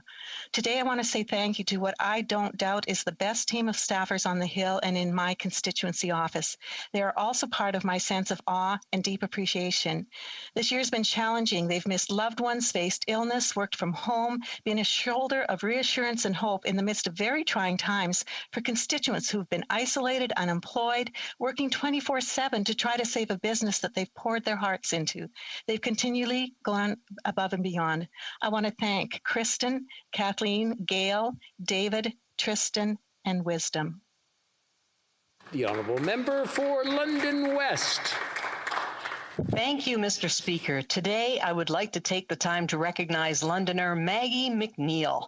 This summer, Maggie will be representing Canada in her first Olympics in Tokyo as a member of Swimming Canada's team. I spoke to Maggie last spring after the pandemic hit, when many athletic training centers had to close, but she wouldn't let that keep her from training. Her parents set her up in the backyard pool, where she spent months honing her skills.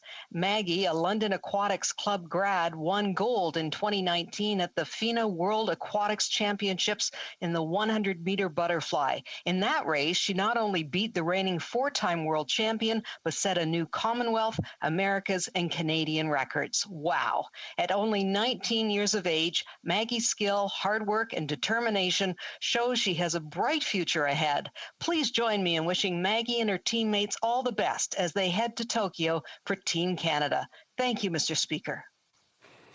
The honourable member for Winnipeg South. Mr. Speaker, today I want to recognize the incredible healthcare workers at Victoria General Hospital in my community of Winnipeg South. Last month, I had the pleasure of welcoming the Prime Minister to meet virtually with 8 nurses from the Vic. They shared the harrowing experiences of being at the forefront of the pandemic, working long, tiring days, sometimes holding the hands of elderly patients during their last moments and grieving the loss of so many they cared for. I hope that we as a community and as a country will never forget the endless sacrifices that our healthcare workers have made for us. To the wonderful nurses we met, Doris Dong, Tina Friesen, Doris Paquette, Emily McLeod, Katie Bryant, Malika Pillman, Cassandra Sapansky, and John Patrick Hernandez, your character, strength, and bravery exemplify the VIC's model of a small hospital with a clear vision and a big heart. Our community is so grateful for your heroic actions. Thank you, Mr. Speaker. The honourable member for St. Albert, Edmonton. Mr. Speaker, Canada is in the middle of a third wave of COVID. It didn't have to be this way but for the catastrophic failure of leadership on the part of this government. From the outset of this pandemic, this government failed to close the border until it was too late, failed to secure PPE, and failed to secure vaccines. In December, the Prime Minister had the audacity to say, quote, "We ended up in such a great situation with vaccines," closed quote. If that had been true, we could have avoided a third wave, as other countries have. Instead, a mere 2% of Canadians have been fully vaccinated, compared to nearly 30% in the US and nearly 20% in the UK. After more than a year, it seems that this government's only plan is to keep Canadians locked down and to bribe them with their own money. Canadians deserve so much better. The honourable member for Milton. Merci, Miss. Thank you, Mr. Speaker. This week, Budget 2021 was tabled. I was very pleased to see all of the money invested in Canada's recovery. However, the closures of event venues and facilities have really hindered sports and recreation. The goal of sports is to promote inclusiveness and equity. The sporting community remained positive through the pandemic. We now have an opportunity to get back to sport and to overcome obstacles to physical activity by boosting participation and enhancing sports programs. So, when it's safe to do so, let's all play an active role in Canada's return to sport. Thank you. L'honorable député de Bellechasse. The honourable member for Bellechasse-des-Etchemins-Lévis. Mr. Speaker, while the pandemic is wreaking havoc on our social lives, the Liberals have no plan. Well, in fact, they do have a plan, and it's to load up our credit card and leave future generations in debt. We, the Conservatives, have a responsible plan to create sustainable prosperity by recovering the 1 million jobs lost, put an end to cronyism while Liberals grease their palms at taxpayer expense, finally work with the provinces on mental health to get a real action plan, protect people's health by creating a strategic stockpile of essential products and building our capacity to manufacture vaccines here at home, and finally, look after future generations with responsible action by balancing the budget over the next decade.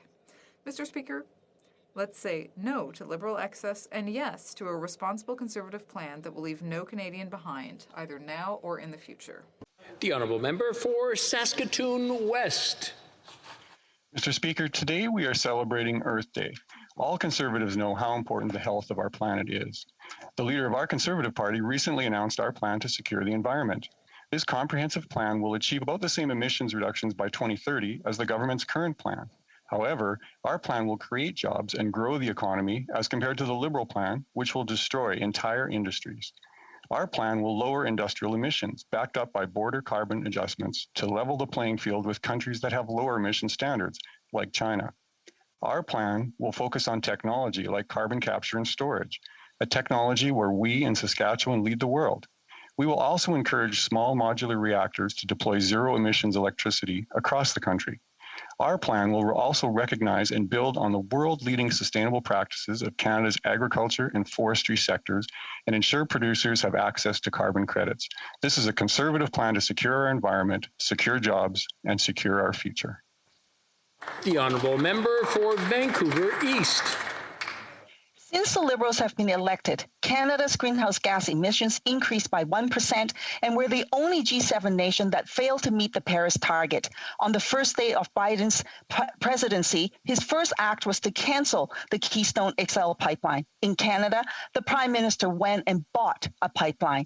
Today, on Earth Day, His Holiness the Dalai Lama and 100 other Nobel laureates are calling for an end to new expansion of oil, a phase-out of existing production, and they want leaders across the globe to invest in a transformational plan to clean energy.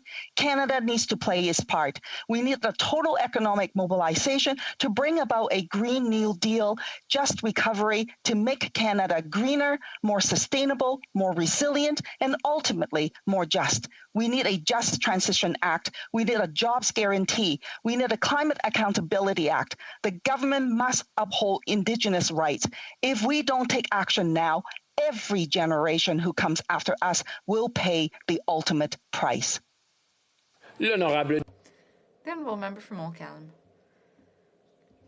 Mr. Speaker, on Earth Day, we must remember that not only is climate change real, it's already having a major impact on our health. These consequences are not abstract, they're immediate, and they affect our loved ones. Climate change is ever-increasing heat waves, which again this summer could have serious consequences for the elderly in our care centres. It's the disruption of species migrations that have consequences such as the appearance of Lyme disease in Quebec. It's the intensification of air pollution that has a major impact on respiratory diseases such as asthma. It's the increase in the frequency of epidemics. I think everyone understands the consequences of that one. So on this Earth Day, let's make sure that we fight climate change every day, just as we see its impact on the health of the people around us every day. The Honourable Member for Central Okanagan, Similkameen Nicola. Monsieur le Président. Mr. Speaker, for Earth Day, I want to tell a story about a Prime Minister who went to every province and worked with them to develop bold climate targets that worked for everyone. Unfortunately, Mr. Speaker, I'm not referring to this Prime Minister, but the former one. On this Earth Day, the current Prime Minister has announced targets without working with province and instead dictating to them by fiat. That is not leadership. That will not get us to where we need to be. Our bold plan to secure the environment will reach our national commitments by working with provinces, all the while ensuring better economic growth. The spirit of Earth Day is coming together to protect those things we all care about, our soil, air, water, and everything that depends on them. Sadly, this Prime Minister has forgotten about the spirit of coming together when it comes to the provinces. So happy Earth Day to everyone, and we on our side look forward to securing our environment together. The Honourable Member for Don Valley North. Thank you very much, Speaker. As we celebrate Earth Day today, I want to bring attention to the Bayview Village Association in my riding of Don Valley North and the work they do to help the beautiful ravines in our neighborhood. When I think of environmental protection, we often think of more rural areas and the vast scenic woodlands and lakes that Canada is famous for. But Don Valley North, located in the heart of Toronto, is also home to scenic ravines, trails, and creeks, outdoor spaces made even more precious because of COVID-19. I want to thank Bayview Village Association President Jane Robinson, Environment Committee Chair Sharon Johnson, Monty McDonald, and all BVA members and volunteers for their tireless work in protecting the ravines and trails in Don Valley North. And through you to all my honorable colleagues, happy Earth Day. Oral questions. Question orale, the Honourable Leader of the Opposition.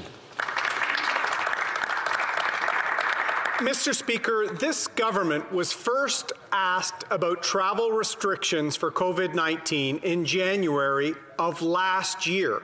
It's 15 months later, and the Liberals still haven't learned anything. In the last 2 weeks, more than 100 flights have landed in Canada with at least one positive COVID-19 case on board. When are Canadians going to get a serious plan to secure the border? The Honourable Minister.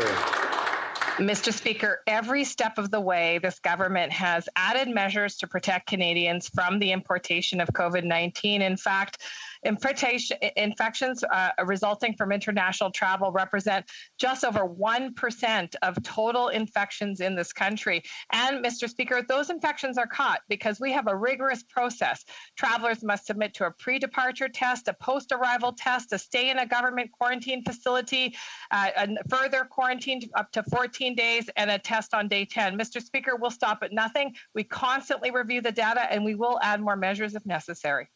Honourable Leader of the Opposition. Mr. Speaker, they'll stop at nothing except closing the border to keep out dangerous variants. In fact, travel restrictions are an example of a plan that works. The Atlantic Canada bubble is an example of that. British Columbia and Quebec now have both registered cases of the double mutation variant from India. Is the Prime Minister going to immediately stop flights from COVID hotspot countries? Yes or no? The Honourable Minister. Mr. Speaker, I'd like to first of all start by thanking and commending Atlantic Canada and the premiers of those provinces for taking bold action on COVID-19, including, Mr. Speaker, keeping measures in place until cases are so low as to be sure that they will not rebound, making sure that they have strong measures to isolate people, to protect people while they're isolating, to ensure those people are in fact staying home and not spreading COVID in communities. And Mr. Speaker, that's the work that we need to do together across this country. Mr. Speaker, I'll reiterate, we have some of the strongest measures in the world. We'll stop at nothing to protect Canadians. The Honourable Leader of the Opposition. Mr. Speaker, the Health Minister thanking the Atlantic Premiers for the leadership that her Prime Minister fails to take at the border. It's ironic, but it shouldn't be a surprise from this Health Minister who ignored travel restrictions on the first wave of the pandemic, and Canadians paid the price. Now we find out the most dangerous variants are coming in. We're not properly vaccinated because of her failures, and they're not taking restrictions now. Mr. Speaker, when will that minister stop failing Canadians? The Honourable Minister. Mr. Speaker, I think what Canadians want right now, more than anything else, is for their elected leaders to work together to protect their lives. And that's exactly what we've done, Mr. Speaker, every step of the way with provinces and territories, no matter where a Canadian lives. In regards to borders, Mr. Speaker, we have some of the strongest measures in the world. As I mentioned, travelers go through a rigorous process of testing and quarantine. We'll stop at nothing. We continue to monitor data, and we will add additional measures if necessary. The Honourable Leader of the Opposition. Monsieur le Président. Mr. Speaker, our southern neighbours are starting to open back up. Stadiums are filling up with people, and people are gathering with family and friends. That is possible because the U.S. has been producing their vaccines domestically. Canada's in a crisis because this Prime Minister is not ready. He doesn't have a plan to produce vaccines domestically. Will the minister admit that the third wave of COVID-19 is because of him? The Honourable Minister. Mr. Speaker, I'd like to thank the opposition leader for that question. Mr. Speaker, let's talk about the facts. On March of last year, the WHO declared a pandemic. In the 12 days following that, Canada invested over $200 million in domestic fabrication, domestic manufacturing, and $600 million in biomanufacturing to ensure the safety and security of Canadians. Mr. Speaker, our investments have borne fruit. Look at Accelera. Look at what we've done in Quebec. We will continue to invest for the safety and security of Canadians. The Honourable Leader of the Opposition.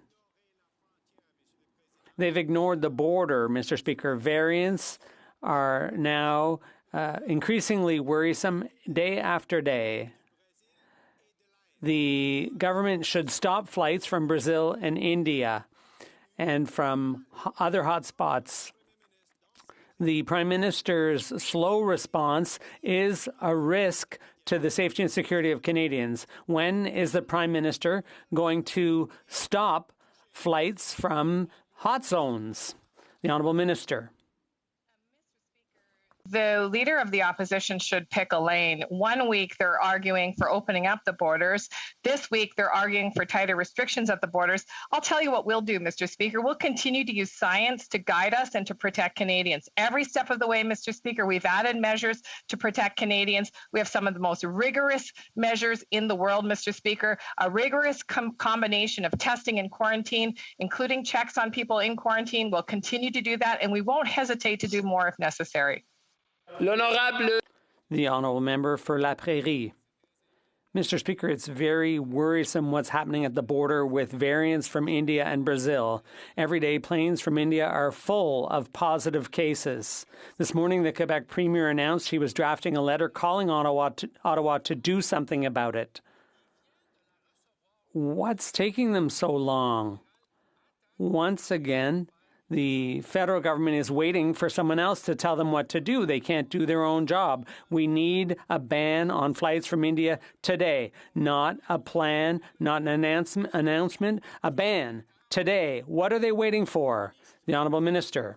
Mr. Speaker, let me be clear. Since the beginning, we have added measures at our border to protect Canadians, to protect them from the importation of COVID-19. And we've been successful, Mr. Speaker. Of all of the incoming travelers from February 21st, 1.8% have been positive with COVID. And those, Mr. Speaker, have been captured by the testing and quarantine regime. Mr. Speaker, we know that we need to work together to protect Canadians from COVID in their communities across the country from coast to coast. We'll stop at nothing to be a partner to provinces and territories. The honourable member for La Prairie. Mr. Speaker, if the federal government did its job, it wouldn't matter if there were positive cases on flights because travellers would have to undergo supervised quarantine on arrival. Cases of the variants have taken off in BC and have unfortunately now landed in Quebec. There's been community transmission because sick passengers didn't properly quarantine, because this government has failed to adequately supervise quarantines. Do they realize their incompetence has serious consequences for public health? The Honourable Minister. Mr. Speaker, every step of the way, we have been there for Canadians regardless of which province they live in. We'll continue to do that, Mr. Speaker. We have some of the most rigid and stringent measures at the border, including a pre-departure test, a post-arrival test, a mandatory stay in a government-authorized quarantine hotel, a test on day 10, a 14-day quarantine. And, Mr. Speaker, we will continue those measures because they are protecting Canadians. I would urge everyone to stay safe during this time. The honourable member for Burnaby South. Thank you. I want to wish everybody a happy Earth Day. Today is also the day that the Liberal government announced their plan to fight the climate crisis. And spoiler alert, it's not a very good plan. In fact, it's one of the worst plans, if not the worst plan, amongst G7 nations in terms of reducing emissions, which isn't a big surprise because this Prime Minister bought a pipeline, continues to subsidize the fossil fuel sector, and continues to exempt the biggest polluters. When will this Prime Minister start fighting the climate crisis like he actually wants to win it? The Honourable Minister. Thank you very much, Mr. Speaker. We have an ambitious plan to address climate change, cut emissions, and grow the economy. I know the honourable member won't believe me, but perhaps he'll believe the former leader of the New Democratic Party, Thomas Mulcair, who called our plan absolutely marvellous, and it would put Canada on track to respect our Paris Accord obligations. He went on, Mr. Speaker, saying that our Prime Minister had, and I quote, published a very bold, all-encompassing, frankly brilliant climate plan. And Mr. Speaker, we agree. The honourable member for Burnaby South. The Prime Minister announced a plan for climate change today, and it's not a good plan. It's the worst plan among G7 countries. And it's hardly surprising because this Prime Minister has a terrible record on the environment. He bought a pipeline. He continues to subsidize the oil patch, and he's exempting big polluters. When will the Prime Minister fight climate change like he really wants to win the battle? The Honourable Minister. Thank you very much, Mr. Speaker. We have a credible and tested climate plan that's delivering results. We've flattened the curve on pollution. We've made historic investments, more than $100 billion to build a cleaner, healthier economy with more good jobs for Canadians. That includes $17.6 billion for climate and environment in budget 2021, $15 billion through the Strengthened Climate Plan, $15 billion in dedicated transit funding, and $60 billion in the Pan-Canadian framework. We will continue to fight climate change, invest in a cleaner future, and create a stronger economy. Thank you, Mr. Speaker. Well, member for Abbotsford. We're in the middle of the worst health crisis of our lifetime. A massive third wave, lockdowns across the country, Canadians desperate to get their shots. Yet the Prime Minister's budget has no plan to speed up vaccinations, no support for overwhelmed hospitals, for Canadians who are sick and dying of COVID. What his budget does have is $100 billion for his re-election, but nothing to fight this pandemic.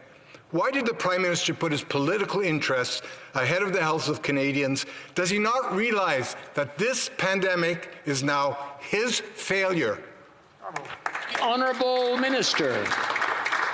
Mr. Speaker, we knew that the third wave was coming, and that's why in March we said we would be sending the provinces $4 billion to support them in their fight against the third wave of the virus. In March, we knew how important it was to accelerate the vaccination campaign, and that's why we said the provinces would get $1 billion to do that. And in this budget, Mr. Speaker, we committed to extending business and income supports through to the end of September to help Canadians as we fight the third wave. The honourable member for Abbotsford. She knew the third wave was coming, yet the Prime Minister's budget failed to deliver any money to vaccinate Canadians more quickly or to address skyrocketing health costs across the country. No support for provinces and healthcare workers who are overwhelmed. Instead, he told them he'll get around to it after the pandemic is over. As Canadians are suffering and dying, he found billions for his re-election, but not one nickel to provide Canadians with the health care they need. Does this Prime Minister not realize that this pandemic is now his failure? Honourable Deputy Prime Minister. Mr. Speaker, maybe the member opposite missed our announcement at the end of March, but we could see, epidemiologists could see the third wave was coming, and we knew provinces and territories needed support right away. That's why we announced then $4 billion to support the healthcare system, $1 billion to support vaccination campaigns. And in this budget, Mr. Speaker, we committed more than $12 billion in additional support to maintain our business and income support programs for Canadians through the end of September. The honourable member for Abbotsford. Well, there's no way of sugarcoating this. This budget also failed to deliver an economic growth plan. No plan to reopen the economy, create jobs, or a more competitive business environment. Here's what Robert Asselin, one of the Prime Minister's top policy advisors, had to say, quote, "The budget doubles down on programs that have yielded few results to date. It's hard to find a coherent growth plan," end quote. It's hard to find a coherent growth plan? Coming from one of his Liberal advisors? Why has the Prime Minister failed Canadians so badly? The Honourable Deputy Prime Minister. Mr. Speaker, on the contrary, this is a budget targeted squarely at delivering jobs and increasing Canada's economic growth. This budget will create 500,000 work experience and job training opportunities. This budget will deliver on our throne speech commitment to create 1 million jobs by the end of this year. This budget is a budget that will help Canada come roaring back. Honorable député de Chicoutimi. The honourable member for Chicoutimi-Le-Fjord. Mr. Speaker, one newspaper couldn't have put it any more clearly this morning. The Indian variant is now in Canada, with the first case in Quebec in the Minister of Innovation, Science and Industries area. The Prime Minister has already been repeatedly faulted for his mismanagement of the health crisis, among other things for the many weeks it took him to temporarily close the border to China. Today he has another chance to get it right. Will he temporarily close the border to India? The Honourable Minister.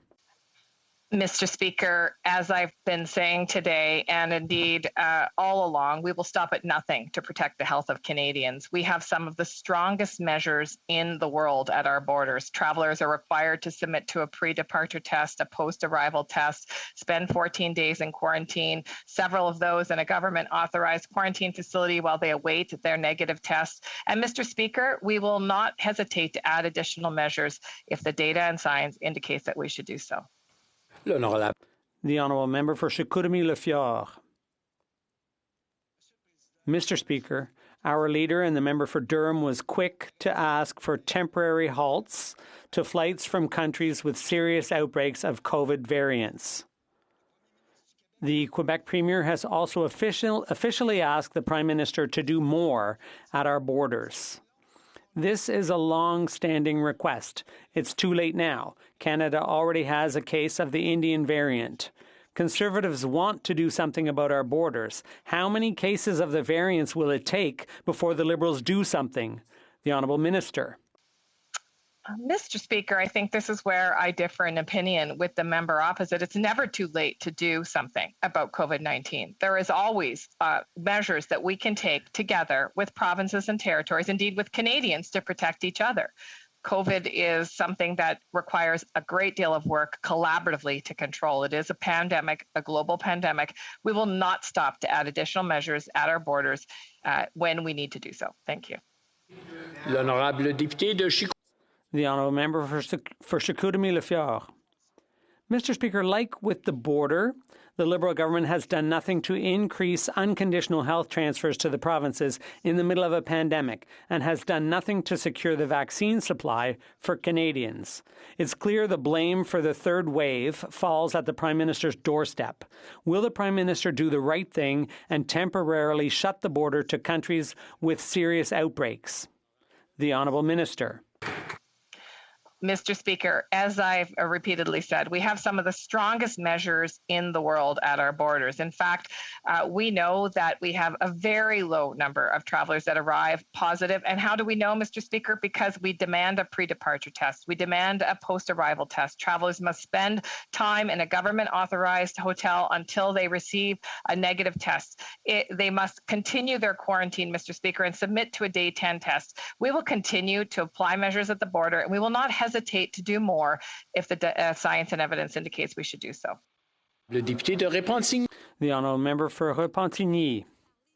The Bloc Québécois has rightly spoken about the fact that the budget abandons health and seniors. But there's a less obvious victim, climate change. In the budget, the federal government announced $17.6 billion for a green recovery.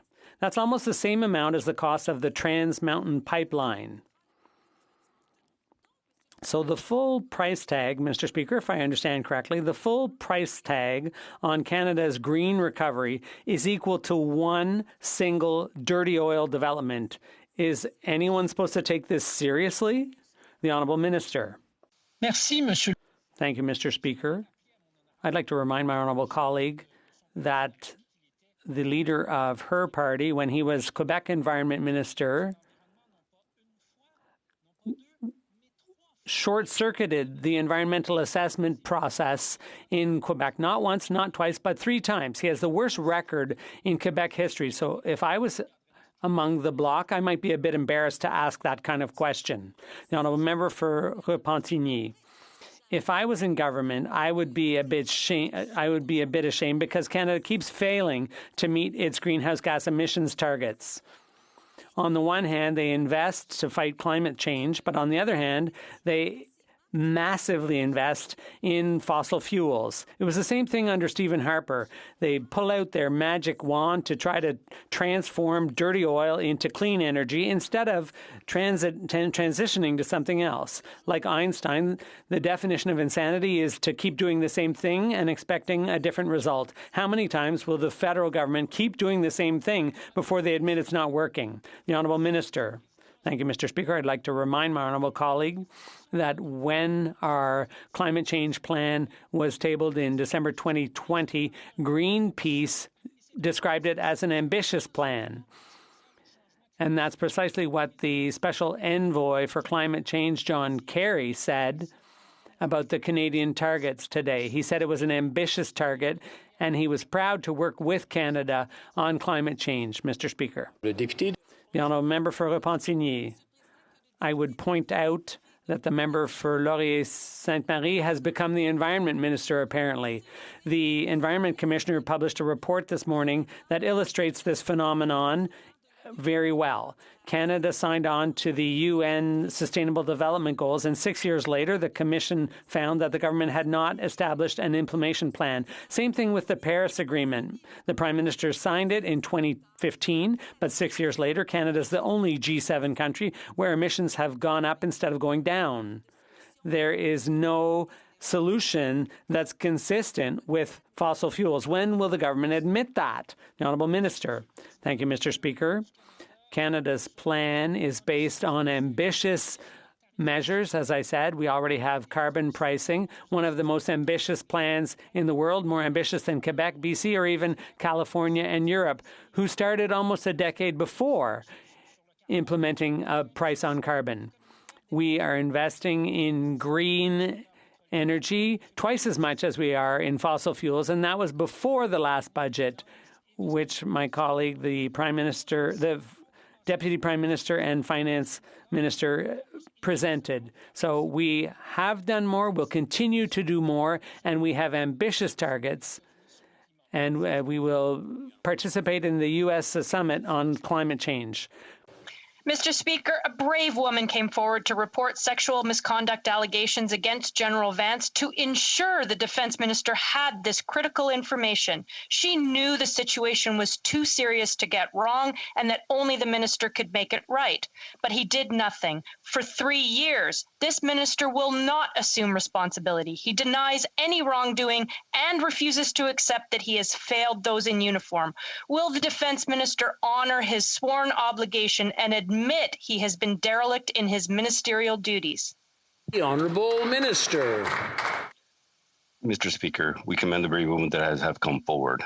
When this information was brought forward by the former ombudsman, Mr. Speaker, I immediately took it to the Privy Council office, and the Privy Council office immediately the next day followed up with the former ombudsman, Mr. Speaker. We have a lot more work to do, Mr. Speaker, and that's why in the budget 2021, we have outlined $236 million continuing to work to eliminate sexual misconduct and gender-based violence in the military to support our survivors. Thank you, Mr. Speaker. The Honourable Member for Charlesbourg, Haute-Saint-Charles. Mr. Speaker, 3 years ago, a female member of the Canadian Armed Forces complained to the National Defence Ombudsman about the inappropriate conduct of General Jonathan Vance. She wanted to make sure the minister did his job. General Vance reports directly to the Minister of National Defence. The solution is a political one, but the minister passed the buck to his Chief of Staff. Why has the Defence Minister turned his back on women in uniform by refusing to deal with this complaint? The Honourable Minister. Mr. Speaker, that could be further from the truth. When this information was brought forward, I immediately contacted the Privy Council office, who's in charge of Governor and Council appointments, Mr. Speaker, to making sure that action was taken. And action was. The following day, they contacted the former ombudsman to take the information even further, Mr. Speaker. We know that we have a lot more work to do, Mr. Speaker. As outlined in our budget, we have $236 million to combat and eliminate sexual misconduct and gender-based violence in the military, Mr. Speaker. And also, I'm hoping that the member opposite and their party will support this endeavor. Thank you. The Honourable Member for Selkirk Interlake Eastman. The minister has to stop misleading Canadians. Mr. Speaker, the military officer who came forward with sexual misconduct allegations against General Vance said this was a political appointment, so it's a political issue. She wanted the minister to see the evidence, so the defense minister's accountability could be reflected. The defense minister failed to protect our troops from sexual misconduct by refusing to accept the evidence. Will the defense minister apologize for failing to protect the integrity of Operation Honor by leaving General Vance in charge for an extra 3 years? Honourable Minister. Mr. Speaker, as I stated, when information is brought forward, any information is brought forward, has always been immediately actioned. And that's exactly what we did. contact the Privy Council office, Mr. Speaker, to that action was taken. And Mr. Speaker, since the member opposite is bringing this up, maybe he can also explain when he was a parliamentary secretary, and also ask the leader of their own party of the actions they took when information was brought forward prior to the appointment of General Vance at that time, and why wasn't action taken at that time. Thank you, Mr. Speaker. The member for Rosemont-La Petite Patrie. Today, the Liberals are presenting new greenhouse gas reduction targets. That's all very well and good, but there is no credible plan to achieve them. They're incapable of making the energy transition. They're addicted to oil. In a report, we learned that in 2020 alone, the Liberals gave $18 billion to oil and gas companies, and so it's no wonder that since they've been in power, we've been going backwards in meeting our targets every year. How can we believe the Liberals' new targets when they can't even reach Conservative targets? The Honourable Minister.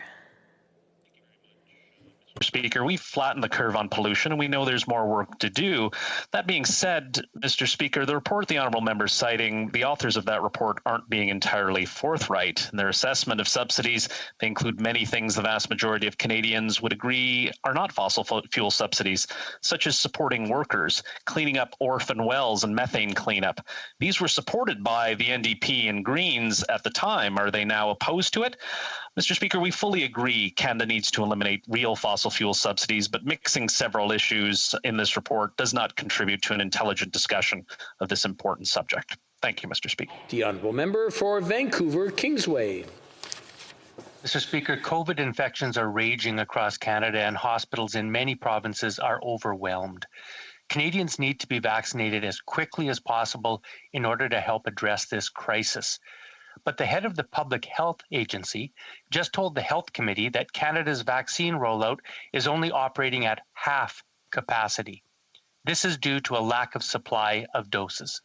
Will the Liberals stop spinning and blaming others, take responsibility for their failure to secure enough vaccines, and tell Canadians when we will be able to vaccinate at full capacity? Honourable Minister.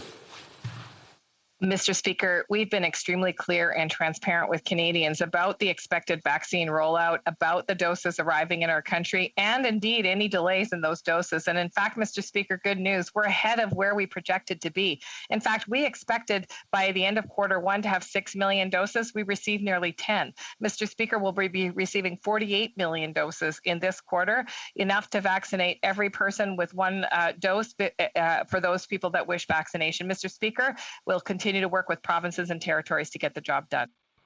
The honourable member for Brampton West. Mr. Speaker, as a proud member of Parliament for one of the youngest ridings in the country, I know how much investments in our children and youth matter. Canada Child Benefit alone helped over 37,000 children in my riding of Brampton West. This week, Canada's first female Minister of Finance announced a historic budget that includes investments in early learning and childcare programs that will provide more young Canadians the education and care they need while giving parents peace of mind. Can the Minister please tell us how this historic investment into Canada's future will help even more families, children, and particularly women in Brampton West and across Canada? The Honourable Minister. Thank you, Mr. Speaker. I'd like to thank the member for Brampton West for her question and recognize her service as a nurse on the front lines of the pandemic. Our government recognizes the extraordinary and disproportionate toll this pandemic has taken on women, particularly racialized women and those with young children. That's why this budget commits up to $30 billion over 5 years, reaching $9.2 billion on a permanent basis to build a high-quality, affordable, and accessible early learning and childcare system across Canada. Honourable member for Foothills. We know the Liberals overpaid for the AstraZeneca vaccine. In fact, substantially overpaid. $8 a dose compared to $4 in the United States, $3 in the UK. When I pay a premium, I expect premium results. But in fact, Canadians are paying far more for far less. And now the AstraZeneca vaccine is being delayed. With results like that, it's no surprise that the Minister of Procurement wants to keep the vaccine contracts that she negotiated secret. When will she comply with the House motion and table those vaccine contracts so Canadians can see why we're paying way more for way less? The Honourable Minister. Mr. Speaker, I thank the honourable member for the question. Our government is working tirelessly to bring vaccines into this country. That's why, Mr. Speaker, that we are in the top 3 of vaccine administration in the G20. That's why, Mr. Speaker, that we have 11 million doses administered and 13.7 million doses distributed. We will work to comply with the parliamentary process while keeping Canada's vaccine supply safe as we want to for the health and benefit of all Canadians. Thank you. Honourable member for South Surrey, White Rock. Thank you, Mr. Speaker. With rising cases... I'm just going to interrupt the honourable member. The arm, there we go, perfect. My apologies, starting again. Mr. Speaker, with rising cases, BC handed down tougher restrictions this week, restrictions that will keep families apart and cause businesses to close for good. BC's Health Minister Adrian Dix called the Liberals' delivery of vaccines, quote, unpredictable, end quote. And Dr. Bonnie Henry said there's no, quote, line of sight on additional doses, end quote. We've had more than 14 months to figure this out. More than a quarter of Americans are fully vaccinated. That number in Canada, 2.5%. Where is this Liberal government's urgency? The Honourable Minister. Mr. Speaker, I want to emphasize that our supply chains for vaccines are ramping up considerably. Let's just take a look at the facts. Key fact, we exceeded our targets in Q1 by 3.5 million. Key fact, we're receiving between 48 and 50 million doses in Q2. Key fact, we will have 110 million doses here before the end of September. Mr. Speaker, we're providing transparency to the provinces and territories with our supply chains. We'll keep bringing in vaccines for all Canadians. Thank you. The honourable member for Edmonton Centre. Mr. Speaker, through the pandemic, immune-compromised individuals have had to live in fear and isolation. My son Garrett was one of these individuals. Immune-compromised persons need vaccines that the Prime Minister hasn't delivered.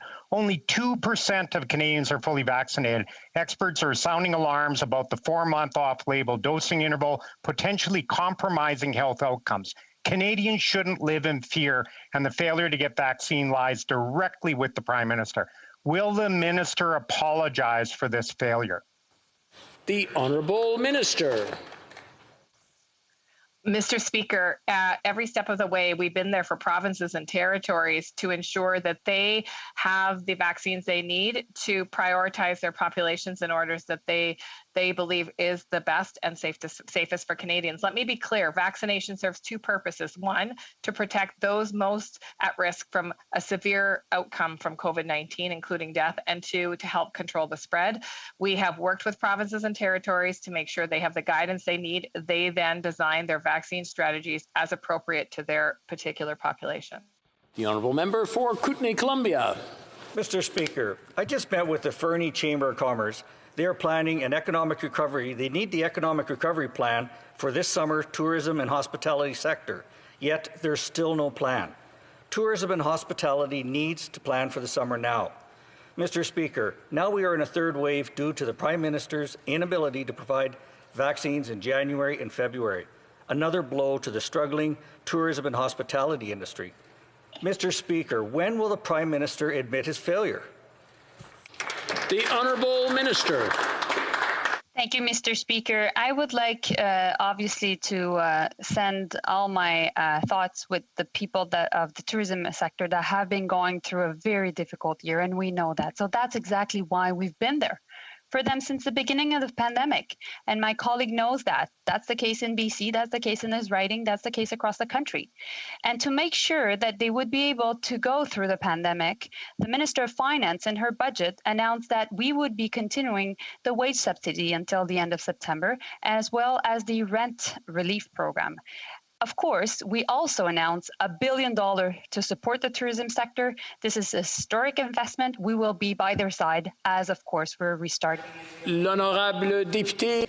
The member for Avignon, La Métis, Matane, Matapédia. Mr. Speaker, it's hard to follow the government on greenhouse gas reductions. On Sunday, its reduction target was 30% by 2030 from 2005 levels. On Monday, that became 36%. Today, it's 40%, but maybe 45% if everything goes well. So that's a lot of change in 1 week, but it's all talk unless it's enshrined in law. The government has introduced Bill C-12 on climate accountability. I'll let them pick their targets, but will they amend C-12 to make the targets law? The Honourable Minister. Thank you, Mr. Speaker, and I'd like to thank my honourable colleague for her question. In fact, what she is describing, there's one word for that. It's called ambition. You need ambition when it comes to climate change. You need it in Canada, in the States, and around the world. And that's why Prime Minister Trudeau was happy to join with his counterparts from across the planet at this conference to show ambition on climate change. To answer the member's question, yes, indeed, in Bill C-12, we will include Canada's greenhouse gas emission target reductions. Next question. I saw people trying to catch my eye. I would like to remind members that if you're going to refer to another member, you have to do so by the name of their riding. I know that once in a while we forget. The honourable member again.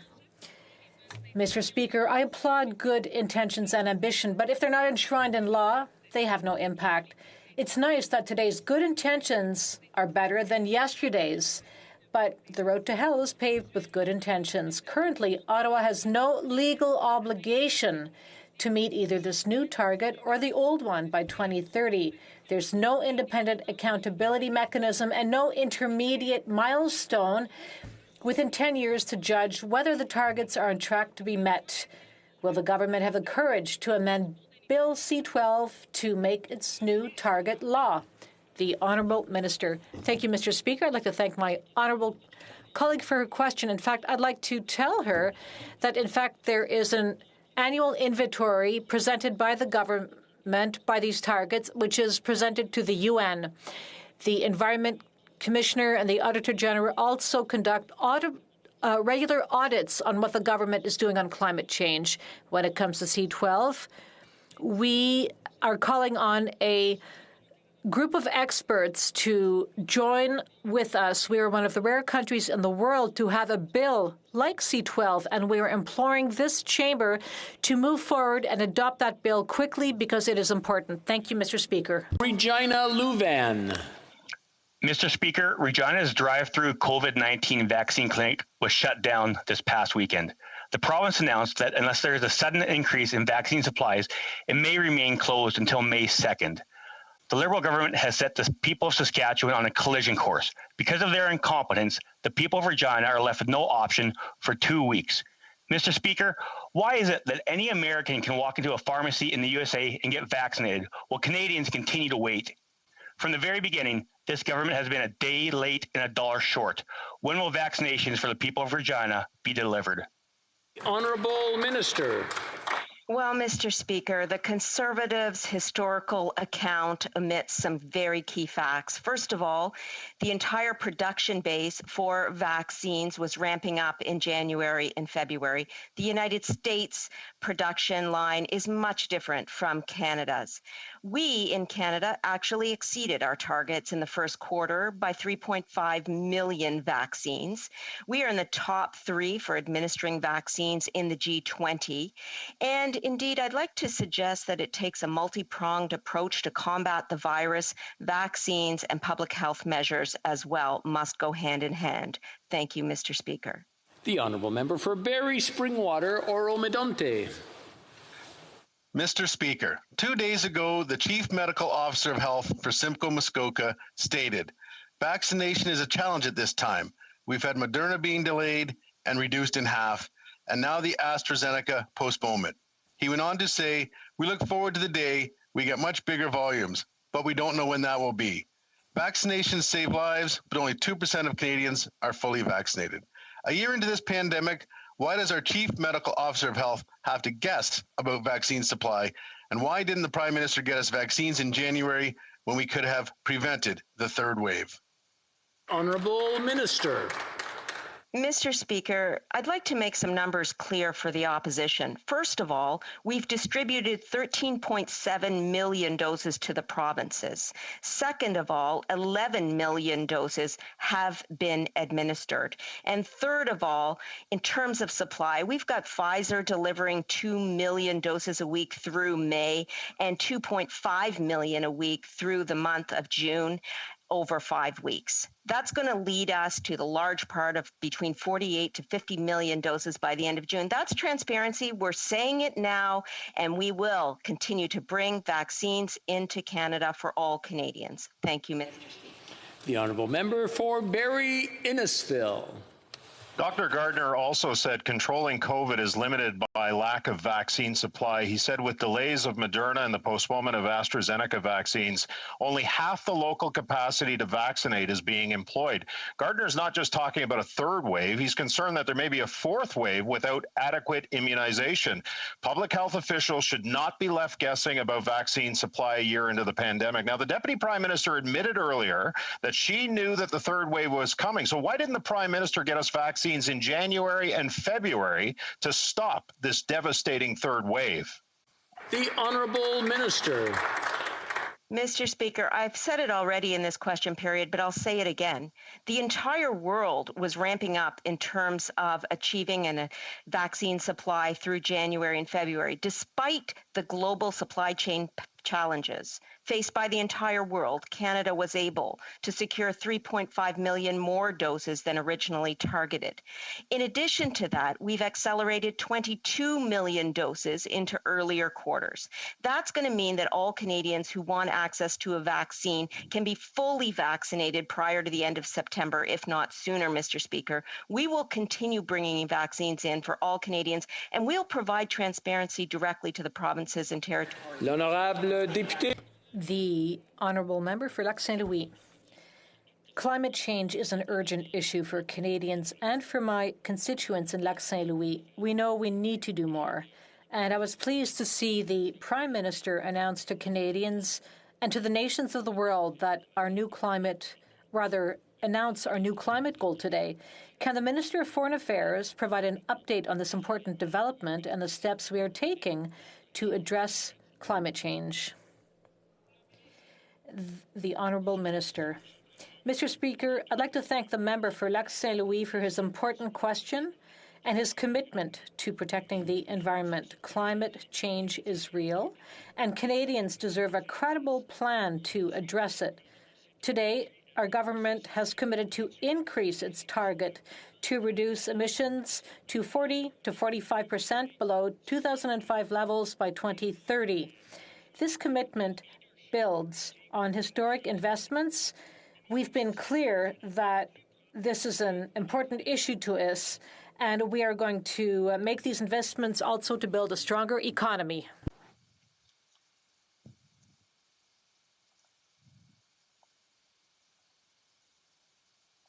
For Port Moody Coquitlam. Mr. Speaker, Corey is a Port Moody business owner with 30 employees, all under age 30. But with severe lockdowns, it's been too hard to operate, so he's moving his business to the U.S. Sadly, many businesses are devastated by roller coaster lockdowns.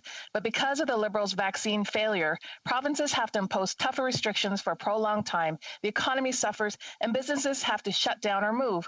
Now we face a third wave lockdown. Why didn't the Prime Minister secure enough vaccines in January and February to prevent this third wave? The Honourable Minister. Mr. Speaker, I thank the honourable member for the question. And as I have reiterated in this House, the global supply chains for vaccines were ramping up in January and February. That's a historical fact, Mr. Speaker. But another fact is that despite this global supply chain difficulty, Canada has been extremely aggressive in procuring more than 3.5 million doses than originally planned in the first quarter. We're going to be at 48 to 50 million at the end of June and 110 million prior to the end of September. We've got millions of doses running into this country from multiple suppliers. J&J next week. The honourable member for Stormont Dundas, South Glengarry. Mr. Speaker, millions of Canadians are at risk of being cut off their benefits this July because they haven't been able to get their taxes done by going out. They're not able to do their own taxes at home and they rely on tax preparers. We're talking about seniors, parents, those with disabilities, and on a fixed income. We need compassion during these challenging times. Let me ask a question this way to the minister responsible. If the government can take 2 years to prepare a budget, why can't Canadians get an extra 2 months to file their taxes when they're being told they must stay at home? The Honourable Minister. Merci, Monsieur le Président. Notre gouvernement... Thank you, Mr. Speaker. Our government understands that tax time is stressful at the best of times. We're going to continue to be there for them at every stage of the process. In February, we said that persons receiving emergency benefits will receive tax credits. And the government has also made it easier for taxpayers, and they will not have to pay penalties on interest if they cannot make those payments for reasons outside of their control. The government is always going to be there for Canadians who need their government during tax time. The honourable member. Mr. Speaker, action, action and more action. That's what our Francophone communities want, and they're asking for it loud and clear. The federal government has the power and the duty to act. Our leader has been clear. A Conservative government would participate and increase the funding of Francophone post-secondary education in minority communities. But the minister is looking for excuses instead of acting. When are we going to see immediate, concrete action to support our universities, our schools, and our communities, our Francophone institutions? The Honourable Minister. Thank you, Mr. Speaker. I always love answering my colleagues' questions, and I wonder whether he actually even read the budget, because in the budget, there are $120 million to support post-secondary education in this country. I'll be happy to work with him to explain exactly how that money will be spent. Communities can, of course, always count on us. We will be there to support Francophones across the country because we know that post-secondary education is important, be it in Alberta, Ontario, or elsewhere. Thank you. I would like to remind the members, sometimes we forget that his microphone is on mute after he asks a question or even when others are speaking. Thank you. West Vancouver, Sunshine Coast, sea to sky country. Mr. Speaker, Canada is being hit by the third wave of COVID, and we know that Canadians need support now as much as ever. Programs like the wage subsidy, rent subsidy, and emergency business account have been a lifeline to Canadian workers, families, and businesses, but they fear that these will sunset by the summer. Can the Minister of Finance please update Canadians on the support extensions or expansions announced this week in Budget 2021? The Honourable Minister. Thank you, Mr. Speaker, and I would like to thank the member for his question and for his hard work for his community. We know that Canadian businesses need our support as we all fight this third wave of the virus. That's why this budget extends the wage subsidy, the rent subsidy, and lockdown support for businesses and other employers until September 25th and extends the CEBA loan application window until June 30th. We will do whatever it takes to support Canadian businesses as we all fight COVID together. The Honourable Member for Churchill, Kiwatnuk-Aski.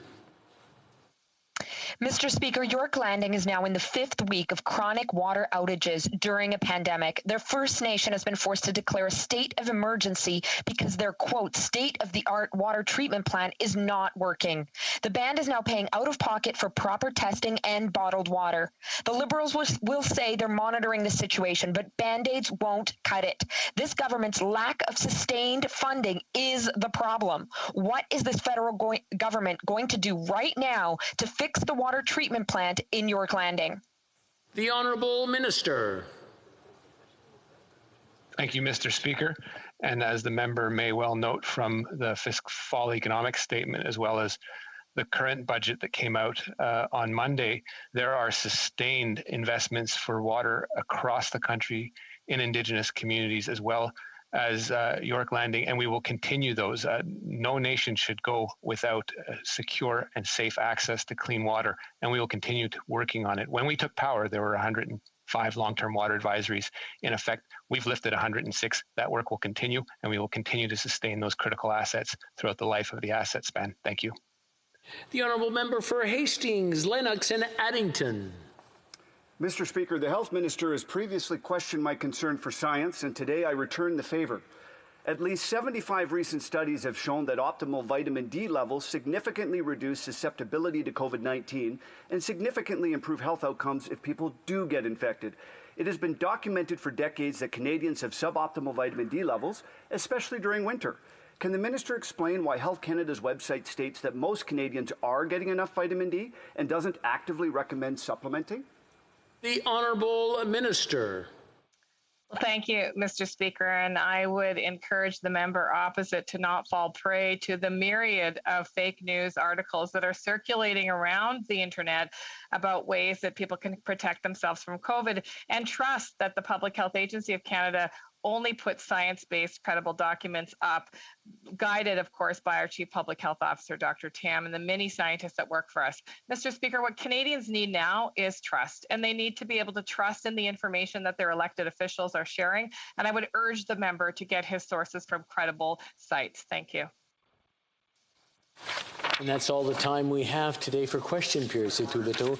We have a point of order. I've got a list of 3, so I'll get to the honourable member for Edmonton West. I've got the other 2 first, if that's okay. L'honorable député de Avignon-Lamétis. The honourable member for Avignon-Métis-Métapédia. There has been consultation among the parties, and I think if you seek it, you'll find there's unanimous consent for the following motion: that this House ask the government to immediately suspend passenger flights that are non-essential from countries where there is a high rate of COVID-19 variants, including India and Brazil, similar to what it did when suspending flights from the United Kingdom on December 20th, 2020. All those opposed to the motion will please say nay. Agreed. The House has heard the terms of the motion. All those opposed to the motion will please say nay. Carried. For Edmonton West has a point of order. Yes, arising from question period. During the question period, the member from Raponce referred to Alberta oil as dirty oil. With the House's permission, I'd like to table a report from the Canadian Energy Centre showing that Alberta oil actually has lower flaring, lower venting, and is cleaner oil than the oil that is actually imported in to Quebec from the States and Algeria, and suggests that perhaps the member get aboard and help bring in cleaner Alberta oil to help the environment, as opposed to dirty oil they're currently importing. All those opposed to the honourable member moving the motion will please say nay. Well, I'm afraid we don't have unanimous consent. And the honourable member for Elgin, Middlesex, London. It's not a point of order. Sir Chair, mine is the Thursday question. So are we ready for that? Yes. The Honourable Government or Parliamentary Secretary. Oh, I'm sorry. One moment. Do I get? Go ahead. I'm sorry. I just assumed what it was. Please go ahead and ask your question. No problem. And thank you very much, Mr. Speaker. On behalf of Her Majesty's Loyal Opposition, I would like to hear from the House Leader of the government what our plans are for the remainder of this week and next week. Thank you. The Honourable Government House Leader. Thank you, Mr. Speaker, and I thank my colleague for this very important question. Monsieur le Président, Mr. Speaker, this afternoon, we will continue the debate on the budget presented last Monday by the Deputy Prime Minister and Minister of Finance. Tomorrow we will debate C-21, the Act to amend the Firearms Act at second reading. Monday, when we come back, it will be the fourth and final day of debate on the budget. On Tuesday, we will resume debate at second reading of Bill C-12, the Net Zero Emissions Accountability Act. Next week, we will continue with second reading debate of Bill C-19, which deals with measures for the safe administration of an election during the pandemic. On Thursday, we will have the first of 8 opposition days in the current supply cycle. And finally, on Friday morning, we will start with a debate on Bill C-22, Criminal Justice Reform, followed in the afternoon by a debate on Bill S-3, S3, offshore health and safety. C'est tout. That's it. Merci beaucoup, Monsieur le Président. Merci. Resuming debate, or I'm sorry, orders of the day. It's getting kind of late in the day here. Orders of the day, government orders, resuming debate on this motion number 2, Ways and Means motion regarding the budgetary policy. Now resuming debate, the Honourable Member for Niagara Falls. Thank you, Mr. Speaker. It's a pleasure for me to rise today and take this opportunity to share my thoughts on the recently tabled federal budget. But before I do, I want to first congratulate our Deputy Prime Minister and Finance Minister for her historic achievement of being Canada's first female Finance Minister to deliver a budget in this House. A well-deserved honour and one that was long overdue. In terms of this budget, the first in 2 years, I would say I'm disappointed. Disappointed in the fact that I was expecting to hear a roadmap that lays out a responsible recovery plan, one that would lead us out of this pandemic in a timely manner. Instead, we were presented with a document not focused on restoring and creating jobs, but on Liberal partisan spending priorities. The budget path of this Prime Minister's reimagined economy veers off into the unknown and saddles our children with debt levels and repayment obligations that will challenge their future for success. When reviewing this document, it's absolutely staggering to think that each of us owes a federal debt share of over $33,000. The government cannot argue that they are supporting the middle class Canadians when they put the middle class and those suffering in poverty this much into debt. This government also cannot argue that they are supporting future generations when they are spending that very savings of those generations on Liberal priorities of the day, right now and in the near future. Many others share these concerns. In fact, well-known economist David Rosenberg recently gave the federal budget a D grade and was quoted by BNN Bloomberg as saying, "We're definitely mortgaging our future with this extreme increase in debt."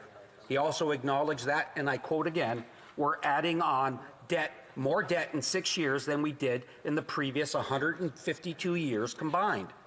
Let that resonate for a moment. We are adding more debt in 6 years than in all the years since Confederation combined, including 2 world wars. But alas, here we are, speaking about this long-awaited and very overdue budget today. This document contains 739 pages and almost 233 words. By far, it's the longest budget in Canadian history by these metrics. Unfortunately, despite all these words and pages, no recovery plan is there, which lays out how we are going to go about getting out of this pandemic in the near future and into the early stages of a recovery so we can begin returning life back to normal. It's as if this budget, the Liberals want to wish the pandemic away and pretend we have already made it to the other side. But here's the reality, Mr. Speaker. On the day the budget was announced, Ontario reported more than 4,400 new COVID cases, along with 19 more deaths. Record COVID numbers are also being felt in British Columbia and in Prince Edward Island, has effectively closed their provincial borders to travelers from outside Atlantic Canada. Mr. Speaker, our worst fears at the start of this pandemic are being realized in this severe third wave. As the provinces and territories struggle mightily to contain COVID-19 and the new variants of concerns, they are without sufficient supplies of badly needed vaccines that were already badly needed over a year ago to manage hospitalizations and protect our health and well-being. Provinces and territories can only combat COVID with the resources they have. While many are ready to vaccinate, including Ontario, they are without vaccine supply because this federal government has failed to secure them. It is a shame that the federal government used their first budget announcement as a flashy attempt to turn the channel on this pandemic at a time when it is the worst it has ever been. It was either this or the Liberals prematurely assumed that COVID-19 vaccines would be here by now and that cases and hospitalizations across the country would have subsided by April 19th, 2021. Either way, these are massive miscalculations by the Liberal government, and it is also evidence of irresponsible and poor governance. In addition to lacking a recovery plan, there is scant to no mention of additional vaccine acquisition and distribution, and the same for rapid testing. Everyone knows that rapid testing must be a key component in any reopening and recovery plan. as we've seen in countries around the world who are much further ahead than us in vaccinating their populations and reopening their economies. Canada's Conservatives have been calling on this Liberal government to implement widespread and publicly available rapid testing devices since the early days of the pandemic, including at our international border points. However, when you review this budget, they do not even mention our land border crossings, and I have 4 in my riding alone, despite the misleading title on page 73 of this budget, which is inappropriately titled, A Plan for the Safe Reopening of Our Border. Just yesterday, the Finance Minister met virtually with the Canadian Chamber of Commerce. Businesses are seeking clarity and certainty from this government and are asking for the federal government to lay out the criteria it will be using to determine whether and when border restrictions can end. According to a press report, the Finance Minister reported by indicating that everyone needed to be flexible at the moment as this country continues grappling with the pandemic. Then, according to the media, she suggested that rapid testing kits could soon be flowing to companies. This is peculiar, as nowhere in the budget is rapid testing even mentioned. Mr. Speaker, before the pandemic, Canada's travel and tourism industry was the country's 5th largest sector, responsible for $105 billion in GDP, or 2.3% of GDP. It employed 1 in 10 Canadians, or 10% of Canadian jobs, and had 225,000 small and medium-sized businesses across Canada. COVID hit our travel and tourism industry first, it hit it the hardest, and it will take this industry the longest to recovery. As Special Advisor to the Conservative Leader on Tourism Recovery, I hear this from sectors of the industry when I meet with our stakeholders. In fact, many, including the Tourism Industry Association of Canada, have predicted a recovery will take up to 4 to 5 years just to achieve the levels of success we had attained in 2019. Yet in Budget 2021, the federal government is only extending the Canadian Emergency Wage Subsidy and the Canadian Emergency Rent Subsidy until September 25th of the year, while an additional 12 weeks will be added to the Canada Recovery Benefit. However, subsidy rates for both CEWS and CERS will begin to gradually decrease beginning on July 4th. For the Canada Recovery Benefit, the $500 payment usually received will be reduced to $300 for the last 8 weeks of the benefit. Travel and tourism industry stakeholders have been asking for these essential programs to be extended right through to the end of 2021 for those who have been hardest hit. They have also provided ample warning that travel and tourism will not resume right away, as if we were switching on a light. Rather, it will take time before we begin welcoming international and even domestic tourists back to our Canadian destinations. Mr. Speaker, the extended CEWS and CERS support, as well as changes to the Canada Recovery Benefit in Budget 2021, clearly fall short of industry and worker needs, which is incredibly disappointing from my perspective.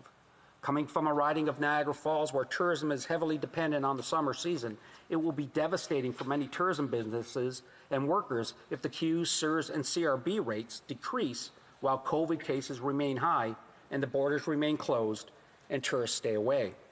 Why are these emergency business support programs that have been so essential for so many been set to these arbitrary timelines to end? In a perfect world for this Prime Minister, his promise of everyone being vaccinated by September would be fulfilled and the economy could instantly reopen as good as before. Unfortunately for the Liberals, this is another imagined world. The world we live in today is one with a severe vaccine shortage in Canada, without widely available rapid testing devices and an overabundance of COVID variants that are driving a severe third wave.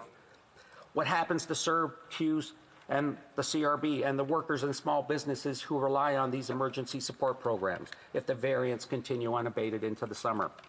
What if borders remain closed through the summer and into the fall, significantly damaging our prospects of having international tourists visit our destination?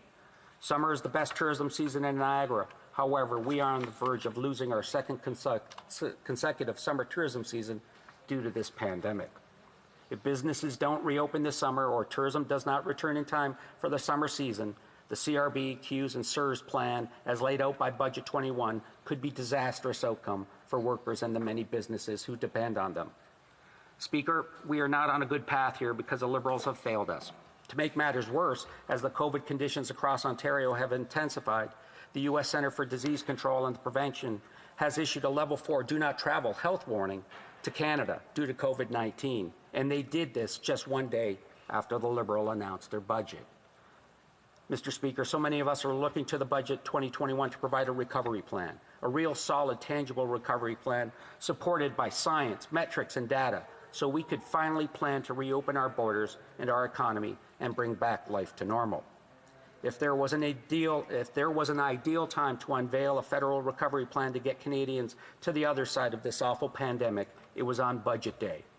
Unfortunately for Canadians, this Liberal government and the Prime Minister have failed us once again. Thank you, Mr. Speaker. Questions and comments. We'll first go to the Honourable Parliamentary Secretary to the Minister of Heritage for Sport. Thank you, Mr. Speaker. And while I appreciate the speech from my colleague opposite, I have to wonder if we're reading from the same document when we're looking at the budget, although I guess it's probably likely that my colleague reads most of these types of documents with blue-tinted glasses, because we're still stuck in an era where we're talking about government debt as like it's a Visa card or a mortgage, like we've got to pay it down and live in prosperity debt-free as a nation. It's a bit of a fallacy. When I read it, I saw investments in childcare, investments in jobs, investments in the environment in pursuit of net zero futures for all Canadians. And indeed, as my colleague would know, investments in tourism and leisure. So my question to my colleague opposite is if we're going to start taking things out of the budget to lessen the debt load of the country and invariably add to the debt load of Canadians in terms of personal debt, which Deputy Chief Economist Benjamin Tal and many others indicate is the most serious form of debt in Canada, where would he start? Would he start cutting service money to tourism and leisure, or to families, or to the environment? What's the first bit to go? The Honourable Member for Niagara Falls. Thank you, Mr. Speaker. I'm not sure if the Honourable Member was listening to the speech or just preparing remarks to kind of attack my position here. In fact, I mean, when he talks about debt load, I mean, if we judge this budget, by 2026, we'll be spending $39 billion just on interest payments on this debt. And then, if you think about it, only $22 billion on employment insurance benefits for Canadians. Think about this. In 2026, we'll be spending $40 billion on interest payments and only $25.6 billion on the Child Canada tax benefit. So, again, there is a cost to be paid, and those are interest payments, and those payments are not going to programs that support Canadians and assist Canadians, including those in the tourism sector. I represent a riding of 40,000 workers, Mr. Speaker, and they're looking for assistance. This budget is going to be one that hurts them. Questions and comments?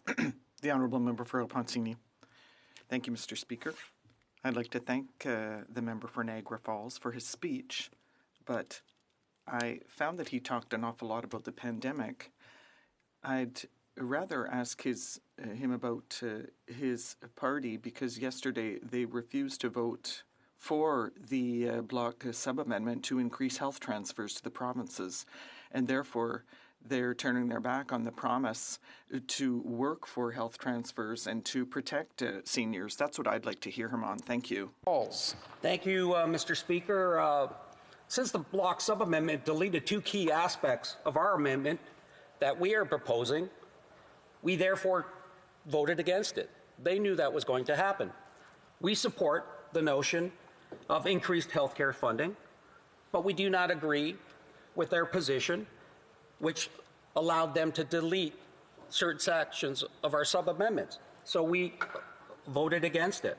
We do not agree with their refusal to understand the basic need for fiscal prudence and fiscal responsibility. I guess they would not, because they'll never form the government. Nor do we agree with creating two different classes of seniors, which their amendment proposed. Questions and comments? Honourable Member for Courtenay Alberni. Thank you, Mr. Speaker. And I appreciate the member talking about basic needs, because we know that there are over 300,000 homeless people in our country right now. And this government announced 4,500 new units for rapid housing. They're patting themselves on the back, but at this pace, it's going to take over 37 years to house the homeless.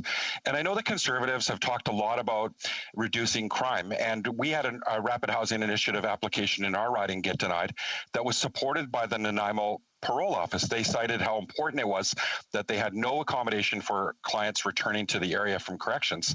And there was a report from the province of BC that was created called Reducing Crime Reduction. And they cited that every dollar spent in prevention, whether it be affordable housing, criminal justice reform, saved $12 from the taxpayer. Does my colleague agree that the government isn't doing enough to tackle housing, which is absolutely critical to crime reduction and to helping those that are struggling the most? To the honourable member for Niagara Falls. Well, thank you, Mr. Speaker. I will agree with my member in the sense that this budget does nothing to help those that need the most. Again, I'll go back to my community. It's 40,000 workers. They're all sitting at home. They're collecting government programs while instead they'd rather be working. And a vaccine is a way forward. Rapid testing is a way forward. The key concern of this budget is that it will put these programs that are vitally important for our community at risk.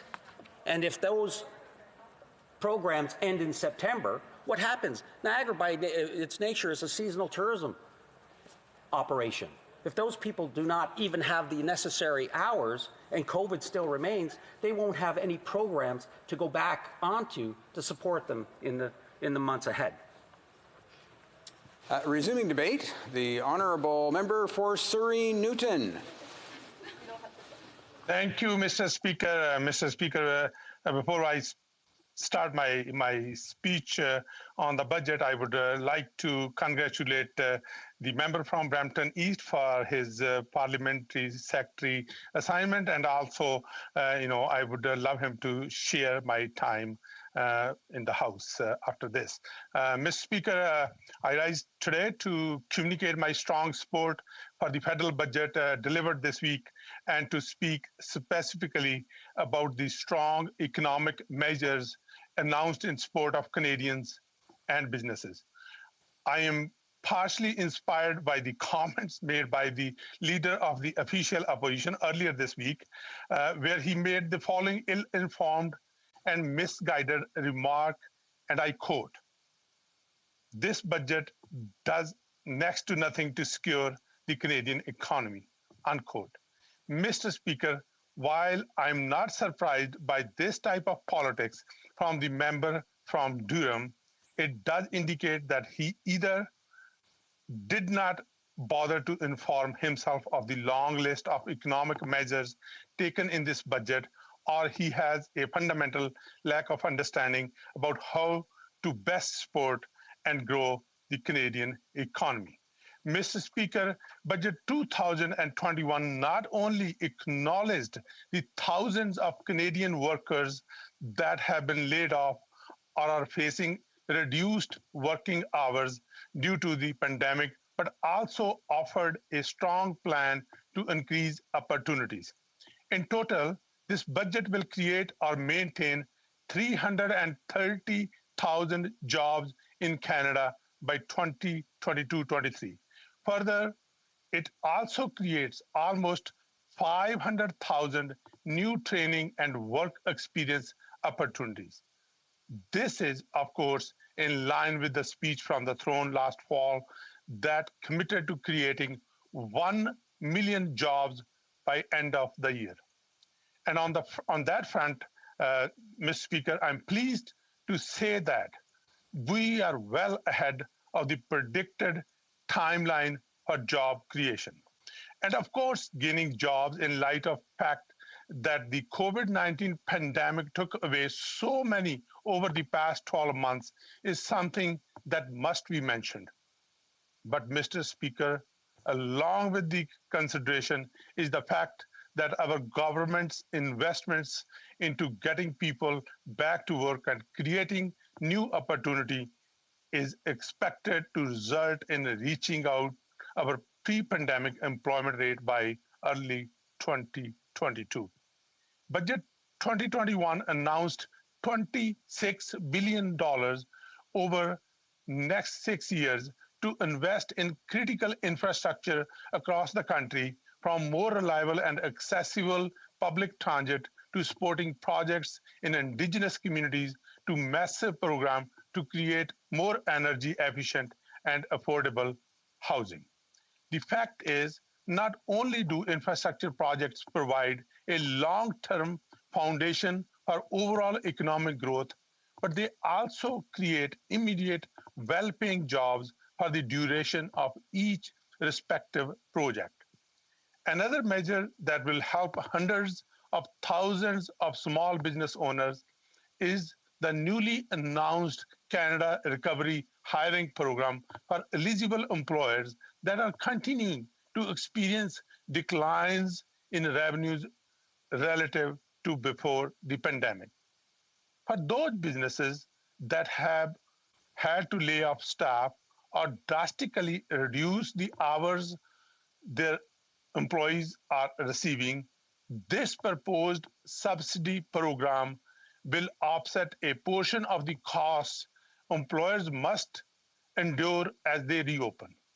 These subsidies can be applied to either increasing work hours available to already existing employees or the hiring of new staff.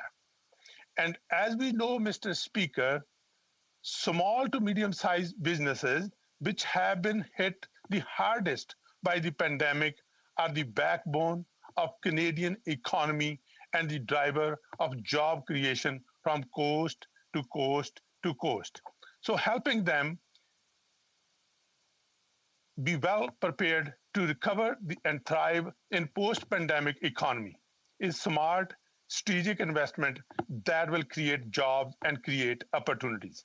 With the rollout of vaccines well underway, and when it is safe to do so, businesses in tourism, arts and culture sectors are getting ready to welcome Canadians back to experience the great places and activities this country had to offer. To support thousands of jobs for vendors, technicians, production crews, and many more, our government will invest $1 billion over 3 years, including $200 million for local festivals, museums, heritage celebrations, community cultural and immature supporting events, which will showcase the best of Canadian culture and talent. I also want to take the time to outline some of the measures announced that will support young people. Over the next 3 years, $470 million will be directed towards Employment and Social Development Canada to establish a new apprenticeship service. This initiative will create 55,000 first-year apprentices in construction and manufacturing Red Seal trades. Up to 5,000 will be available for all the first-year apprentice opportunities, and up to 10,000 for a year one, which will be directed to those employers who hire underrepresented population, including racialized Canadians and persons with disabilities. This budget also proposes to invest over $370 million in new funding for Canada Summer Jobs Program in 2022 and 2023 to support 75,000 new job placements in summer of 2022. This builds on funding announced in the fall economic statement, in which the program will support over 220,000 summer jobs over the next 2 years. Mr. Speaker, I want to mention the $708 million over next 5 years being invested into MITAX, a non-profit organization that connects young workers with innovative business engaged in research and providing training opportunities. This will give Canada's young innovators more opportunity to succeed while supporting businesses of all sizes across country. This will result in at least 85,000 work integrated placements that provide on-job learning for young people and the opportunity for participating businesses to grow and develop talent. There is also the $5 billion over the next 7 years for the net zero accelerator, which is critical component of innovating as we shift a more green and prosperous economy. And $500 million for the Industrial Research Assistance Program for innovative small and medium-sized businesses or firms. And the $440 million over the next decade to support artificial intelligence innovation across Canada, and the combined $760 million investment in genomics and quantum research. So, Mr. Speaker, to conclude, I just want to make it clear that all of these investments announced this week in the budget have one common theme. They are in support of a wide range of economic projects that create tangible jobs and opportunities. Away from political spin and desire for the parties from across the way to find their wedge issue, these are the facts that surround our government's path forward to secure the economy. Balance is what will define the budget as we continue to take every measure possible to ensure that Canada rises above the pandemic with a healthy population, while at the same time making long-term investments into creating a post-pandemic roaring economy. Mr. Speaker, I want to thank you and the other members in the House to give me an opportunity to speak on the budget. Before we get into questions and comments, I just wanted to remind honourable members, there's quite a few members that are interested in posing questions and comments this afternoon, and so if they could keep their comments to under a minute, that both they posing questions but also the member who is responding, that'll allow us to at least get 3 segments in a 5-minute period for questions and comments. So I appreciate honourable members' participation with that. We'll now go to questions and comments, and the honourable member for Banff Airdrie. Thanks, Mr. Speaker. The honourable member mentioned tourism, and he said that tourism businesses are getting ready to welcome back visitors from all around the world. Well, he's wrong. They're not. And why is it that they're not? It's because this government, they've been begging them. They've been begging this government for over a year for some kind of a plan that gives them a sense as to when they're going to be able to do that and how they're going to be able to do that. And this government has ignored them for over a year. The Prime Minister promised them over a year ago that there would be a plan for them. And that promise has not been kept. I'll quote from the Indigenous Tourism Association of Canada CEO Keith Henry. The Indigenous Tourism Association of Canada is confused, troubled, and disappointed with the federal budget announcement. The economic effects of the pandemic have reached catastrophic levels, with many businesses forced to shut down their doors permanently. With an unprecedented amount of spending in the federal budget, the Indigenous tourism industry seems to be left behind. The Indigenous tourism sector needs a national, coordinated, Indigenous-led approach in order to respond, recover, and build resiliency from the devastating impacts of the COVID-19 pandemic, and this federal budget largely missed the mark for the Indigenous Tourism Association in Canada. Now, that is widely felt amongst the entire tourism industry, and I would like to ask this member, wouldn't it be better to measure success rather than by billions of dollars that they spend? By actually measuring success, by measuring something that they've accomplished, been able to bring people back. We'll have to leave it at that, and we'll go to the honourable member for Surrey Newton. Thank you, Mr. Speaker. Mr. Speaker, as I mentioned earlier, when it comes to tourism, heritage and cultural and our Indigenous people heritage, our government is committed. And that is why if you look at the budget starting 2021, we are investing $1 billion over the next 3 years to support tourism.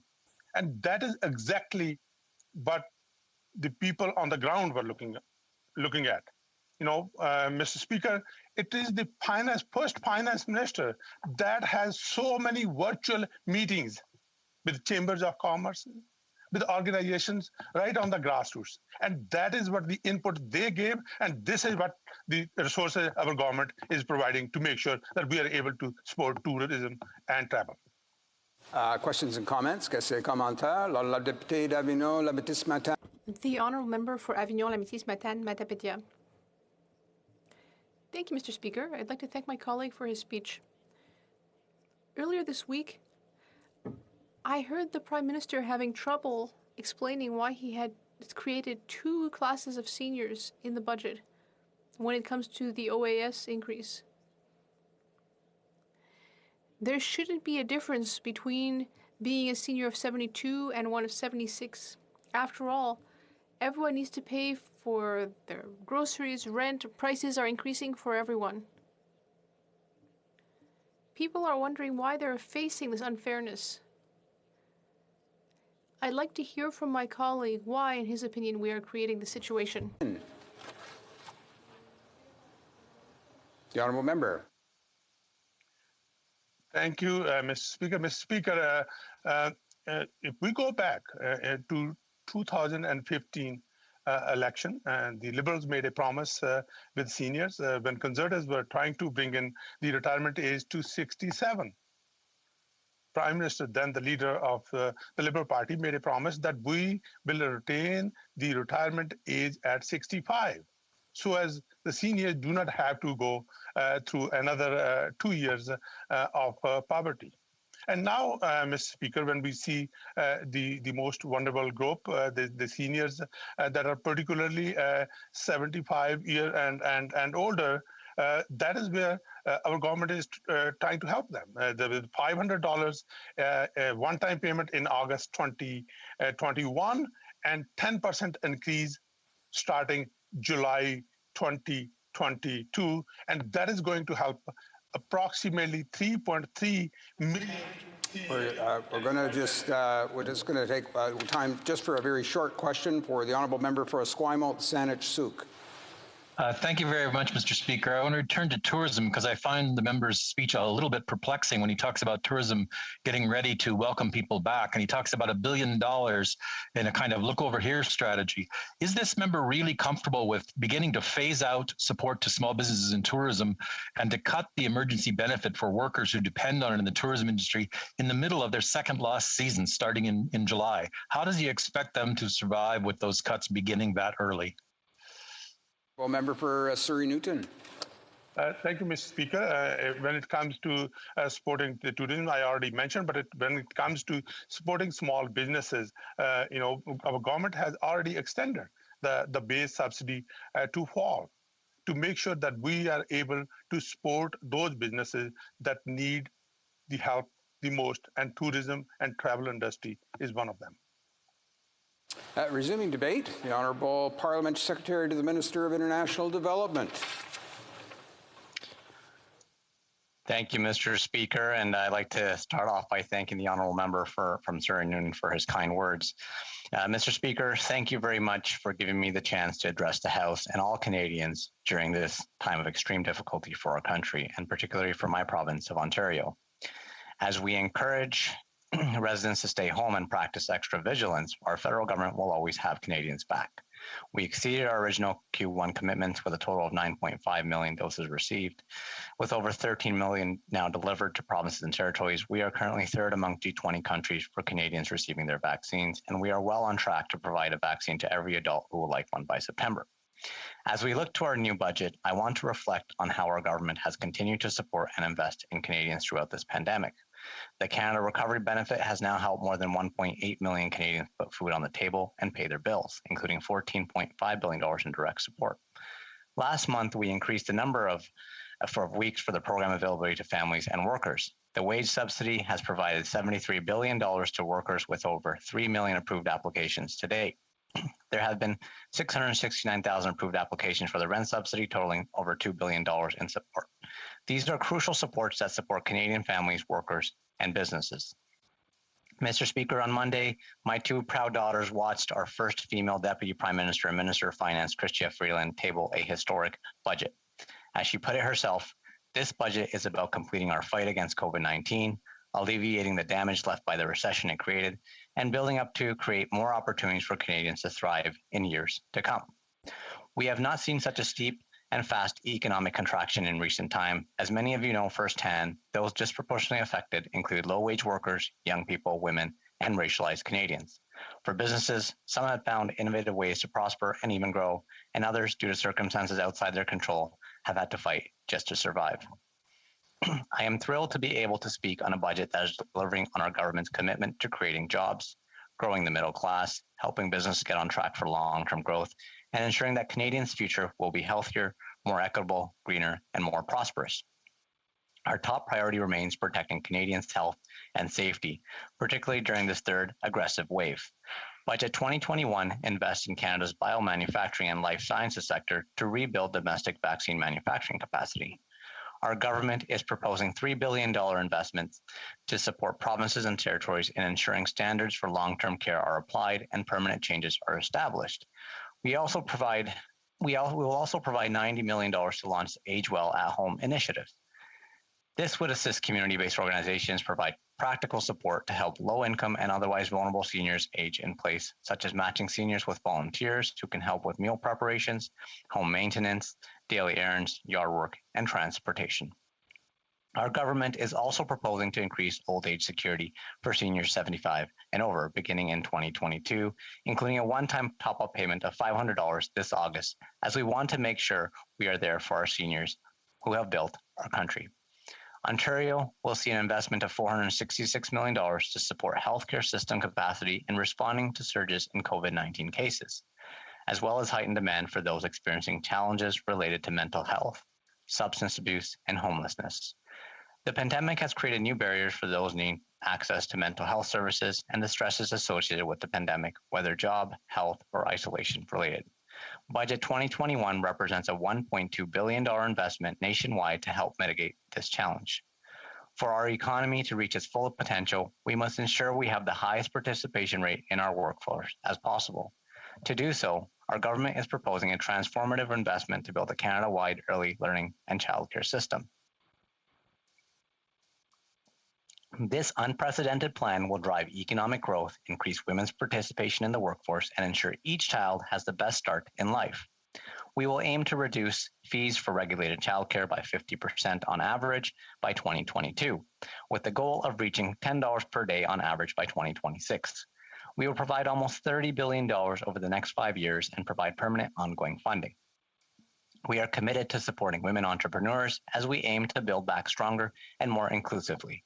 Our budget proposes allocating $146 million to strengthen the women entrepreneurship strategy. Women entrepreneurs will have greater access to financing, mentorship, and training, and we will work with financial institutions to develop a voluntary code to support the inclusion of women and other and underrepresented entrepreneurs as clients in the financial sector. To support low-wage workers, our budget proposes to expand the Canada Workers Benefit to support about 1 million additional Canadians, helping them return to work and increasing benefits for those most vulnerable. The government will raise the income level at which the benefit starts being reduced to $22,944 for single individuals without children and to $26,177 for families. Investing in youth has never been more important than at this moment. Many young people, recent graduates, and students are struggling to find valuable job experience and growth opportunities due to the barriers caused by the pandemic. Our budget is proposing to waive interest accrual on Canada student loans and Canada apprenticeship loans until March 31st, 2023. We are proposing to double student grants for an additional 2 years, effectively covering 90% of the average undergrad tuition in Canada for low-income students during the pandemic. Further supports for youth include $118 million in after-school programming and $239 million in student work placement programs to support 50,000 work integrated learning opportunities for post-secondary students, up 20,000 from last year.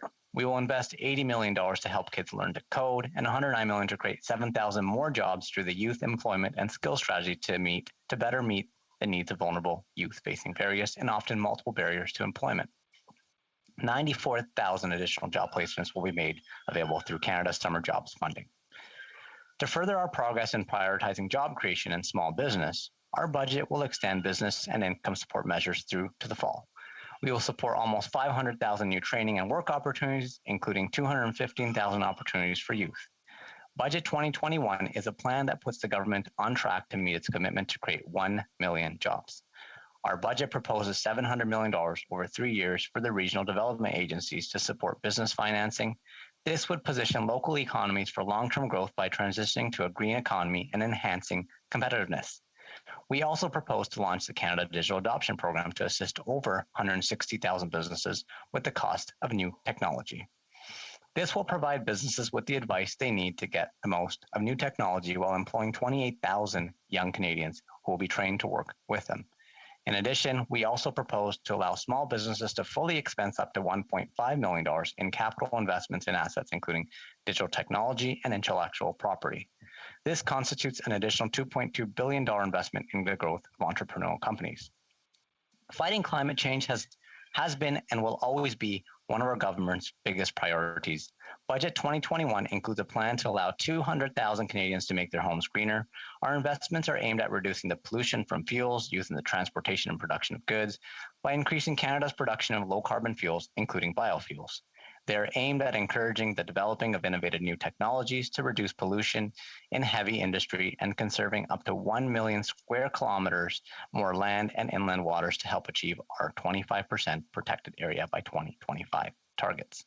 This plan puts Canada on track to exceed its Paris targets and reduce greenhouse gas emissions by 36% by 2030. This also puts us on a path to reach net zero emissions by 2050.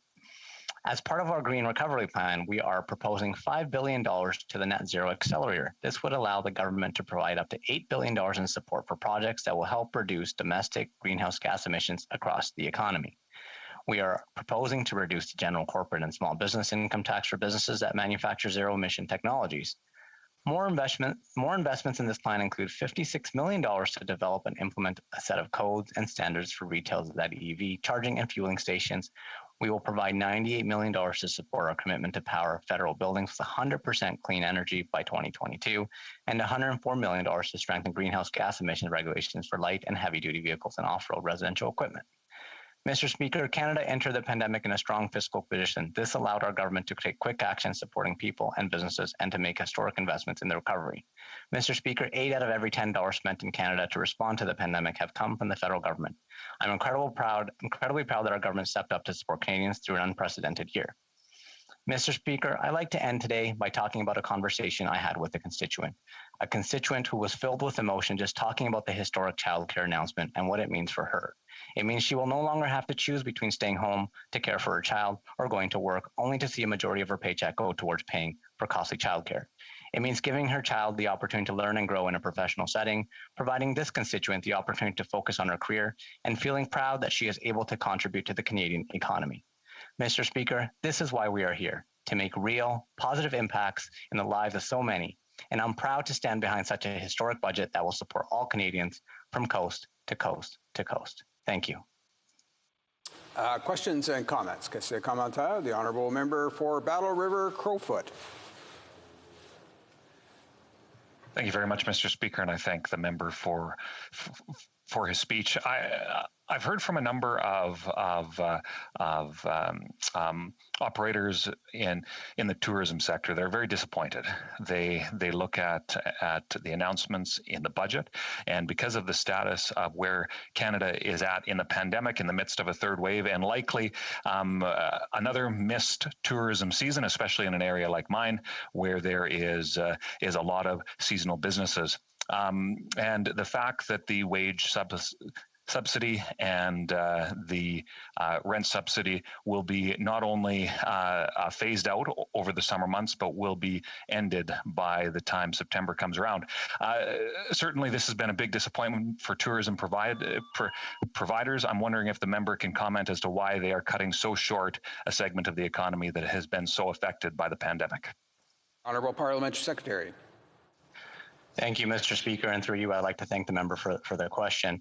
I know that our government has always been there to support businesses in many different sectors, and I know here in Brampton, there's the tourism sector, there's the hospitality sector that's been, impacted more than other businesses. And I know through our federal development agencies and through the Regional Relief Recovery Fund, many businesses have gotten the support. But of course, there's more to do, and I know that we have extended our wage and rent subsidy programs till September 25th. I believe, later on this year to the fall. But I also know that, our government will do whatever it takes to continue to support businesses. The Honourable Member for Repentigny. Thank you, Mr. Speaker. I have a question on the overall budget. This government wants to create standards for long-term care, but it seems to me that before setting standards, the federal government should be a model. Now, this government really should be taking care of border closures. It has always delayed closing borders at every stage in this pandemic. Too late when it came to testing for travelers, too late on quarantines. Now, once again, the situation in Montreal is fragile because, once again, the federal government was too late in taking action. Will this federal government, or does this federal government, rather, really see itself as a model when it's imposing standards on others? Thank you, Mr. Speaker, for that question. And through you, I'd like to thank the member for that question. Mr. Speaker, she mentioned borders and many other things. So I'll focus on the borders on the 724-page budget.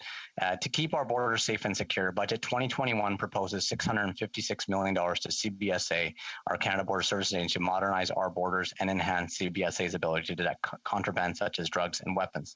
These initiatives will help streamline trade while protecting Canadians. An additional $312 million is proposed to help protect Canadians from gun violence and gun smoking, which will be supported by the RCMP and CBSA to keep our communities safe. So yes, we want to make sure our borders are safe and secure, and this budget, we are investing more and more money. Questions and comments? The Honourable Member for Hamilton Centre. Thank you. The Honourable Member spoke lovingly about watching the historic moment with his daughter as Canada's first woman to deliver a budget as Minister of Finance, and yet while 5.5 million Canadian workers lost their jobs or had their hours cut, Canada's 47 billionaires made a record $78 billion during the pandemic. In her book, Plutocrats, The Rise of the Global Super Rich and the Fall of Everyone Else, the minister wrote that political decisions help create the super elite in the first place, and as economic might of the super elite class grows, so does the political muscle. So my question through you, Mr. Speaker, was it the political muscles and economic might of the super elite that resulted in this budget not having a wealth tax or an excise profit tax or consultations rather than real action on tax haven reform? Honourable Parliament Secretary. Thank you, Mr. Speaker. And to the member opposite, there is a luxury tax in the budget included on luxury vehicles, on airplanes. There's also a 1% tax on the value of properties for Canada's first national tax on vacant properties owned by non-residents, non-Canadians who can afford property here in Canada that are vacant. So there's many things that we are doing to ensure that we do provide and protect for the middle class here in this country, and we will continue to do more. So thank you for that question, Mr. Speaker. We're going to take a short question from the Honourable Member for Nanaimo, Ladysmith. Well, thank you, Mr. Speaker. I noticed that the Honourable Member mentioned biofuels in his speech, and we're seeing that the BC government is looking at proposals to grind up whole trees and whole forests to create biofuel pellets for export. And I'm wondering if this is what the government is referring to when they're talking about biofuels in the budget. The Honourable Parliament Secretary. Thank you for that question. Thank you, Mr. Speaker, and thank you to the Honourable Member for the question. Today being Earth Day, I think it's important that we talk about, take this opportunity to mention that our government will continue to protect our environment. And through Budget 2021, we have supported billions of dollars in investments for a cleaner future.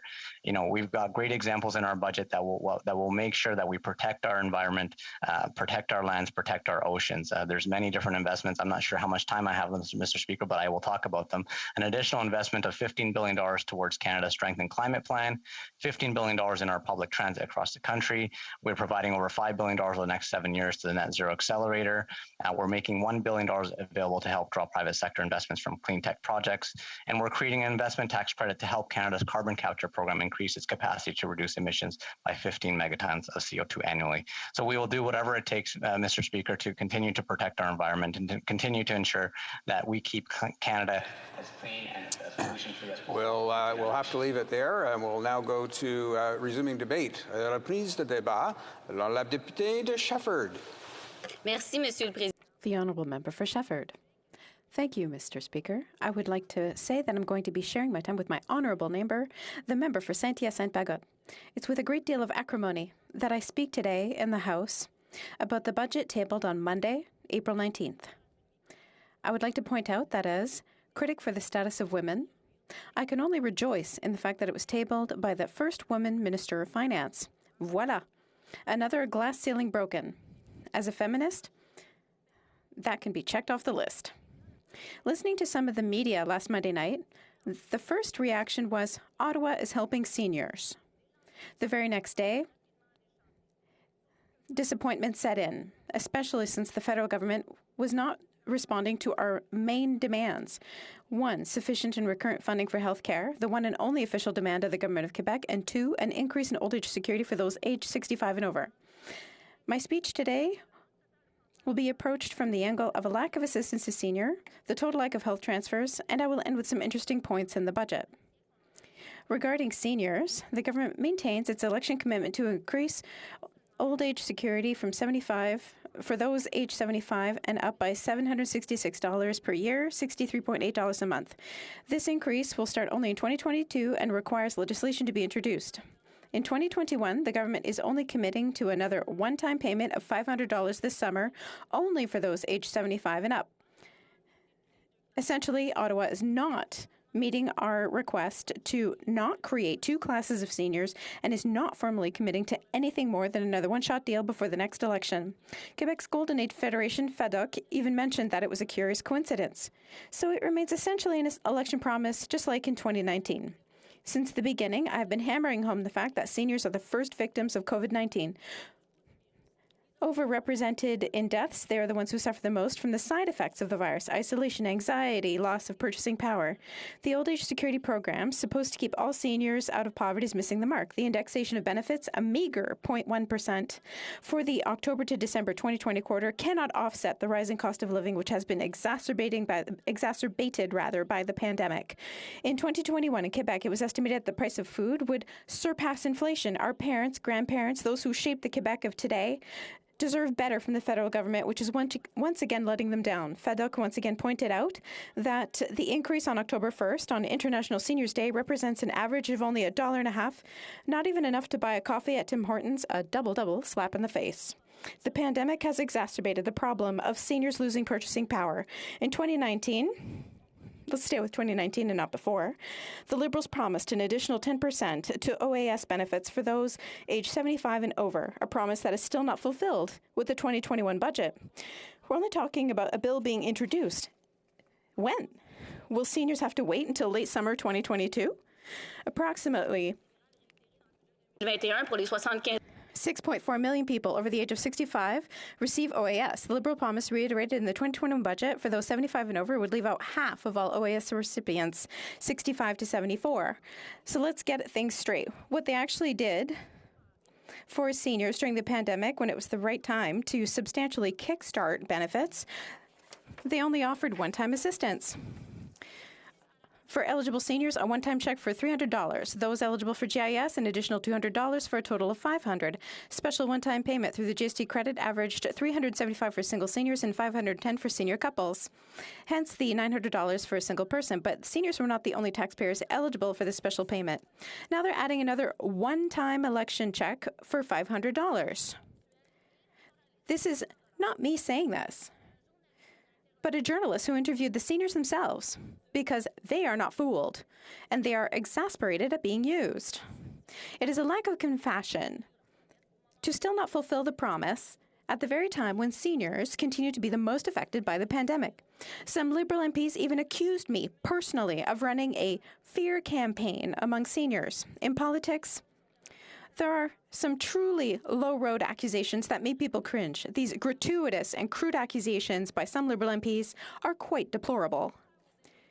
We are not scaring seniors. We're advocating for a real increase in their purchasing power. We are simply trying, along with my colleagues at the Bloc Québécois, to be their voice. The real value of old age security has been decreasing for years, representing 20% of the average industrial wage in 1975, and now represents only 13%. We are calling for the level of OAS benefits to be reduced to 15% of the average industrial wage over 3 years and maintained at that level. Or to be increased, rather. It's not just the Bloc saying this. HoC has denounced that the assistance creates two classes of seniors, and it should include those 65 and over. Rather than a one-time $500 check, the organization would have liked to see Liberals keep their promise to increase OAS now. While welcoming the nice intention to help seniors financially, the HoC network considers that the government has discriminated against a category of seniors by increasing old age security payments by 10% for seniors aged 75 and over, which creates two classes of seniors. When it comes to health transfers, and many seniors groups talk to me about this regularly, there's no money for the next 5 years and there's no intention to discuss it. Yet, expenditures are unprecedented. The most important thing to remember is not so much the size of the deficit as the fact that Ottawa continues to invest in everything but healthcare and is failing to support seniors. The government is sticking to the $4 billion already committed unilaterally and separately in Bill C-25. What is important to note, however, is that the deficit is lower than expected, $354 billion rather than $382, which was forecast. That leaves $28 billion, which is exactly the amount that Quebec and the provinces asked for in increased health transfers this year. The faster recovery of the economy provides some leeway to the federal government to meet this demand. It's a political choice not to do it. Ottawa is investing in long-term care standards for seniors. $3 billion over 5 years, starting in 2022-23.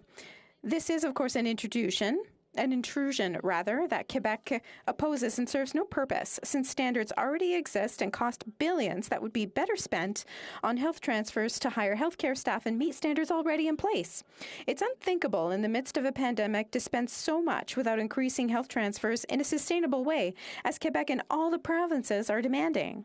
A lot of sprinkling of measures here and there, including symbolic ones. Ottawa seems to be saying yes to everyone except for the consensus of Quebec and the Premier on health transfers. As for the rest, the pandemic has caused permanent cracks in the healthcare system, and it will take many years to repair them, provided that there's a massive federal reinvestment in our healthcare systems. By refusing to increase its contribution to healthcare, the government is knowingly letting patients down. It's sending the message that their health is not a priority, that their cancer screening can wait, that their stress and anxiety can continue. The Bloc Québécois believes that such a position is unacceptable, and that is why we are demanding an immediate increase in health transfers. We must not only make up for the slowdowns caused by the pandemic, but also deconstruct a structural problem. The lack of resources in our healthcare system means that the success of our healthcare system depends entirely on overworked healthcare workers.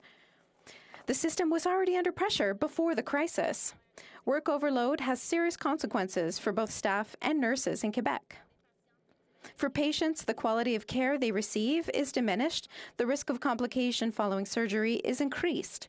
For nurses, this means the risk of burnout, stress that increases, and the desire to leave the profession because working conditions are unacceptable. Since the COVID-19 crisis started, the situation for nurses has deteriorated. There's been devastating testimony from nurses about the toll of the healthcare system. Many professionals have chosen to work part-time to avoid work overload and were unilaterally forced to work full-time hours to cope with the crisis. As a result, the healthcare system is struggling to retain nurses who are resigning in droves. In Montreal, more than 800 resignations have been attributed to work overload. There's a unanimous request from the provinces in Quebec. There has rarely been such a unanimous request. Premiers of all the provinces and of Quebec, the National Assembly, unions, are all in agreement. The Liberal government is alone on this issue, as it is on the issue of increasing OAS for seniors starting at age 65. It must come to its senses and increase health transfers. That's why the Bloc Québécois proposed 2 amendments to offer the government one last chance to listen to reason. But the Liberals, by voting against them, have ensured that they will not have the Bloc's support. I would like to conclude quickly with some issues, or rather some good things in the budget. The devil is in the details for many measures for agriculture, tourism. To conclude, many groups are supporting the demands of the Bloc with regards to this budget, especially seniors group. And one last thing. A young person wrote to me and said, "My name is Samuel, and I would like to know how to present a petition to the House of Commons to put pressure on the Liberal government regarding the old age security check on behalf of my grandparents. Out of respect for the dignity of seniors, so that they can live and not just survive, let's act." Questions and comments? We'll first go to the honourable member for Peace River Westlock. Well, thank you, Mr. Speaker, and it's great to participate via the Zoom there, and I want to thank my honourable colleague for her great speech. This speech seems to be a campaign style, or this budget seems to be a campaign style or election style budget. We are in the middle of a COVID pandemic, and I was wondering if the honourable colleague felt that this was an appropriate time to come out with an election-style budget. Thank you, Mr. Chair. La députée de Shefford. The honourable member for Shefford. Merci beaucoup, Monsieur le Président. Écoutez. Thank you very much, Mr. Speaker. Listen, I didn't quite get the last part of my colleague's question, but I'm wondering if maybe he could repeat because I didn't get his last words. Maybe ask the honourable member for Peace River Westlock. It was a relatively short question. If you could just sort of repeat the middle segment of it, and the honourable member will have a go at the response. The honourable member for Peace River Westlock. Thank you, Mr. Chair. I was just wondering what my honourable colleague thought about the fact that this seemed to be an election-style budget rather than a pandemic-style budget. Thank you, Mr. Chair. La députée de Shefford. Écoutez, merci beaucoup, Monsieur le Président. Thank you very much, Mr. Speaker. I think that, first of all, we have to be able to use our ability to borrow to help people get out of the crisis. Within this budget, there are measures for a lot of different groups. It's important to help them. We're not out of the pandemic yet.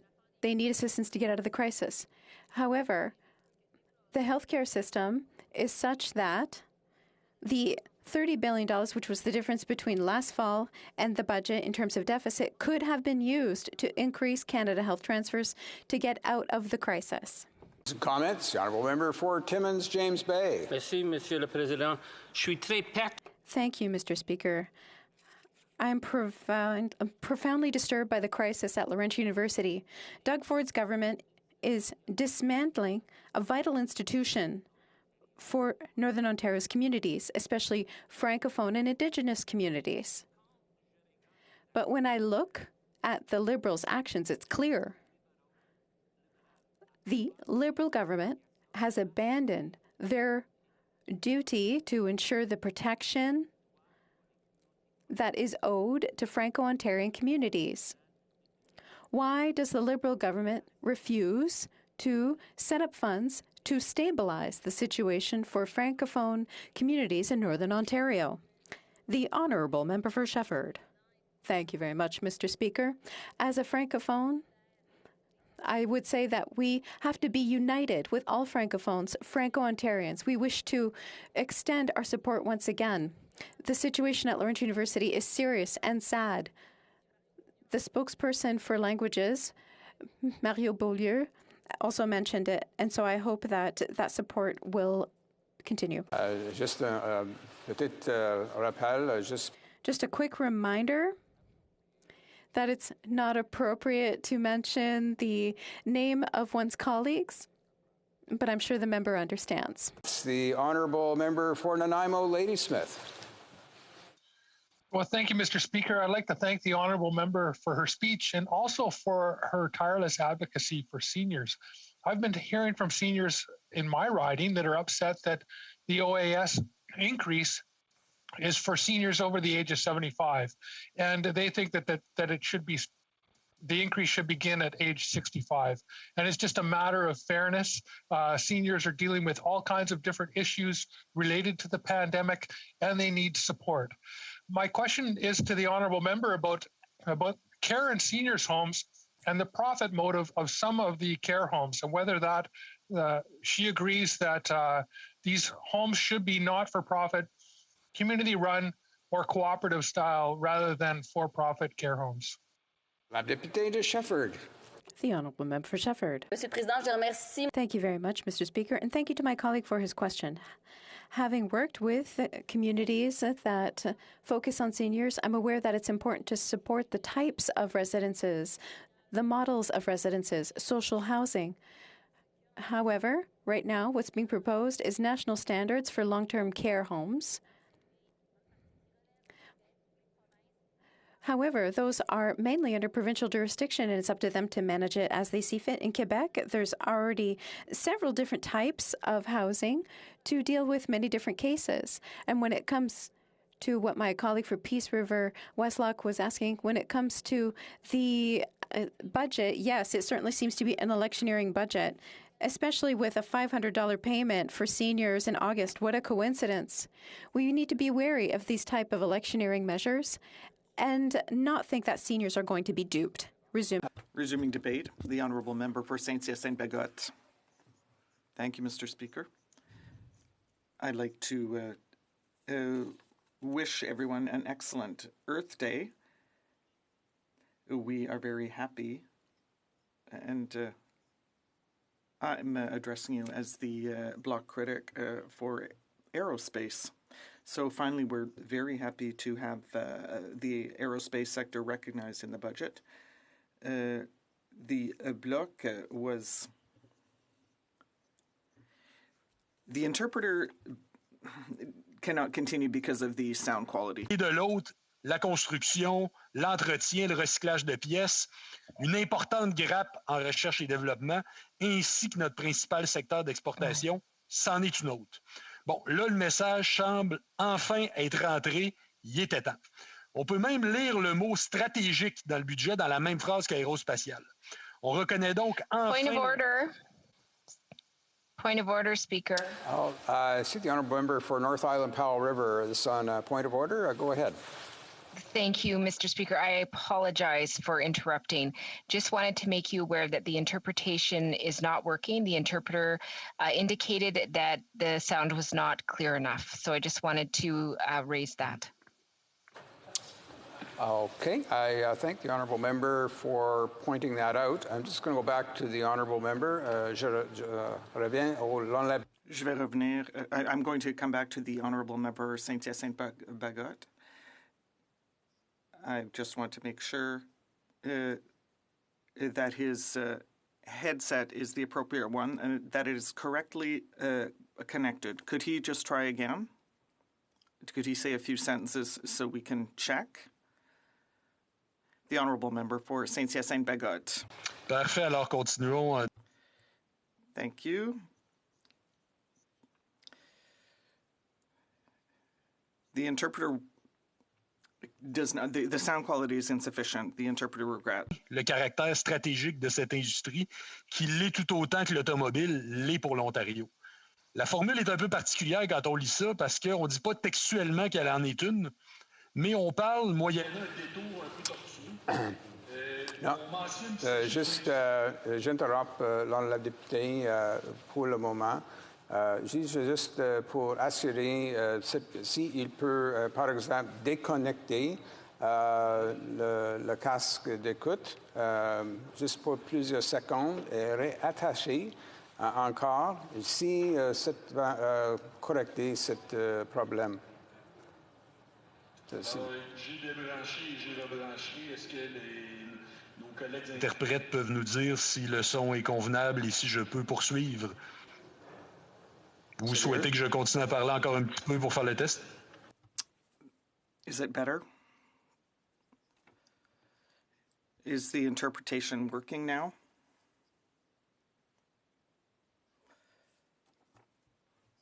Thank you. We will try once again to continue with his presentation.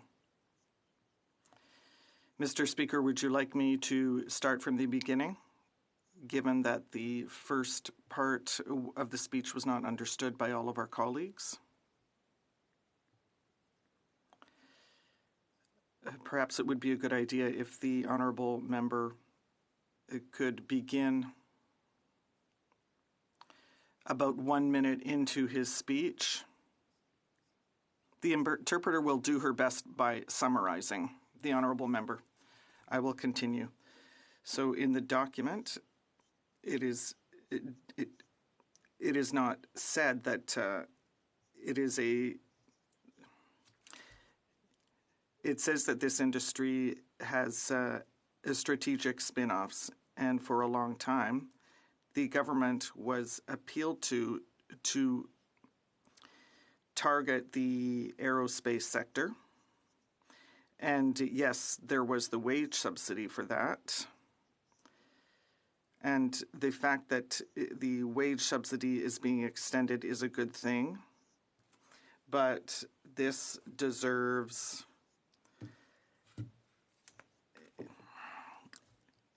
the medical crisis has made things worse. And it took generations for them to be rebuilt. So what does this budget contain for the aerospace sector? I would say the budget has very little detail on the aerospace sector. The government lost a year by doing nothing.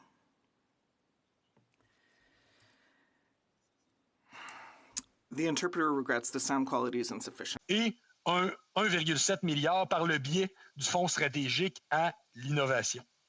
Dans le premier cas, donc le 250 millions, on parle d'un montant qui va se décliner par le biais d'agences régionales pour la numérisation. Précisons, c'est tout à fait louable de bien vouloir aider les entreprises à se digitaliser. Ça devrait principalement bénéficier aux PME et le Québec, il y en a 200 PME en aérospatial. Un pays ayant chez lui le troisième pôle aérospatial de la planète après Seattle et Toulouse, capable de construire un avion de A à Z, ne devrait pas avoir des visées régionales, mais une vision nationale, une stratégie de cohérence qui voit le système, qui voit l'ensemble du secteur comme un écosystème. Ouais. Français avec une carte. Okay. Thank Oui. you. J'apprécie l'appel. Apparently, there is another interruption. There's a point of order. It was not working, but I've got it now. Thank you. OK. J'interromps. I would interrupt the member again. We continue to have a problem with the interpretation for the member for Saint-Hyacinthe-Bagot, possibly because of his Wi-Fi connection instead of a stable connection. So I'm wondering whether the member could use a stable connection for his computer, if possible. It would improve the sound quality. Is it possible for the member for Saint-Hyacinthe-Bagot to use a stable connection? I will check, thank you. But the system says that the connection is good.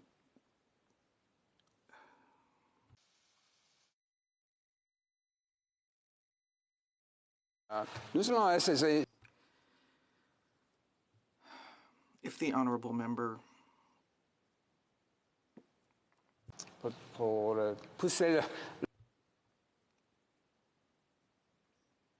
if he could move the microphone closer to his mouth in that way to increase the volume, that would perhaps improve the quality of the sound for the interpreter. We will try once again. The honourable member for Saint-Hyacinthe-Bagot.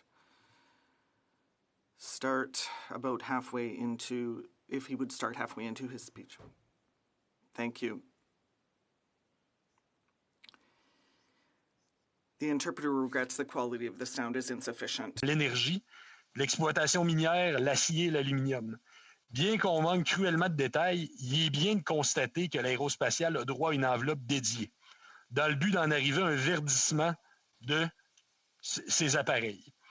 On est cependant bien loin d'avoir un plan comme celui de la France qui annonce qu'en 2035, son avion à l'hydrogène va voler. Ici, on est plutôt encore une fois dans le cas par cas, parce que la France sait ce qu'est une vision stratégique cohérente dans un secteur qui lui est névralgique. Qui plus est, ces barres-leviers font malheureusement, nous... Unfortunately, the interpretation is not coming through. I would ask that the honourable member to use another device or to use a stable connection or a different headset to try. J'utilise le casque de la Chambre, Monsieur le Président. I'm using the House-issued headset. Please let me allow to check here. Allow me to check.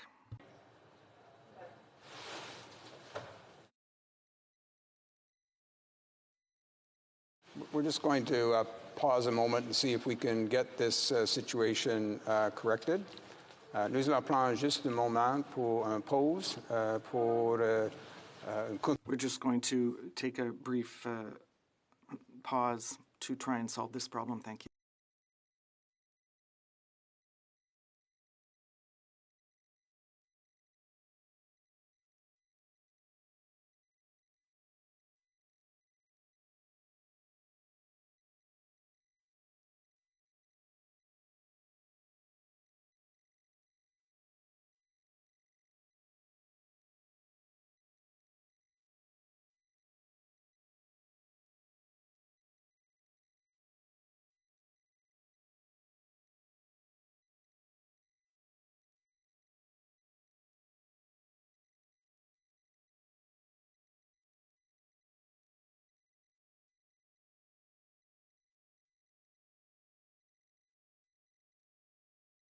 Je comprends complètement.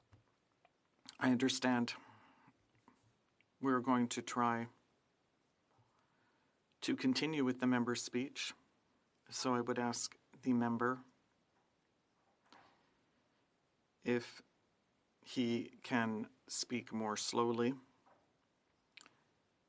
in order to ensure the interpretation.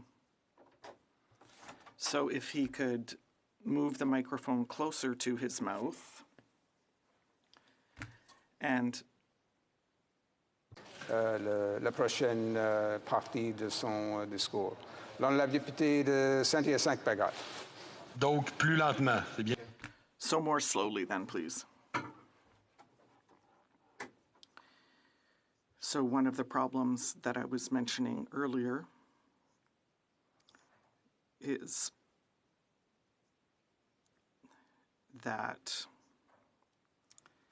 we don't have a plan like in France. Here, we're using a case-by-case basis. The interpreter regrets the sound quality is insufficient. Ces critères ferment malheureusement la porte aux PME. Regardons par exemple du côté de son soutien à l'électrification des transports. Les sommes ont été octroyées à des multinationales basées en Ontario plutôt qu'aux PME du Québec. Or, puis je reste sur cet exemple, Quebec's small businesses are working on electrification. 99% of the money from the fund, even though the Ontario government one of the first things that was done was to remove the rebates on electric cars. So I just wanted to mention this example of electrification. The fund criteria must be changed so that Quebec small businesses can benefit. With regard to the greening of aircraft,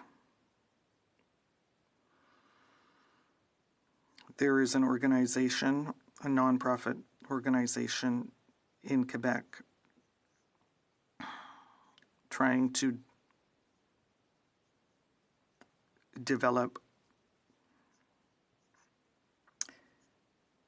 greener air transport.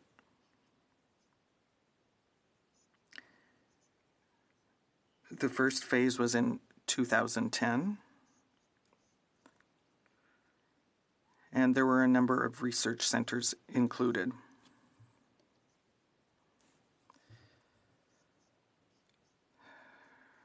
The union said that this did not help the sector workers.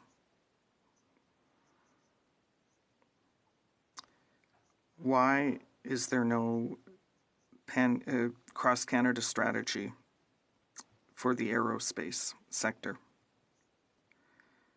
So we need to continue to make the federal government understand it's not just about financial assistance. How much time do I have left?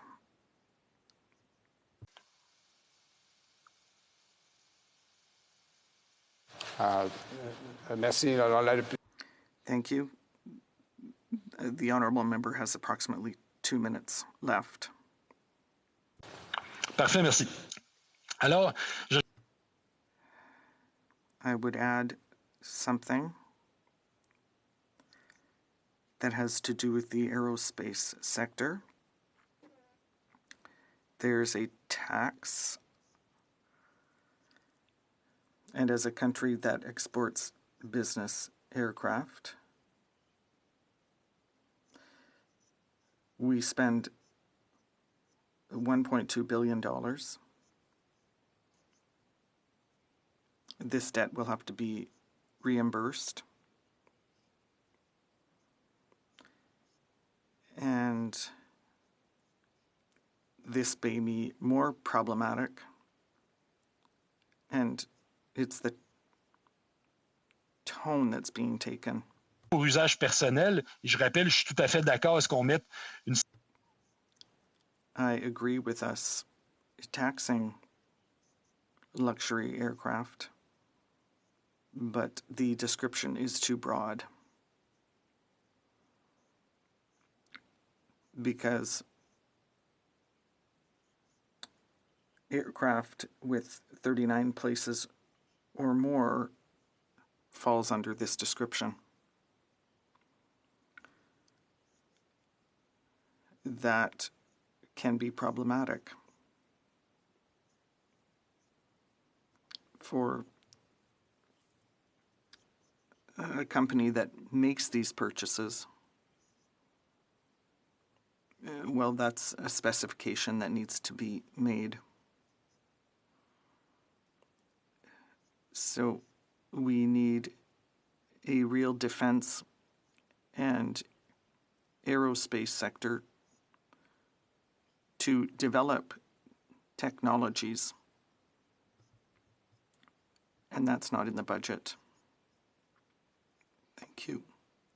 I'm sorry to all my colleagues for the choppy nature of my presentation. I hope you will be able to understand it. Je remercie la députée. I would like to thank the honourable member. I would like to thank the interpreters for their patience, and I would like to thank the colleagues for being understanding. Questions and comments? Member for North Island, Powell River.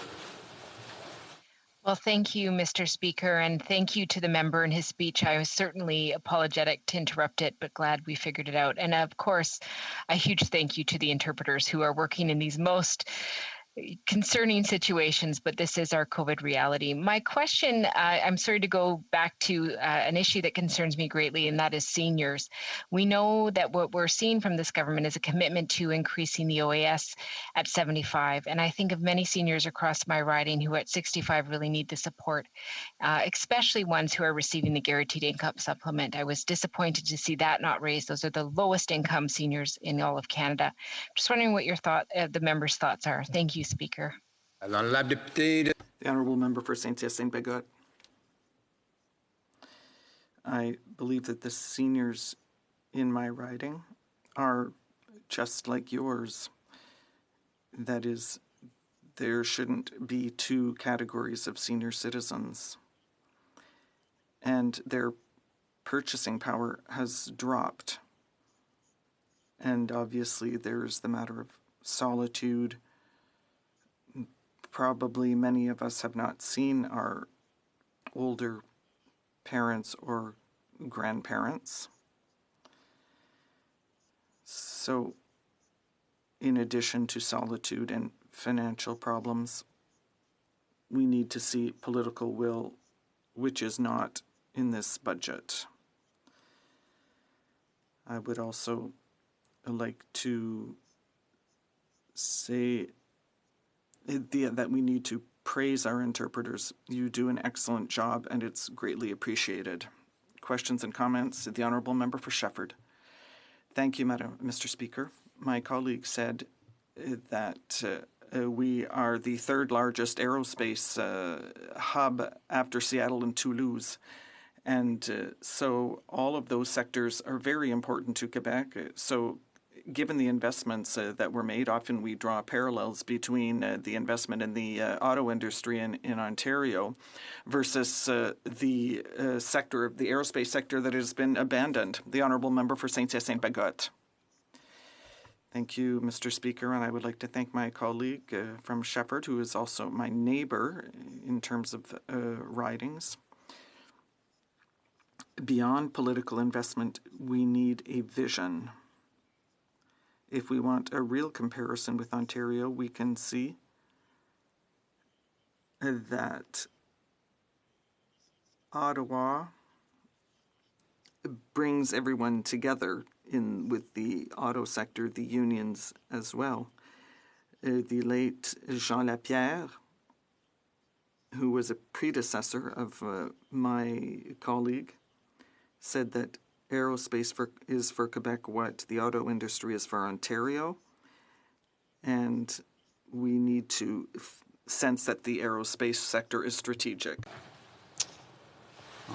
Before we go to resuming debate, it's my duty pursuant to Standing Order 38 to inform the House that the questions to be raised tonight at the time of adjournment are as follows. The Honourable Member for Fredericton in respect to Indigenous Affairs, the Honourable Member for Bull River in respect to health, and the Honourable Member for Lethbridge regarding natural resources. Resuming debate, the Honourable Member for West Vancouver, Sunshine Coast, Sea to Sky Country. Thank you, Mr. Speaker, and I will be sharing my time with my colleague from Scarborough Rouge Park. I'm proud to join the debate today to speak in support of this historic budget, the first ever tabled by a female Minister of Finance, and the most important budget in my lifetime. Budget 2021 will help Canadians recover from COVID-19, and it lays the foundation for a stronger, more resilient, and more equitable future. As the MP for West Vancouver Sunshine Coast Sea to Sky Country, I can tell you this budget responds directly to the priorities my constituents have shared with me in pre-budget consultations. We're providing support for affordable housing through expansions of the National Housing Strategy. We're making life more affordable for seniors through the increase of OAS for seniors over 74. We're making historic investments in improving the lives of Indigenous peoples. And we're extending relief for businesses and stimulus and much, much more. As the chair of the Liberal caucus in BC, I can also attest that this budget addresses many of the most pressing issues in our province and includes measures to seize the incredible opportunities here for the taking. In my limited time, I will focus on a selection of measures that are particularly important locally. Number one is, of course, childcare. You cannot discuss this budget without reference to its historic investment of up to $30 billion over 5 years, with an ongoing $8 billion per year to ensure high quality, affordable, and accessible early learning and childcare across Canada. Now more than ever, the pandemic has highlighted the burden that childcare scarcity places on our labor force. It is also a gendered issue, as 12 times as many mothers as fathers had to leave their jobs to take care of children during the pandemic, driving women's participation in the labor force to its lowest level in over 2 decades. And for years, many in my riding have been under strain from a lack of affordable and accessible childcare. And for example, there are over 5,100 children in the Sea to Sky region under 12 years old who are in need of childcare and only 1,100 childcare spaces. Waitlists for these childcare spaces are running over 2 years in length, while the cost of childcare ranges between $85 and $100 a day. So as a result, many families in my riding are forced to pay $1,800 a month for childcare or balance dual work days caring for their children whilst trying to earn a living, a burden that negatively impacts not only the economy and the parents, but the children as well. And this is why our government has committed to ensuring families in Canada are no longer burdened by high childcare costs. Budget 2021 will allow for a 50% reduction in average fees for regulated early learning and childcare by the end of 2022, with the ultimate goal of bringing fees for regulated childcare down to $10 a day on average within the next 5 years. We will continue our efforts to grow quality, affordable childcare spaces across the country, building on the approximately 40,000 new spaces already created through previous federal investments since 2015. We'll work with the provinces and territories to support primarily not-for-profit sector childcare providers to grow quality spaces across the country while ensuring the families in all licensed spaces benefit from more affordable childcare. In addition to improving the quality of life for families, our modeling has shown that this will help grow the economy by as much as 1.2%. And just about all leading economists agree that there is no measure that would increase our GDP more than this. And this is a fitting flagship program for the first federal budget by Canada's first female Minister of Finance. But women are not the only hard-hit segment of our country. Given that we are navigating the third wave and the public health restrictions have ravaged small business, we need to first ensure the viability of our existing industry to lay the foundation for a robust recovery. And Budget 2021 responds by extending the wage subsidy, rent subsidy, and lockdown support for businesses and nonprofits until September 25th. And the wage subsidy alone has supported over 621,000 jobs in BC and represented a lifeline to business. And I know how important this is because tourism is the biggest sector in my riding, and it has been throttled by public health orders and in many cases forced to close. And extending relief programs has therefore been the #1 request of businesses in my riding, because they look forward to, again, welcoming Canadians and the world. And these measures and the new Canada Recovery Hiring Program, which will provide $595 million to make it easier for businesses to hire or rehire workers, are all announced in Budget 2021 with enough time to start planning for a better summer and a better future. And these, as well as new investments totaling $1 billion for tourism, arts, and culture, will help businesses get through to the other side. And working towards reducing credit card fees will only help towards further stimulating growth in the future. And this budget contains other historic measures that will make a massive impact in BC. To date, BC has been lumped together with the Prairie provinces and served by Western economic diversification. Given the distinct and diverse economy in BC, it has been a long-standing priority to establish a separate regional development agency for our province. And Budget 2021 delivers on this by following through on the vision expressed in the Fall Economic Statement and funding a new BC RDA to the tune of $553 million over the next 5 years. And this will allow the RDA to expand from the singular office in our province to serve all regions and local priorities in the province and enable enterprises to take advantage of the opportunities that present themselves in both rural and urban areas. And some of the biggest opportunities in Canada and in BC's future lie in the digital, bio, and clean tech sectors. And part of our challenge in Canada is that while we have leading research being done at our educational institutions and promising startups that are spinning out of them, we struggle to commercialize and scale. Promising businesses are getting gobbled up by bigger foreign counterparts and moving abroad, resulting in a brain drain. And this budget addresses these challenges with targeted investments.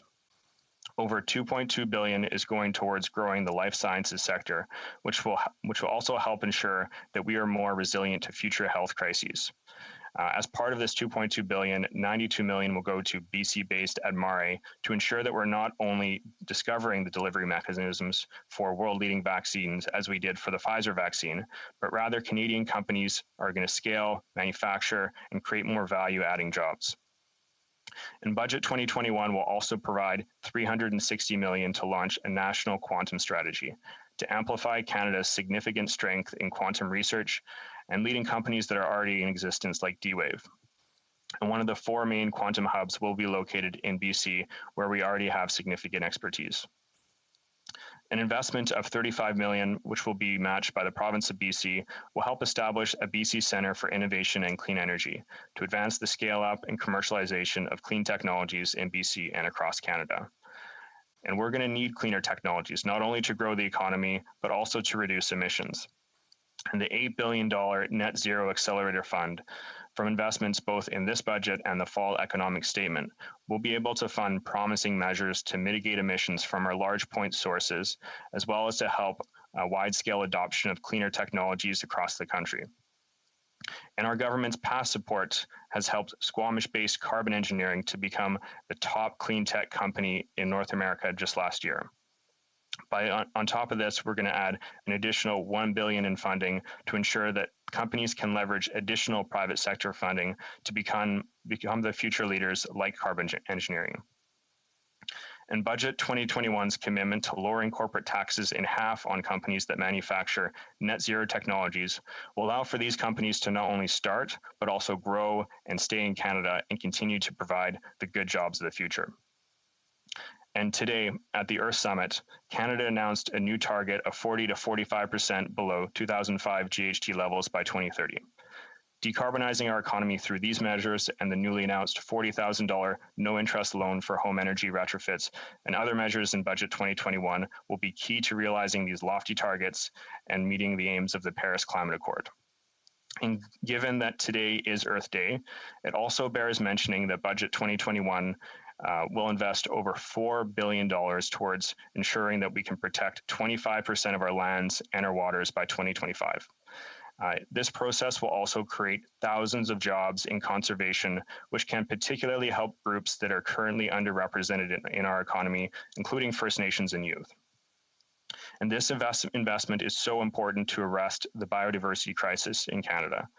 This crisis has manifested in the most notable way in BC through the plight that wild Pacific salmon find themselves in. Since the early 1990s, Pacific salmon stocks have declined by up to 93%, and there's no issue that brings British Columbians of all walks of life together like this iconic species, which is critical to our blue economy. To help prevent the potential extinction level event and the cascading impact it would have throughout our entire marine ecosystem, including the similarly endangered killer whales that rely on them as a food source, Budget 2021 provides a generational investment of $647 million over 5 years to stabilize and conserve wild salmon populations. And this historic investment will go towards new hatchery facilities, habitat restoration, research, as well as the creation of a Pacific Salmon Secretariat and Restoration Center of Expertise that will improve management of commercial and recreational fisheries. As I see my time is running short, I would just like to say that this budget makes critical investments in ensuring we have the backs of Canadians to get through this crisis while making targeted investments in sectors that will drive job growth in the future. And it does this by reducing inequities in our society while ensuring we have both a green and a blue recovery. These measures are done in a manner that ensures our debt to GDP ratio will decline over time as we reap the rewards of these important investments in our economy and the well-being of our communities. Thank you, Mr. Speaker. Questions and comments? The Honourable Member for Edmonton West. Thank you, Mr. Speaker. I'd like to thank my colleague who I serve with on the HoC committee for his speech today. He mentioned his Earth Day, and quite a few people have mentioned that. But I also want to mention, and it's been overlooked, that today is the 70th anniversary of the famous battle at Cap Yong in the Korean War, which, of course, many young Canadians with the Princess Pats fought. Now, why is that important besides as one of the most famous battles is a member of parliament for Athabasca in the 80s, Jack Shields, was a 21-year-old sergeant at the time, fought in Cap Yong, and then served there, and of course later served here in the House. So I want to mention that that it is an important anniversary today, and thank Jack passed, of course, 2004, but I want to thank him for his service in war, but also in peace. Now, to the members' comments today, I want to ask them, I grew up in North Vancouver, and of course, in North Vancouver is C-SPAN, which is one of the partners in the shipbuilding strategy. They were going to build the Diefenbaker, the polar icebreaker for Canada. It got taken away by the Liberal government and then left in suspension. It's not going to go to C-SPAN. It's not going to Irving. It has been announced that it's going to Davie. There's nothing in the budget about this desperately needed polar icebreaker. I wonder if the member could comment on why the government has taken it away from North Vancouver and just left it suspended and not followed through on it. Thank you. Member for West Vancouver, Sunshine Coast, Sea to Sky Country. Thank you, Mr. Speaker. And I'd also like to thank my colleague from Edmonton West and fellow member of the Government Operations and Estimates Committee for his good question. I'd also like to wish him a happy Earth Day today, and also like to recognize the incredible service of our veterans in Canada now and always. I can tell the member opposite that we're fully aware of the incredible importance of C-SPAN and the national shipbuilding strategy throughout Canada. We've invested tens of billions of dollars in the shipbuilding strategy, of which C-SPAN has benefited greatly, which has had a huge impact throughout the region, and it really is a key part of our blue economy writ large. And I would say that this budget provides plenty of opportunity both for the North Shore and throughout BC. And I think I've mentioned some of the very important measures that will ensure that BC can continue to lead our country in economic growth. Questions and comments? Question commentaire. La députée d'Avignon, la Métis-Matin.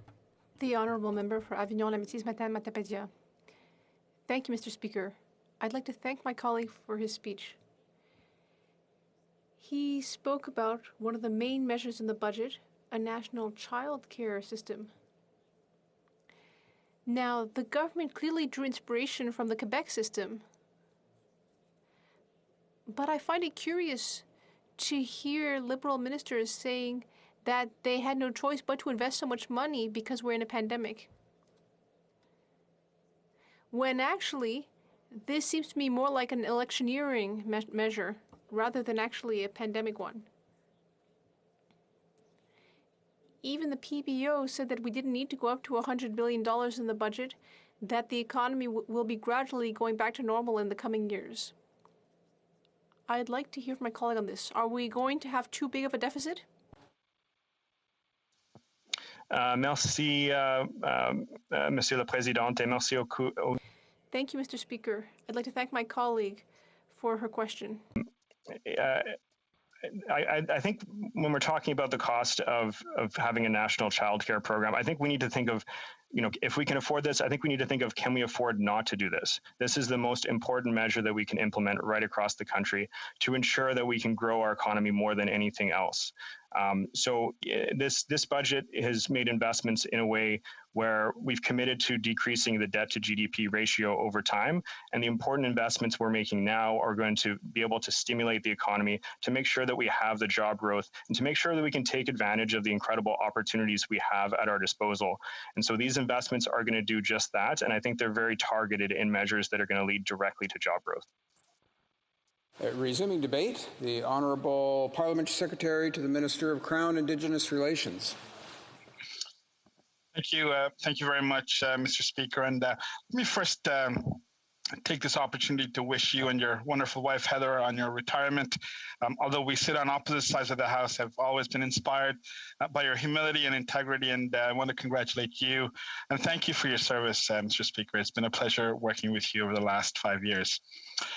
I'm speaking to you today from the unceded lands of the Algonquin people, and I want to first congratulate the Minister of Finance and the Deputy Prime Minister on her historic budget, historic in many ways, most importantly, this being the first federal budget introduced by a female finance minister, which is, again, a historic moment for all of us. And of course, I speak in support of the budget that offers so much hope to so many people. There are three main objectives that are outlined in the budget. First is to finish the fight against COVID-19, a fight that all of us have been engaged in. Secondly, to heal the wounds of the COVID-19 pandemic. And three, to creating more jobs and prosperity for all Canadians. COVID-19 has impacted all of us in Canada and around the world. In Canada, we've lost over 23,000 people. My thoughts are with all of those who've lost family members and friends to this pandemic. I know many have not even been able to celebrate these incredible lives at proper services over the last 14 months. My thoughts are also with the many who have lost their jobs and are struggling to hold on to their businesses. As I speak to you today, Mr. Speaker, our hospitals in Ontario are overflowing and are at the brim of collapsing. They're struggling to cope with the third wave and are trying to arrest this virus. Scarborough is one of the hotspots. Scarborough Health Network has done an incredible job, and so has the Toronto Public Health. But despite the best of efforts, the pandemic appears to be out of control. As a federal government, we've been at the forefront of fighting this pandemic. 80 cents on the dollar have been spent by the federal government for all COVID-related spending in Canada. We've helped Canadians get back on their feet and continue to do so until the end of the pandemic. Canadians expect all of us to work together at all levels of government, whether it be the province, the federal, or the municipal governments. Locally, they expect all of us to collaborate to come up with solutions. So let me make it clear, Mr. Speaker, I intend to work with my Scarborough elected MPs, all 6 of us, along with our provincial counterparts and our municipal counterparts. In this moment, I also want to acknowledge some of the members of the Scarborough Health Network I was fortunate to meet at one of the pop-up clinics. Dr. Lisa Solomon Switzman, Dr. Kana Vela, and Dr. Myron Ravichandra, as well as the Taivu Community Health Center I was able to visit recently as they were vaccinating people, and their executive director, Libin Gibber-Mikkel. Like all Canadians, I have people who have died and survived COVID-19. Let me tell you about a fighter in my community of Scarborough Rouge Park, Mr. Speaker. Peter Tevaraja is a small business owner.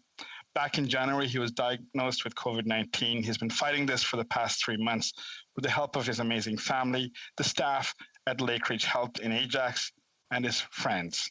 He celebrated his 70th birthday 2 days ago. And short to form, he's fighting one day at a time. And I know that his miraculous recovery will return him home to look after his beautiful garden and his grandchildren. A very hopeful birthday for Peter and for many more who see the light at the end of the tunnel. As vaccines roll out en masse, between 48 and 50 million over the next 10 weeks, the struggle of all Canadians will come to an end. As we come out of the pandemic, this budget looks to ensure that we build back better. And here are some of the key aspects of the budget that I wish to highlight. Today, as was mentioned by many, is Earth Day. Climate change, Mr. Speaker, is real. Today, we're delivering on our commitment to Canadians and increasing our ambition to fight climate change and build a cleaner economy. This morning, our Prime Minister announced at the Earth Summit that we're committing to cutting emissions from 30% of 2005 levels to between 40 and 45% by 2030. This is where we need to go for our health, for our economy, and for our kids. We have a credible and tested climate plan that is already delivering results.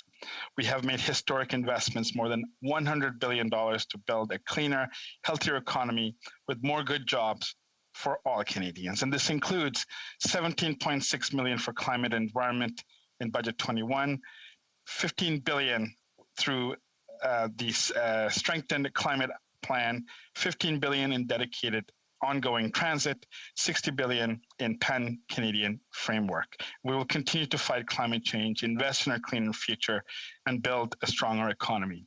Locally, in the City of Toronto, we will be supporting many of the initiatives on climate action, including the development of the Rouge National Urban Park, which became a reality in 2016 with the work of many of our colleagues, including my good friend from Scarborough, Guildwood. The second major aspect of this budget, Mr. Speaker, is early learning and childcare. And we know that over 51 years, we've had to wait for a national childcare program. The Royal Commission on the Status of Women reported in 1970 of the need for immediate prioritizing of this. And unfortunately, it's taken over 50 years to get here. But nevertheless, we're here, and it is a historic moment for us to capture. In the city of Toronto right now, the average expense of a child in childcare is $1,327 per child. And that's a number that is unaffordable to many. And this particular budget promises to develop a comprehensive plan with 50% reduction on the average fees to be by end of next year, with an average of $10 per day starting in 2025, with ongoing support thereafter to the provinces and territories to implement a national childcare program. Mr. Speaker, young Canadians have been critically impacted by the COVID-19 pandemic, and I've had a chance to meet many from the riding of Scarborough Rouge Park. As you know, the University of Toronto Scarborough campus, Centennial College, Oliver Mowat Collegiate Institute, as well as St. Mother Teresa Secondary School are all in my riding, as well as many, many elementary schools. And they've been impacted significantly on a number of fronts. This budget proposes to invest $5.7 billion over the next 5 years to support young Canadians, to get them on their feet and to make sure that the effects of the pandemic are limited to them. We'll be waiving interest on the student loan for another year, thereby saving $1.5 million. We'll be enhancing repayment assistance of repayment assistance that will allow many young people to not pay back their student loan until they make $40,000 a year. We'll be doubling Canada's student loan grants to another 580,000 students and graduates, and it's extending disability supports. We'll also be providing additional 50,000 work placements for students, as well as 7,000 additional employment and skills strategy through the Employment and Skills Strategy Program. And we'll be providing 85,000 work integrated learning placements through MyTex. Mr. Speaker, this budget offers so much more, including one of the things that I've been advocating for, along with many of my colleagues, including the member for Pickering Uxbridge, as well as my other colleagues who've been directly impacted with long-term care homes. That is an investment of $3 billion into the long-term care homes over the next several years, as well as an increase in the old age security payments for those who are over the age of 75, as well as other supports, including $15 minimum wage, which is far overdue for those working in the federal sector. Overall, Mr. Speaker, there are many, many elements of this budget that are critical, including additional investments in Indigenous communities, as well as combating racism, as well as investment in Black communities. So I'm very proud to support this budget. I look forward to the questions, and I want to thank all my colleagues for working hard during this pandemic for all Canadians. Thank you, Mr. Speaker. Questions and comments. We have lots of people posing questions here, so I ask members to keep it concise. We'll first go to the Honourable Member for Yorkton Melville.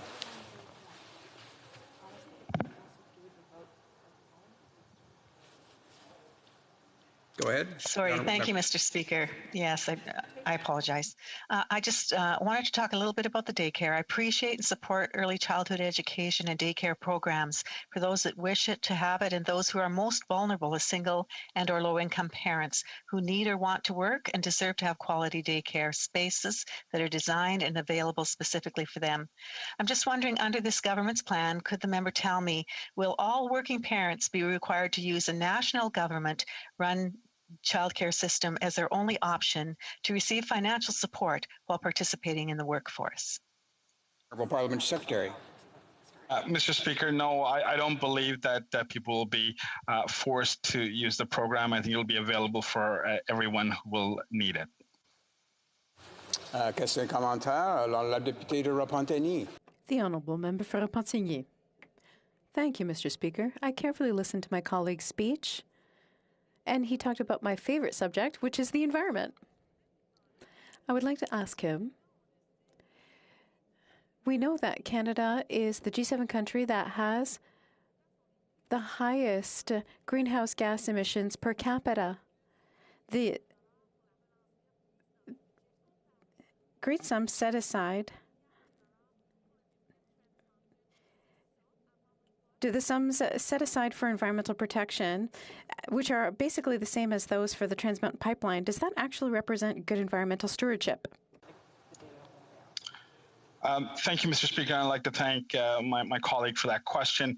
What's important is that the commitments made by the Prime Minister this morning at the Earth Summit, on Earth Day, I might add, to reduce emissions for between 40 and 45%, I think is a significant and a historical move that will get us closer to net zero by 2050. This is a drastic reduction to our original target set for the 2030 targets. And I believe this budget will support us getting into our getting and meeting our environmental objectives. Questions and comments. The Honourable Member for Courtenay Alberni. Thank you, Mr. Speaker, and I'd like to wish the Parliamentary Secretary of Crown Indigenous Relations a happy Earth Day. Mr. Speaker, in relation to tourism, I was talking to the Indigenous Tourism Association of Canada, who represent 1,900 Indigenous businesses, over 40,000 Indigenous jobs, and managed a budget of $20 million in the last fiscal year, which saved thousands of jobs. They were given $2.4 million in this budget. 3% actually of what they had requested. They cited in a release today, the Indigenous Tourism Association is confused, troubled, and disappointed with the federal budget announcement. In fact, they said that this is yet another blow to preserving Indigenous languages, cultures, and way of life. I'm asking the Parliamentary Secretary, is he going to go back to the Finance Minister and get the government to fix this oversight, or are they going to watch thousands of jobs, Indigenous jobs that are critical, especially in British Columbia, especially in the Newfoundland territories, which I represent, and fund this organization adequately so that they can help be part of the critical recovery in the tourism sector, which is the hardest hit sector in our country? The Honourable Parliamentary Secretary. Thank you, and I always appreciate my friends' interventions, and particularly advocacy on issues of Indigenous communities and businesses. This budget proposes $18 billion in new spending towards Indigenous communities. I've been working with many businesses and business associations, along with my fellow Parliamentary Secretary for Indigenous Services, and there's many supports that are available to ensure that Indigenous businesses are able to survive and in fact thrive. And we hope to continue to support this process over the coming months and years to ensure that all businesses, and particularly Indigenous businesses, are able to thrive in a post-pandemic world. We'll have to leave it there. I thank the Honourable Parliamentary Secretary for his kind words, but we're now going to resuming debate. And the Honourable Member for Calgary Skyview, I'll let her know that unfortunately we lost a little bit of time there this afternoon due to technical difficulties. I appreciate her patience. She'll have a little 5 minutes plus for her remarks. The Honourable Member. Thank you, Mr. Speaker. As the Shadow Minister for Women and Gender Equality, I want to start my speech by congratulating my colleague, the Minister of Finance, on being the first woman to present a federal budget. Mr. Speaker, I listened closely to the speech the Minister delivered on Monday on the budget and then read it closely. The Minister was right when she said this budget had to be about finishing the COVID fight, about healing the economic wounds left by the COVID recession, and it's about creating more jobs and prosperity for Canadians in the days and decades to come. However, Mr. Speaker, this budget doesn't do any of that and does absolutely nothing to secure long-term prosperity for Canadians. The Minister mentioned the consequences of COVID has been women leaving the workforce. This is true. COVID forced businesses, small and big, to suddenly shut down. At the Status of Women Committee, we heard from witnesses that women left the workforce for several different reasons. Some left the workforce not by choice, but because they worked in industries such as retail, travel, or hospitality that were hit the hardest. Others left the workforce because of the additional responsibilities of having to become teachers to their kids and take care of family members, while others working from home was not an option.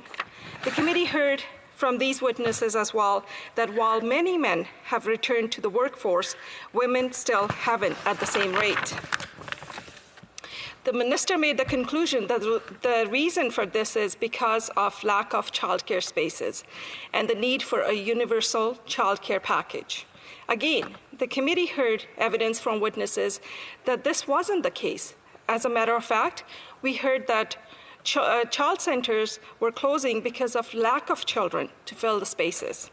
Additionally, a universal childcare plan is a simple answer to a very complex problem. Under the Liberal plan, we end up treating all children exactly the same and make daycare centers identical from coast to coast to coast.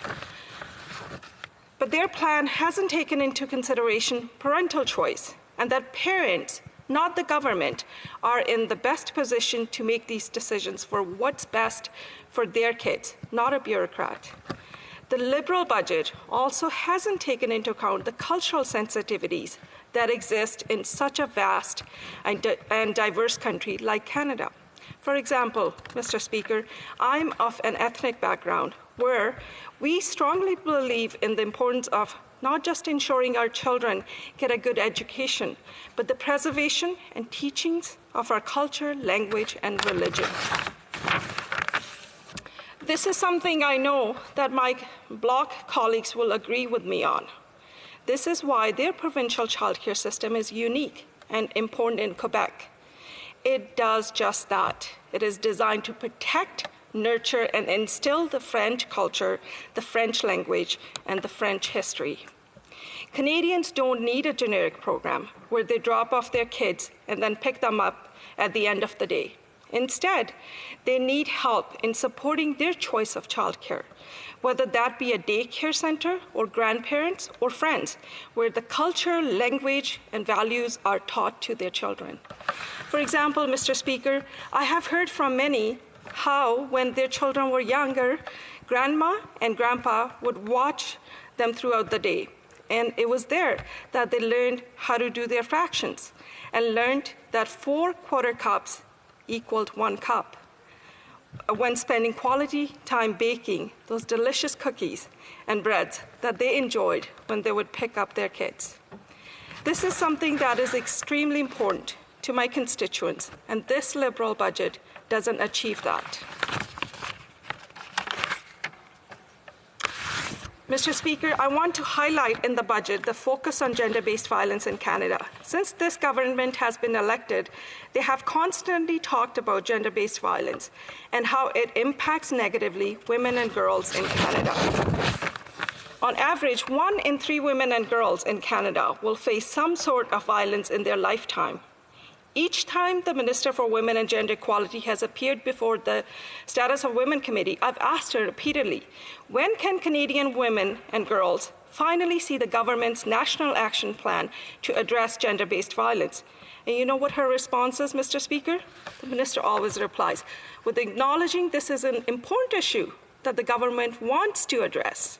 Yet, Mr. Speaker, there comes a point when words no longer mean anything if they aren't followed through with action. Every single one of our allies who signed the international agreement that gender-based violence is a serious issue, a pandemic that needs to be addressed at the same time Canada did, has already published at least 1 national action plan, and in some cases, they're already working on version 2 and 3. And we, Mr. Speaker, don't even have our first version out. This is why, Mr. Speaker, I was pleased to see in the budget the government's plan to address this very serious issue. However, I was completely disappointed that only now, after years of campaigning and promising from this Prime Minister, that this government has now decided to appoint a secretariat to develop a plan. Mr. Speaker, 160 women died last year because of this government's failure. Thank you.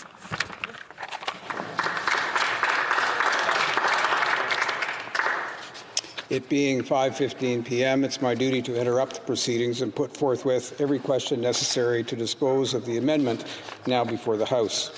La question est la suivante. Madame Freeland. The question is the following one. Ms. Freeland, seconded by Ms. Fortier, moved that this House approve in general the budgetary policy of the government. Mr. Fast, seconded by Mr. Berthold, moved the following amendment, that the motion be amended by deleting all the words after the word that and substituting the following. Given that the budget dispense. And now, in the usual way, if a member of a recognized party present in the House wishes to request either a recorded division or that the amendment be adopted on division, I'd invite them to rise and indicate so to the chair. I see the honourable member for Kingston and the Islands on his feet. We'll hear what he has to say. I would request a recorded division, Mr. Speaker. Accordingly, call in the members.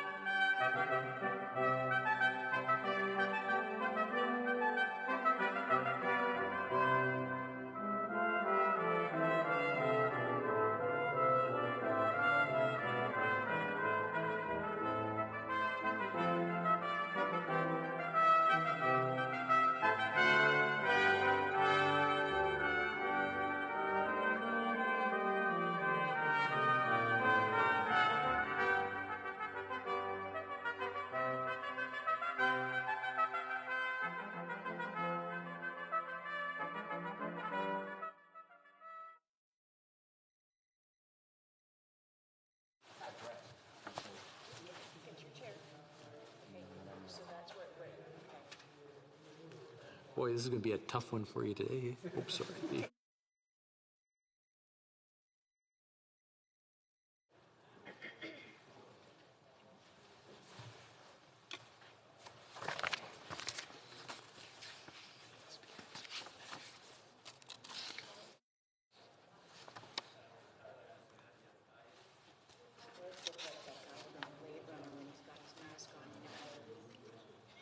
We're good.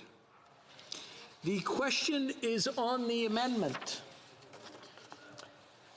Madame Freeland, appuyée par Ms. Freeland, seconded by Mrs. Fortier, moved that this House approve in general the budgetary policy of the government. Mr. Fast, the amendment. Mr. Fast, seconded by Monsieur Bertol, moved the following amendment, that the motion be amended by deleting all the words after the word that. May I dispense? Thank you. Okay. I'll keep reading. That the motion be amended by deleting all the words after the word that and substituting the following. Given that the budget, A, adds over $500 billion in the new debt that can only be paid through higher job-killing taxes, B, contient plus de B contains over $100 billion for a re-election fund while doing nothing to secure the long-term prosperity of Canadians. C, refuse à écarter. And C, fails to rule out the introduction of capital gains taxes on the principal residences of Canadians, currently being studied by Canada Mortgage and Housing Corporation, as a way to pay for the government spending. The House demand that the Liberal government's budget be revised in order to focus on accelerating the vaccination plan, to end the dangerous third wave of the COVID-19 pandemic, and policies that will create jobs and stimulate economic growth. The 10-minute period for members voting electronically has started, and the House will now proceed to the vote for members participating in person. Que tous ceux qui appuient la motion, All those in favor of the amendment will please rise. Mr. Baldinelli. Mr. Baldinelli. Mr. Ruff. Mr. Ruff. Mrs. Gallant. Ms. Gallant. Ms. Sahota, Calgary Skyview. Ms. Sahota, Calgary Skyview. All those opposed to the amendment will please rise. Mr. Garrettson. Mr. Garrettson. Madame Lalonde. Madame Lalonde. Madame Michaud. Madame Michaud. Mr. Angus. Mr. Angus. The House will now wait for the voting period to end before resuming its proceedings.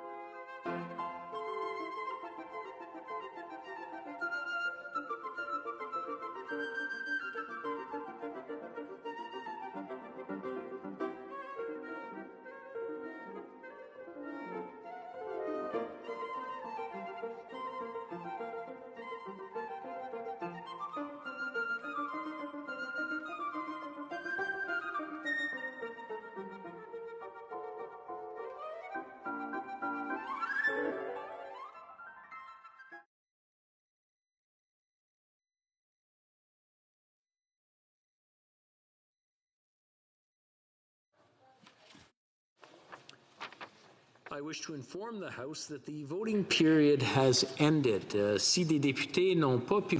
If members were not able to vote due to technical difficulties, they may now use the raise hand function, and the chair will recognize them. Ms. Jordan. Thank you, Mr. Speaker. Mr. Speaker, I did vote, and it registered as nay, but I got a message saying I should confirm my vote with you. You did vote as nay. We'll make sure it stays that way. Thank you. Thank you. Mr. Duncan, Stormont, Dundas, South Glengarry. Yes, I was thinking Glengarry, and I'm not sure if it's south or north, but anyway, we got it. Mr. Duncan. I wish to vote in favor of the motion, please, Mr. Speaker. Mr. Duncan, Stormont, Dundas, South Glengarry, in favor? Pour.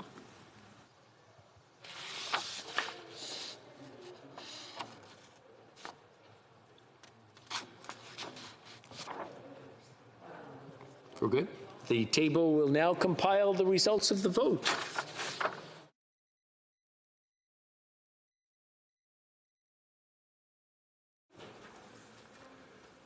Yeas pour 120, 120. Nays contre 213, 213. Je déclare l'amendement rejeté. I declare the amendment defeated.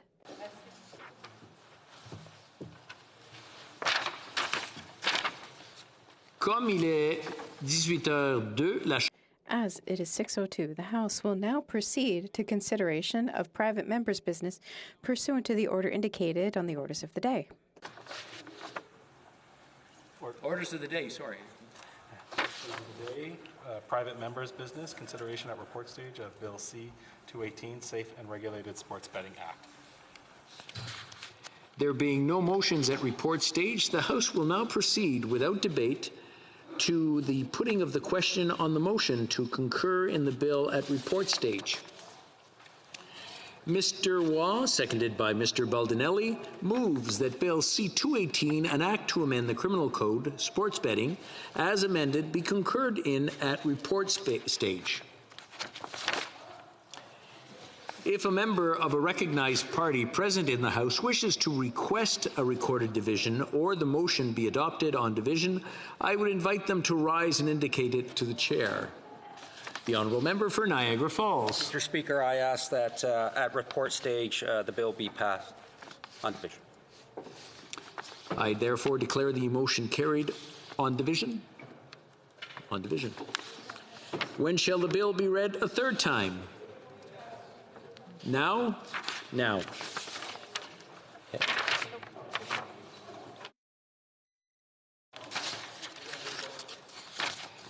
Mr. Waugh, seconded by Mr. Baldinelli, moves that Bill C-218, an act to amend the Criminal Code, sports betting, be now read a third time and do pass.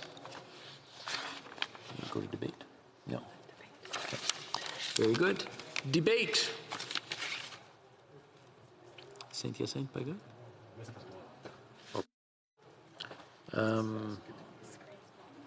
I've got it wrong.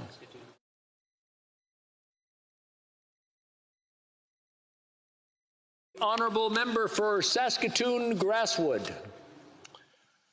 Yes, thank you, Mr. Speaker. What a day we have today, and it's certainly an honor for me to be able to speak to this legislation once again. Now we're in our third reading after a robust study at the Justice Committee. It is worth noting that Bill C-218 returns to us with a slight amendment that was supported by all parties to ensure the proper protection are in place for Canada's proud and long-standing horse racing industry. Now, both at first reading and at second reading, and in committee, I have had the opportunity to discuss many of the issues at the heart of the single event sports betting. As it currently stands, even though single event sports betting is prohibitive by the Criminal Code, it is still a $14 billion industry here in Canada. As I've said before in this place, that is all done by unregulated and unsupervised offshore betting sites and black market bookmakers. There are no consumer protections in place. There is no problem gambling programs offered, no guidelines that bookmakers are required to follow. This also means that the economic benefits are not being felt by Canadians. I don't want to repeat what really I've discussed already through the various stages of this legislative process. However, for the benefit of my colleagues who did not participate in the Justice Committee study, I do want to highlight some of the important points that were raised by witnesses during the Justice Committee study on our Bill C-218. The first comment was from Shelley White, who is the CEO of the Responsible Gambling Council, an independent organization which works to ensure that there are adequate gambling safeguards in place to promote the well-being of Canadians and communities. She said, Madam Speaker, and I quote, "It is RGC's neutral and independent stance that we recommend Bill C-218 be passed. This is a unique opportunity to bring together stakeholders from health, mental health, education, financial services, and the policing sectors with the gambling industry. And that will create a made-in-Canada responsible gambling culture comprised of evidence-informed regulations and leading practices. We have the opportunities to learn from other jurisdictions who've come before us and applied the highest level of safeguards." End of quote. This same point was reiterated by Mr. Paul Melia, who is the president and CEO of the Canadian Centre of Ethics of Sport, who said, and I quote, "I think the legislation provides an opportunity to provide greater services and support to those who may become addicted to gambling than the current system, where we have an unregulated market and where it's going on. We're not really aware of how much is going on, who may be addicted and who might be harmed. So I think there's an opportunity to provide the appropriate services." End of quote. I put these two comments first because I think they address the concerns that I have heard from many constituents of mine and from Canadians who have written to me from coast to coast. When we talk about gambling in any form, mental health and addictions are a major concern, and rightfully so. However, the reality is that the current situation is far worse for those who are struggling with addiction and mental illness. By allowing offshore sites and the black market bookmakers to monopolize single event sport betting, we are ensuring that the adequate consumer protections and assistance programs aren't available to those who desperately need them. As addressed by the Responsible Gambling Council and the Canadian Centre for Ethics in Sports, this bill presents an opportunity for us to rectify once and for all that issue. The next comment I want to touch on was from Unifor President Jerry Dias, and I quote, "It goes without saying that revenues generated in illicit, illegal, underground black market gaming operations do nothing to contribute to good jobs for workers in Canada. This money is siphoned off into the pockets of offshore operators and organized crime. On the other hand, by creating a legal and regulated market for single game sports betting in Canada, we could help protect thousands of good unionized jobs in gaming locations across the country and potentially create many more." End of quote. I have two more comments from the committee that I want to touch on, Madam Speaker. The first is from Zane Hansen, the CEO of the Saskatchewan Indian Gaming Authority, which is responsible for managing several casinos in my own province here in Saskatchewan. He provided some important context for the gaming industry given the COVID-19 pandemic. And I will quote Zane Hansen, quotation marks, "Having single event wagering as an improved form of gambling to incorporate into our business model will really assist us in rebuilding and going forward. It's going to be a whole new world getting our customers back into our buildings and feeling safe and comfortable." End of quotation marks. Zane Hansen, by the way, provides an important insight, I feel, from the industry perspective because it's also from an Indigenous perspective. Bill C-218 will give significant opportunity to help the gaming sector begin the rebuilding process. This applies not only to Seago or Saskatchewan, but to all establishments and communities across this country. The final comment I wanted to touch on, Madam Speaker, was from David Shoemaker, CEO of the Canadian Olympic Committee, as it gives an all-encompassing overview of the legislation. I quote, "The timing is right for Canada to expand sport betting. This bill has the potential to unlock new growth opportunities, reduce illegal betting, and generate revenues for both the sport industry and governments. Our interests are in ensuring that single sport betting is introduced in a responsible, effective, and profitable manner." End of quote. Madam Speaker, I am not sure I need to add anything else to Mr. Shoemaker's remarks tonight, other than to point out that the support coming from the Canadian Olympic Committee is representative of the fact that this is just not professional sport that wants this legislation to pass, but amateur sport as well. 218 is in the best interest of all athletes. We know this legislation has support across party lines, throughout industries, and from countless stakeholder groups. Let's not delay any further and get C-218 sent to the Senate so it can be considered and hopefully passed there. Thank you very much, Madam Speaker. Resuming debate, the honourable member for Kingston. Oh, sorry. Questions and comments? Questions et commentaires. The honourable member for Kingston and the Islands. Thank you very much, Madam Speaker, and I want to thank the member for his intervention and indeed bringing forward this bill, getting it through the various stages in order to get it here. Hopefully tonight we can see this put to an end and we can get it on, making its way over to the Senate. But, you know, one of the things that I find very attractive about this legislation, Madam Speaker, and it's in the comment that the member brought up, was about the fact that a lot of this activity is already going on, and there's an opportunity here to for the government to get involved and indeed to generate revenue for the government so that it's when it's done in a legal way. I wonder if the member wants to expand on that a little bit. The honourable member for Saskatoon-Grasswood. I want to thank the member from Kingston and the Islands for his support on this bill, C-218. The member is absolutely correct.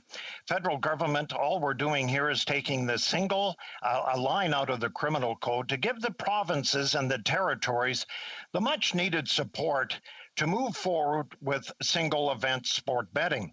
And this is just the first of many process. So if we can get it passed here tonight and on to the Senate, and after that, if they can look at it and make the necessary adjustments if they feel so, and then we will give the power to the provincial governments through their lotteries, which, quite frankly, Madam Speaker, they've been dealing with gaming institutions for the past 30 plus years in this country. So we're really looking forward to this legislation moving forward. L'honorable député de Avignon-la-Métis-Matane-Matapédia. The honourable member for Avis-la-Matane-Matapédia. I would like to thank my colleague for tabling his bill. The Bloc Québécois is in favour. Could he remind us how this bill could help organizations like Lotto Québec and overcome the unfair competition from American casinos, for example? The honourable member. Well, that is a very good question because that's what's happening now in the industry. In 2018 in the United States, New Jersey challenged the bill in the United States as really only one place you could bet single game betting in the United States was Nevada. New Jersey took it to the Supreme Court and won. So what we have right now, 2 years, 3 years later, is states like Michigan and New York bordering Canada, they have single game betting already. So you're right. The issues is in Canada, particularly closer to the border, Quebec and Ontario, We do not have that luxury today. So obviously the benefit goes to those casinos closer to Canada, as they will take a lot of our money away and the prosperity that we could enjoy here in Canada, in Quebec and Ontario and BC in particular. And comments, the honourable member for Windsor West. Thank you, Madam Speaker, and I thank the member for Saskatoon-Grasswood for his work on this, and also the committee worked very diligently on a robust study to bring it back to the chamber. A quick question, though, Madam Speaker, with regards to the money that will be taken away from organized crime, one thing is clear, and reflections on this, is that it will actually also take money from the organized crime that we actually spend on police and so forth, because they use that money for other types of criminal activity. So there'll be a net benefit for Canadians in policing. The honourable member for Saskatoon-Grasswood. I want to thank the honourable member from Windsor West and all his support going forward with this bill. Unfortunately, his bill in the last Parliament did not pass, so we're here again trying to push it across the finishing line. But the member from Windsor West is very correct. We heard that in the Justice Committee testimony, that a lot of this money is going to organized crime, fueling drugs, fueling guns, and we're not going to get it all back. There's $14 billion that we know is bet illegally today in Canada. But, a lot of this money needs to come back to the provincial coffers. And with this bill passing, I think we're going to do that very, very, very soon. Resuming debate, the honourable member for Kingston and the Islands. Thank you very much, Madam Speaker. And it's an honour today to rise to speak to this private member's bill. I will take just a little bit of time, Madam Speaker. I don't intend to use the entire 10 minutes allotted, but I do want to just express my support for this bill, Bill C-218, the Safe and Regulated Sports Betting Act that's being brought before us. But I also want to take the opportunity, Madam Speaker, to congratulate and thank some other members too, in particular the member from Windsor West, I know, who just asked a question a moment ago, who brought forward a similar bill. It did not get to where we think that this one will get after this vote today. But the legislative process is very interesting, Madam Speaker, the way that things can work their way through this House, the way that bills can come forward and then be lost, but the issue is not lost, and the issue keeps gaining momentum, and then somebody else brings it forward, and then perhaps a government brings it forward, and eventually you end up getting here. So the member from Windsor West, although his bill didn't make it through, certainly played a role in advancing this issue in this House. I think to my own caucus, the member from St. Catharines, who routinely talked about this issue and brought it up and made sure that it was at the forefront and that people were continually considering it. I spent many opportunities over dinner and various different times listening to him talk about this issue. And what we've come to realize is, this is a $14 billion industry in Canada. And right now, a lot of that money is, the majority of it is offshore or in crime. And we have an opportunity here to recognize the fact that this is already happening. So why don't we use this as an opportunity to regulate the industry, to control it, to get that money out of crime, to get the money, legitimately into our economy, and of course, for the government, whether federal or provincial or the various different regions, to make sure that they have the opportunity to benefit from this as well, and that it not just be in that organized crime or hiding behind, the legitimate ways of doing business. And one other thing that I'll add, Madam Speaker, is I genuinely think that this will increase the integrity of sports, and it will help police. It will help. In particular, sports books and the booking of sports, and police in doing their work to make sure that things are being done legitimately. So I think that there are all around a number of really good arguments for this legislation, Madam Speaker. And of course, there's the angle of tourism as it relates to sports betting and what it means to certain industries, certain tourism industries in certain parts of our country. I think of Niagara and Windsor off the top of my head, being from Ontario. Those are the two that come to mind first. first. So the government plans to support this piece of legislation, Madam Speaker. I think it's long overdue, and I'm happy to lend my voice to that support and to vote in favor of this when we get to that moment shortly. Thank you. Resuming debate, the Honourable Member for Saint-Jean. Thank you, Madam Speaker. J'ai un problème de caméra. I have a problem with my camera, apparently. Ça vient de s'éteindre. It just went off. Okay. Alors oui, on vous voit pas. Very true, we can't see you. It was on just a few minutes ago, and I'm trying to get it back on. I don't understand. But it doesn't seem to be working. I can go to the next speaker if you wish, while you try to solve the problem.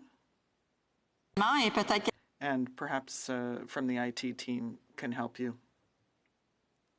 Thank you very much. I'll reconnect later. Thank you. Alors. Therefore. Speaker for now, and then we'll come back to the honourable member for Saint-Jean. So resuming debate, the honourable member for Windsor West. Thank you, Madam Speaker, and thank you for the opportunity to participate again in this process.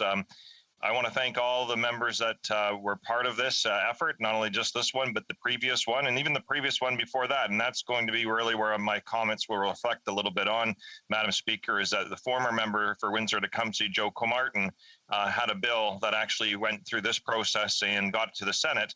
And then it languished there for a number of years and never got passed. And so with that lesson in mind, I'm hoping that this process will go to the Senate and a little bit more expedience will be done in the other chamber, and hoping that the government, and thank them for their support on this bill, and as well as from the Conservative Party and then the independent senators, they'll connect and move this forward. As it's been noted, and it's very important to acknowledge, things have changed a little bit, and that's one of the reasons I know this bill has more hope and opportunity than the previous ones. And one of them being quite differently is that the NHL, NBA, and other professional sports leagues have joined not only just in the actual process of getting this bill passed, but have changed their support from being opposed to it in the past. That related to the fact that they had a monopoly and a system and structure that was basically based out of Nevada. I mean, the reality is, Madam Speaker, is that we're in our situation today with restrictions on this that go back to the United States and then go back to basically the syndicated crime that created Las Vegas. That was struck down in the Court of New Jersey's contestation that they shouldn't have a blanket monopoly for something that basically was just invented, was not necessarily a right, was just basically what had evolved over a number of different processes. And that was shattered, creating differences. And Madam Speaker, we are basically different than other countries. This type of regulation has come into effect with regards to European, other countries, and other places around the world. So again, we can bet on our phones, we can bet on our computers, we can bet a whole series of different ways. And the reality is that sending money to organized crime offshore, and it's not helping the public purse, and it's not helping deal with people with addictions and identifying strategies. And that's one of the most important parts that we heard at the committee, was the responsible gaming element and the strategies that go on with that when you're registered through those processes to get help and then to redirect resources, and also to be working with people to flag those problems before it gets worse, as opposed to if you're doing it with your bookie, your backyard, or through your phone with an offshore account. They are just doing everything they can to bait you into more activity. And so what's really recognized in this process is that we also have a responsible, moral, ethical review to look at dealing with this, because if we don't, we literally leave people in vulnerable states of other hands. So, Madam Speaker, I'm just going to wrap up with my comments here by, again, reminding is that we've been here before. We have had a bill passed. It was pretty much the same as this one. And we had my bill later on. So we've got to get it to the other chamber. We have to get support there. And I'm working with the other chamber members already, and hope all members do. Because if we're going to work on COVID-19 and on policy and a whole series of different things, one of the things we can do is redirect money away from organized crime and put it to public good right now. We're all looking for ways and debating about what we do with regards to the financial constraints during this. And with the situation being the way it is, more people have been going on to the online and offshore accounts than ever before. Unfortunately, we can't help some of the other good industries that we have associated to this, like Casino Windsor and other places right now. But the reality is that we're redirecting traffic to the organized crime. And if we get this solved, we'll give promises more resources, and we'll also give more supports to making sure that people are going to be able to do this activity in a responsible, regulated manner. And thank you again, Madam Speaker. Reprise de débat. L'honorable député. Resuming debate, the honourable member for Saint-Jean. Thank you, Madam Speaker. I apologize to the member for Windsor West. He might have been taken by surprise because the rotation wasn't correct. But I'm very pleased to be speaking to this bill, C-218. And I was very pleased to listen to my colleague from Saskatoon Grassward when he first tabled the bill, and I found that his speech was very, very instructive. And so I do not claim to be an expert at all in this sector, but I would like to present these comments. So there's an article for the title of the bill, one for the coming into force, but the main aspect of the bill is simply the repealing of part of the section from the Criminal Code that provides for the definition of lottery, and it excludes bookmaking, the sale and betting, including a system of multi-sports betting on a race or a fight or on a single sport event or athletic contest. So these single sports betting events are decriminalized. And so the bill in this case is one that is kind of like a cat. Why? Because it is slept on a shelf for a very long time,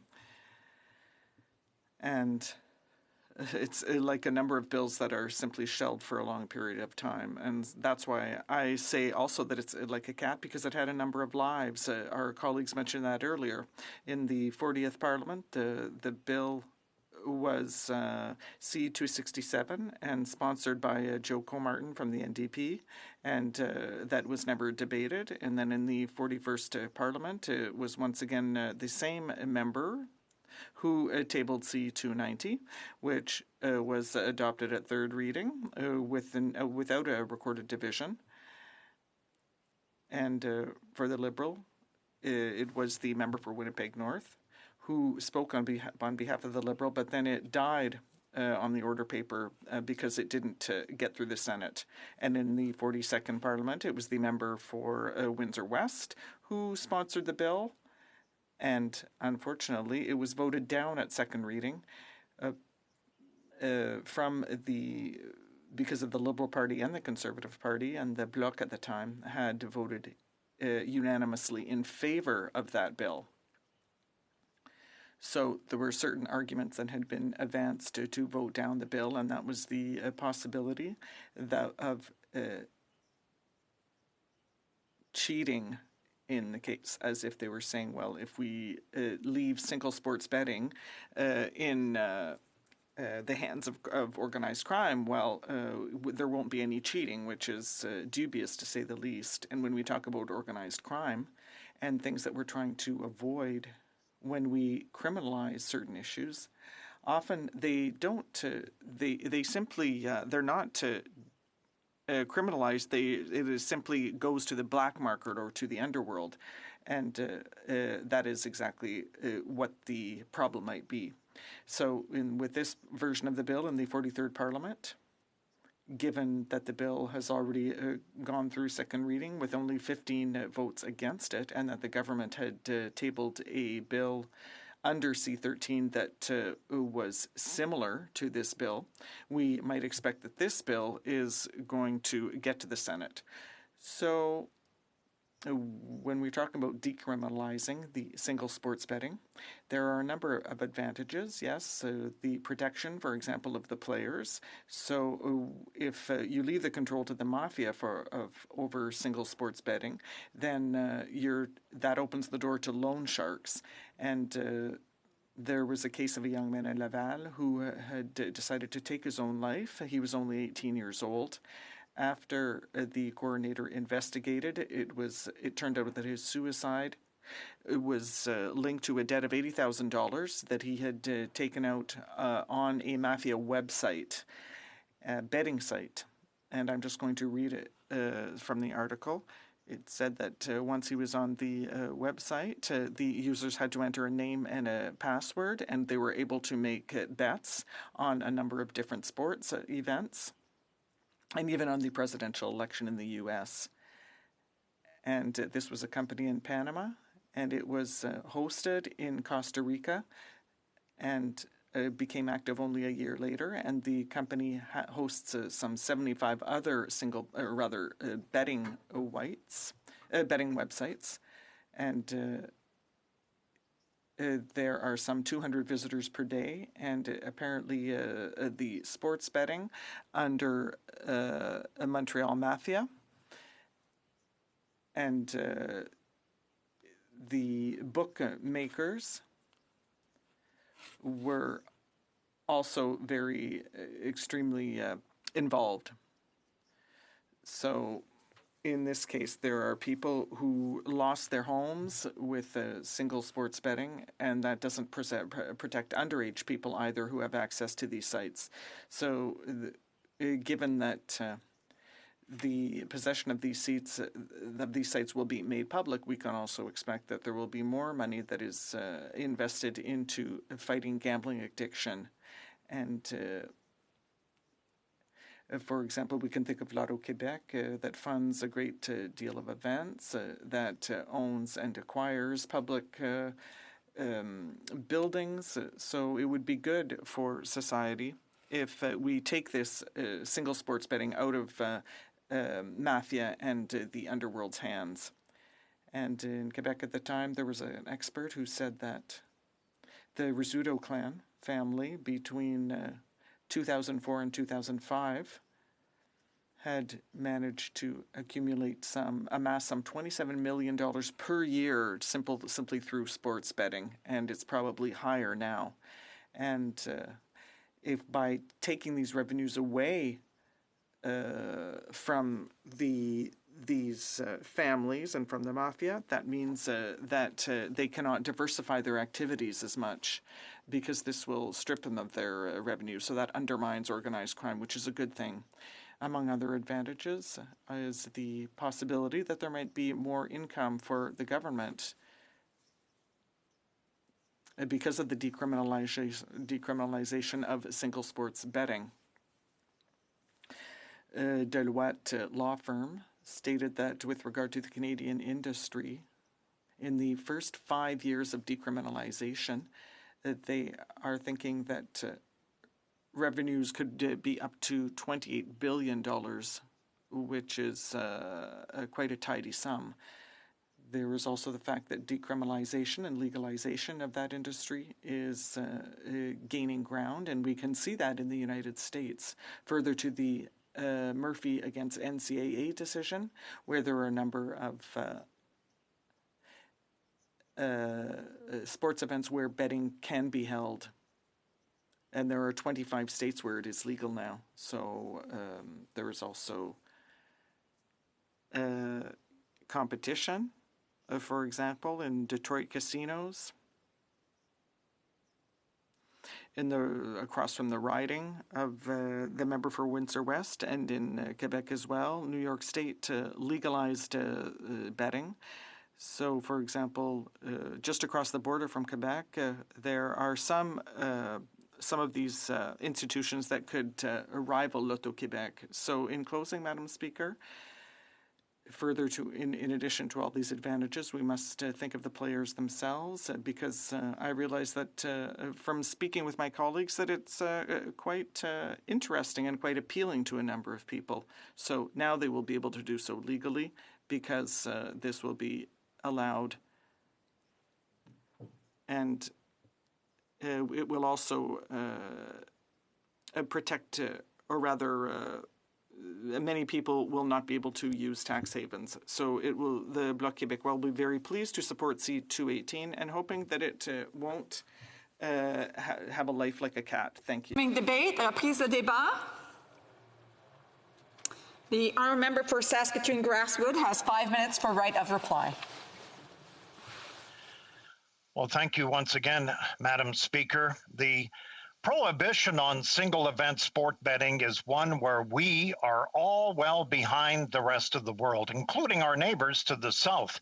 So I believe, and others believe, it is time that we simply catch up with the rest of the world.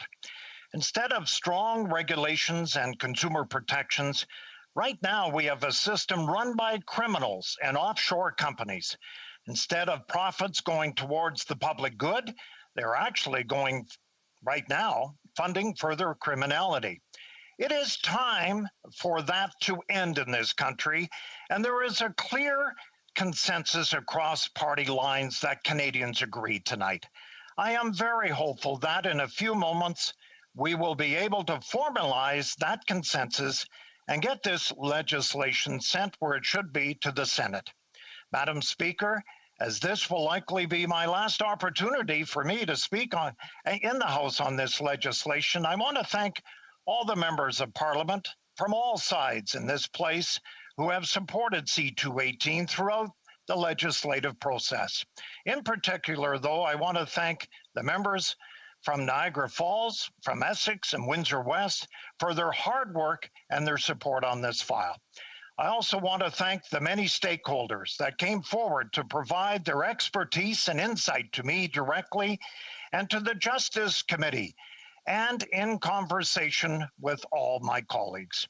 Since I brought this bill forward last February, I have heard from provincial, municipal governments, industry organizations, mental health, and responsible gambling advocacy groups, amateur and professional sport organizations, sports media, and various other groups. All of them provided valuable information that was so crucial to the development of this legislation. Madam Speaker, this could prove to be an historic day for our country. The passage of Bill C-218 here in the House of Commons would be a clear indication that the elected representatives of the people of Canada believe that this change is in the best interest of all Canadians. I am hopeful that upon passage of this legislation, our colleagues in the Senate will take up this legislation with haste so that this outdated prohibition can finally be removed from the criminal code in Canada. It is well past time that we do so. Thank you again, Madam Speaker, and to all in the House of Commons. The question is as follows. Mr. Waugh, seconded by Mr. Baldinelli, moved that Bill C-218, an act to amend the Criminal Code, sports betting, be now read a third time and do pass. Si un député d'un parti reconnu présent en chambre. If a member of a party present recognized in the House wishes to request a recorded division or that the motion be adopted on division, I would invite them to rise and indicate it to the chair. The honourable member for Niagara Falls. Madam Speaker, I ask that this bill pass on division. I therefore declare the motion carried on division. Reading of this bill, troisième lecture de ce projet de loi.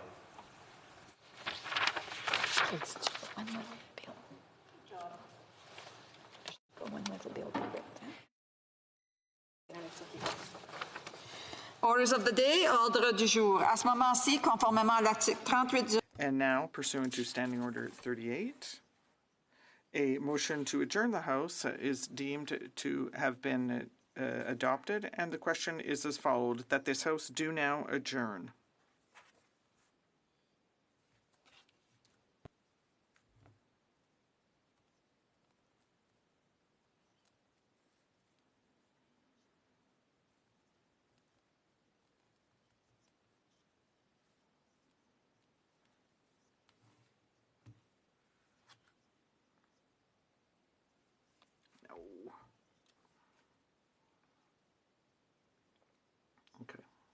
7:10.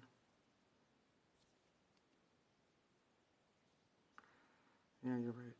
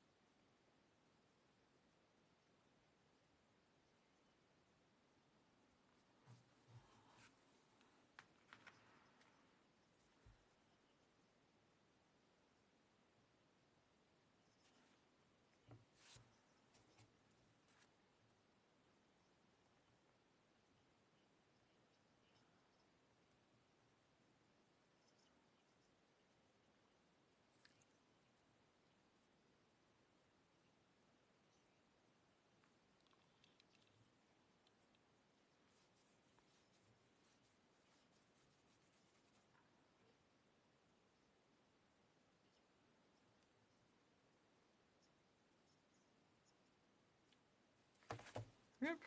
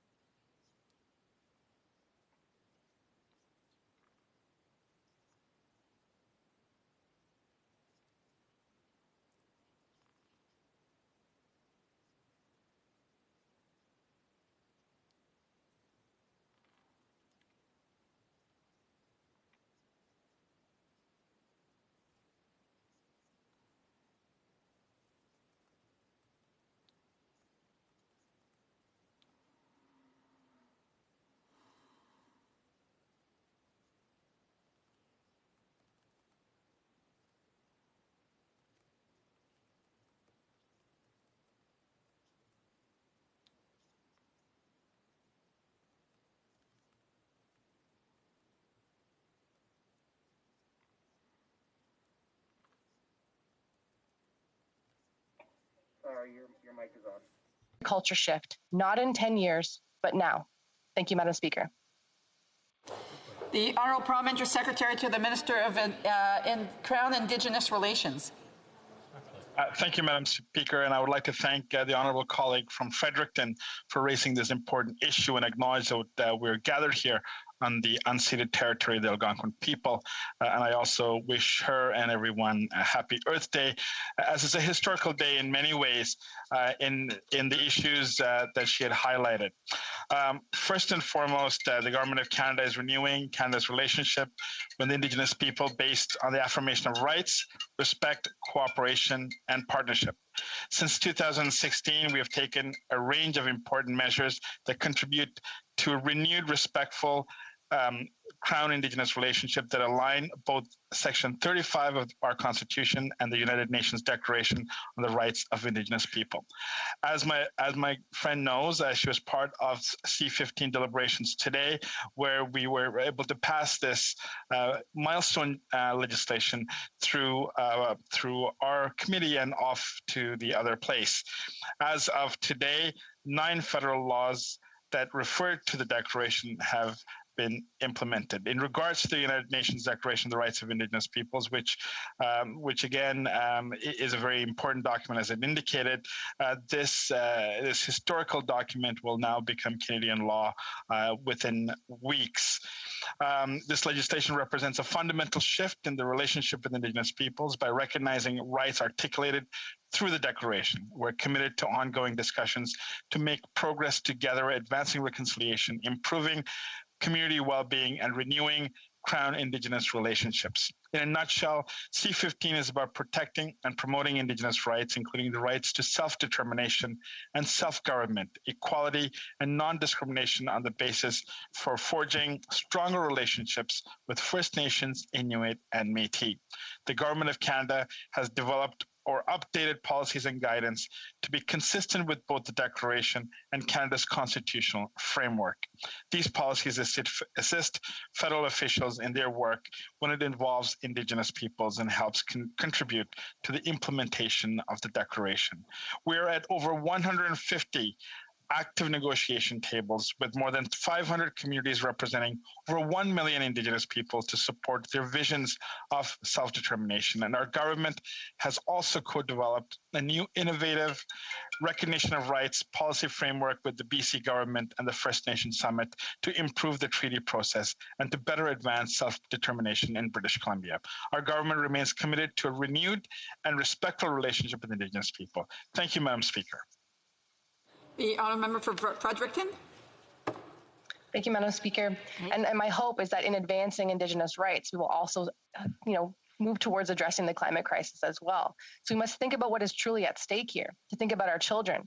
The Minister of Environment and Climate Change has mentioned his daughter many times in his speeches. He even mentioned how she has urged him to do more. The youth are the ones who bring me hope when I feel defeated. They're the ones who give me the energy to use my voice to be part of the solution.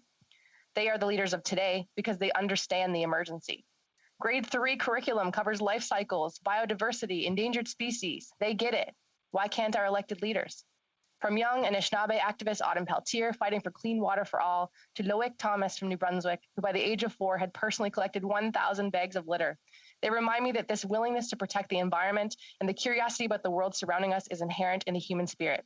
This government needs to act in the best interest of the youth of this country, the ones that will have to find the solutions to the catastrophic problems our government is not courageous enough to face head on now. Thank you. The Honourable Parliamentary Secretary to the Minister of Crown Indigenous Relations. Madam Speaker, we share in the vision articulated by the member opposite. Today, the Prime Minister in Washington committed at their summit to reduce and to meet our targets set in Paris and exceed it by 2030, and also to meet our 2050 net zero emission target. So this is a historical day in many ways. And I just want to reiterate that our government passed key legislation to support Indigenous languages, affirming Indigenous jurisdictions over child welfare, and introduced legislation to implement UNDRIP, and it has progressed through the legislative process in the last several days. While we have made a lot of progress together, we know that much more work needs to be done in order to build on the investments we've made and to keep moving this important relationship and our country forward. Thank you, Madam Speaker. The honourable member for Bow River. Thank you, Madam Speaker. I think I've got my headphone in the right place. Good. All right. Words that I'm hearing from my writing: frustration, anger, hopeless, discontent, confusion, despond, depressed, isolated, weary. We have words now that we use that call mask, frontline workers, no mask, family, maybe, flu, COVID-19, variants, international travel, no travel, bubble, lockdown, no bubble, restrictions, healthcare workers, protection, quarantine, border closure, exemptions, hotel quarantine, tickets for being out, businesses open, no funerals, businesses permanently closed, schools open, vaccine passports, mandatory vaccines, shortage, distribution, safety concerns, too few, too many, on and on. It's the point that a lot of my constituents no longer trust mainline media, or they're so tired of the negativity that's in our mainline media. My constituents are looking for alternate media, looking for alternate things that they can find out. They're looking in Google search. They're tired of this and weary. Have we lost our social skills because we've got lost in Zoom? Well, then we have the vaccines recently. I had the first shot, and now we're talking about a 4-month delay when we've heard that we need to have them in a month. We're south of the border, they get them in a month. We talk about the US, the UK, better one day, worse another. We talk about foreign sources. We talk about Canadian sources. We play a crazy numbers game. We're ranked 42nd. We're ranked 3rd. We're ranked 5th. It goes on and on. We talk about science and non-science. Governments have and are creating the ultimate fear in our society, and people are tired of it. They're losing faith in our government, who is charged with providing a safe and secure society. They're desperate for a different leadership to give them hope. This is not about writing and handing out checks from taxpayers' money that will be paid in the future by our kids and our grandkids. Parliament has been dysfunctional for 13 months. They're looking for a government to provide leadership, a change. They're tired and weary and living in a world of fear. Canadians want positive direction and hope. That sort of comes along with trifecta, cystic fibrosis. We've had drugs approved in a very, very short time. This happened by other companies outside getting drugs developed, and all of a sudden it's in Canada and quickly developed. But we've had a group of people who are so susceptible to germs like COVID-19, but yet we've had a drug approved in another country, used in many different countries, that is life-changing. Yet what happens in Canada? We get stalled in the federal health bureaucracy of approvals. And then there's a step of working with provinces. But with the drugs for COVID, vaccines, we were seen to be able to get that approved very quickly and used in the provinces with their health departments. Why can't we get this done with trifecta? Because it is a life-saving and a really good drug. Thank you, Madam Speaker. The Honourable Parliamentary Secretary to the Minister of Health. Thank you, Madam Speaker, and thank you to my honourable colleague for his I don't really know what that was, but let me just start where he left off in terms of the approval process and our regulators at Health Canada. Madam Speaker, it's important. He spoke about Canadians needing to trust, needing to understand and feel hope. And I think the member opposite, while I have a lot of respect for him as a parliamentarian, he has a role to play. And that diatribe that he just went through, I actually think was quite detrimental to helping Canadians feel safe and secure in the institutions, in particular in the independent regulators of Health Canada. If his constituents are mistrusting media, I mean, again, I think he has a very important role to play in terms of providing them with resources that are based on science and fact. There are a lot of conspiracy theories out there. Frankly, there are a lot of conspiracy theories rampant within the Conservative Party and have been in the House. In fact, one of them was actually removed from the Conservative Party because they seem to go too far. However, there are others in the party that seem to be okay with those types of conspiracy theories. But I think it is incredibly important as parliamentarians that we demonstrate to Canadians the safety and effectiveness and have that trust in our health regulators. Health Canada is world-renowned. The member opposite spoke about the timing of the approvals of vaccines. Well, Madam Speaker, I can tell you that that was not without significant investments into Health Canada, resources, human resources. Our Health Canada officials worked around the clock to ensure that as vaccines were being developed, given the global pandemic we were facing, that they were prepared to receive that information, to review it. And in fact, all of the approved drugs in Canada went through a regular review process. They simply put in place measures to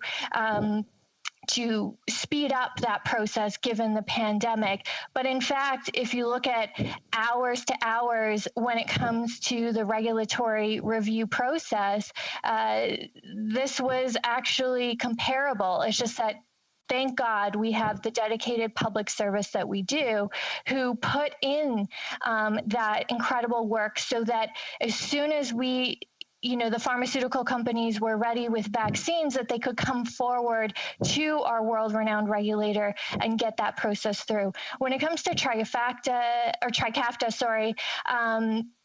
Actually, we were waiting for the company to put forward an application, which they have now done. We're very happy for that. And I know there are many Canadians looking forward to that process moving forward. And frankly, Madam Speaker, there is a number of things that this pandemic has demonstrated in terms of how we can take some of the lessons learned moving forward to put in place even better systems. But Madam Speaker, when it comes to misinformation or disinformation from the Conservative Party, I hope the member opposite will convey to his constituents how safe and effective these vaccines are, and it is going to be a major contributor in us getting out of this pandemic and Canadians being safe and healthy again. Our member for Bow River. Thank you, Madam Speaker, and thank you, the honourable member, for her comments. I was repeating the comments of my constituents. This is not from the Conservative Party. These are my constituents, and these are the words that I hear from them. But I'm concerned about the health of another group in my constituency, and that's our travel agents. This is an 85% is women on these businesses. They're small businesses. They've lost their incomes for 13 months, and it'll be a minimum 13 months before they get money from incoming bookings. They are in a dreadful position. The Air Canada deal doesn't protect them from past commissions. They are expressing stress. They're expressing down, and they are really in trouble as far as businesses. We need to find a way to help the travel agent business and the health of these people in Canada. Thank you. The Honourable Parliamentary Secretary. Thank you, Madam Speaker, and thank you to my honourable colleague for raising the concerns of travel agents. I too have heard these concerns, but Madam Speaker, that's precisely why our budget that was announced this week by the Minister of Finance precisely focused on those who have been adversely affected or most affected during this pandemic, including women. And that's why our budget, in fact, addressed this head on. And so there are a number of supports. There are a number of supports for affected sectors, as I said, including women in particular, who we know have been particularly hit hard. So I would encourage the member opposite to support this budget, to support the funding and the recovery that we are going to provide to his constituents and Canadians all across this country. Thank you, Madam Speaker. The honourable member for Lethbridge.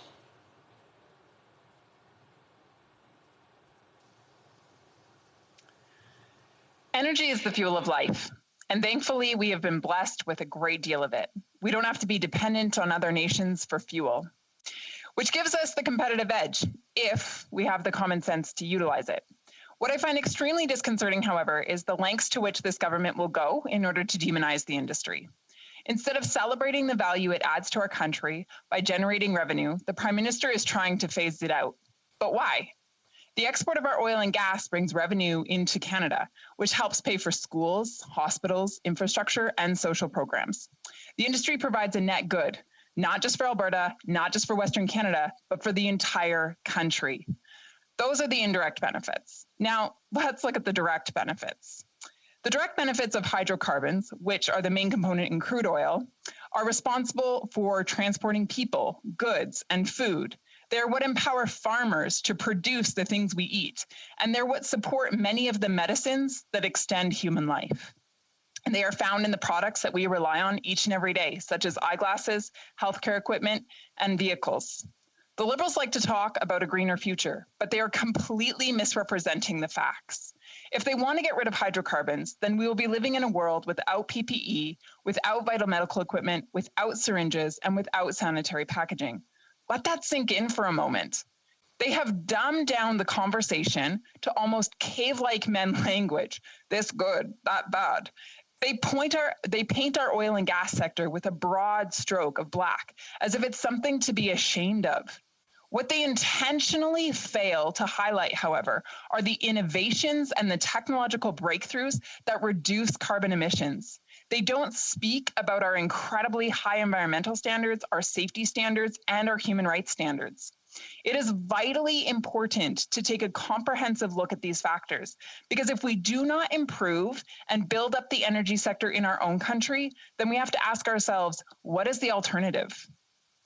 It is to increase energy production and exports from other countries like Saudi Arabia and Venezuela, where there are no environmental protections and horrific human rights atrocities that take place on a daily basis. Not to mention the tremendous damage that is done to the environment by transporting barge after barge of oil across the ocean. The world is going to need oil for a long time to come. In fact, demand is estimated to increase by 19% by 2040. This is because as developing countries rise out of poverty and their standards of living improve, their need for oil and gas goes up. Canada has an opportunity. If these countries are not going to get their gas and oil from us, then they will go elsewhere. If the Prime Minister genuinely cares about reducing global greenhouse gas emission, then the obvious action is to boost production in our own country, where the industry works hard to reduce environmental impacts and improve performance through constant innovation. Why the Prime Minister continues to annihilate this sector absolutely confounds me. Canada has the opportunity to be a leader and a responsible resource supplier to countries around the globe. Boosting our oil and gas industry would not only help the rest of the world by supplying clean energy produced under the strictest environmental standards with safe working conditions, but it would also bring an incredible amount of wealth into our nation. In Canada, we are very proud of our social safety net and our national healthcare system, but these are big ticket items that cost a lot of money to run effectively. When this government works to cancel energy projects or kill pipelines and demonizes this energy industry, it effectively puts our welfare systems at risk. Canada deserves better. Thank you. The Honourable Parliamentary Secretary, the Minister of Health. Thank you, Madam Speaker. And let me start off by saying that the member opposite is completely wrong. Our government actually pushed and supported for a different outcome when it came to Keystone XL pipeline. And we're working with the Biden administration to support our energy workers and energy sector. However, Madam Speaker, we also made clear to the Alberta government of the day that we will continue to be there to support affected workers, families, and communities, just as we've had their backs through the shock of the last year, the global price war, and on the heels of the pandemic. However, Madam Speaker, we now have a responsibility to these workers and to all Canadians to build on our relationship with Canada's #1 energy customer. So, Madam Speaker, it's important for us to focus on 3 areas in using the example of Canada and the US, for example, where our interests are intertwined. To get to the point of the member's question, which is in regards to making sure that Canada is not left behind. And so first, let me talk, Madam Speaker, about both governments are determined to work together to defeat COVID, for example, and build our economies back. This will include working with the energy sector and ensuring that they are part of the recovery and prepared to play a role in the energy transformation. The second area is climate, Madam Speaker. President Biden has declared this crisis a national security concern and once again wants the United States to be our ally in this. We already have proven that with a robust climate policy in place in Canada that is supported by Canadian industry, including many senior oil patch executives. We saw evidence today of the special bond Canada shares with the US on climate policy. And third, Madam Speaker, is economic integration. The Canada-US relationship goes far beyond single projects. And in fact, we are one of the world's most productive and mutually beneficial bilateral relationships. Our entrepreneurs and innovators, as we fully acknowledge they are, already cooperate on finding clean tech breakthroughs in areas like carbon capture. Our auto industries have been deeply integrated for generations, and energy is at the epicenter of this partnership, supporting many thousands of jobs out west and across the country. Canada happens to be the largest and most secure foreign source of energy for the United States. Those sources include crude oil, natural gas, hydroelectricity, and uranium. And our experts matter to Americans, so we can provide carbon-free and affordable hydroelectricity to millions of American homes. Madam Speaker, it is this innovation, but it's also our acknowledgement of climate change that is going to help and transform and ensure that as Canadians, we have energy sector workers' backs and that we will be there to support them. Thank you, Madam Speaker. The honourable member for Lethbridge.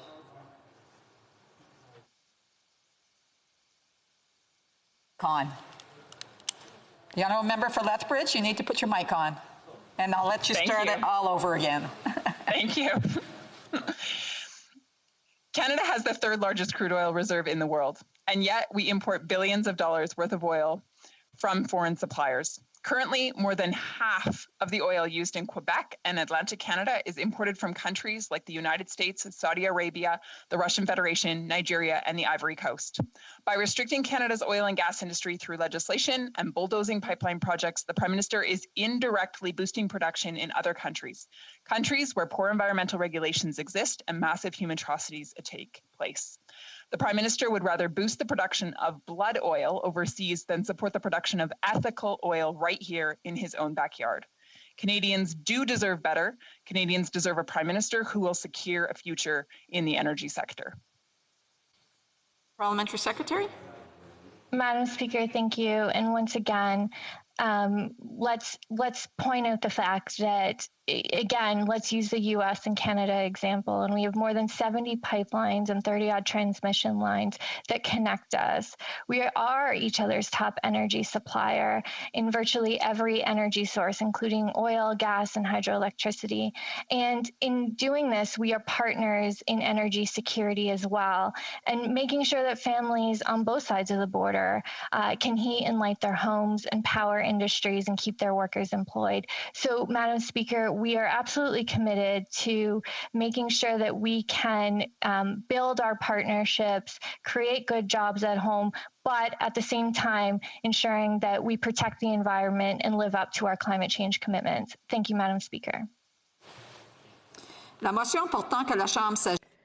The motion to adjourn the House is now deemed to have been adopted. Accordingly, this House stands adjourned until tomorrow, pursuant to Standing Order 24-1.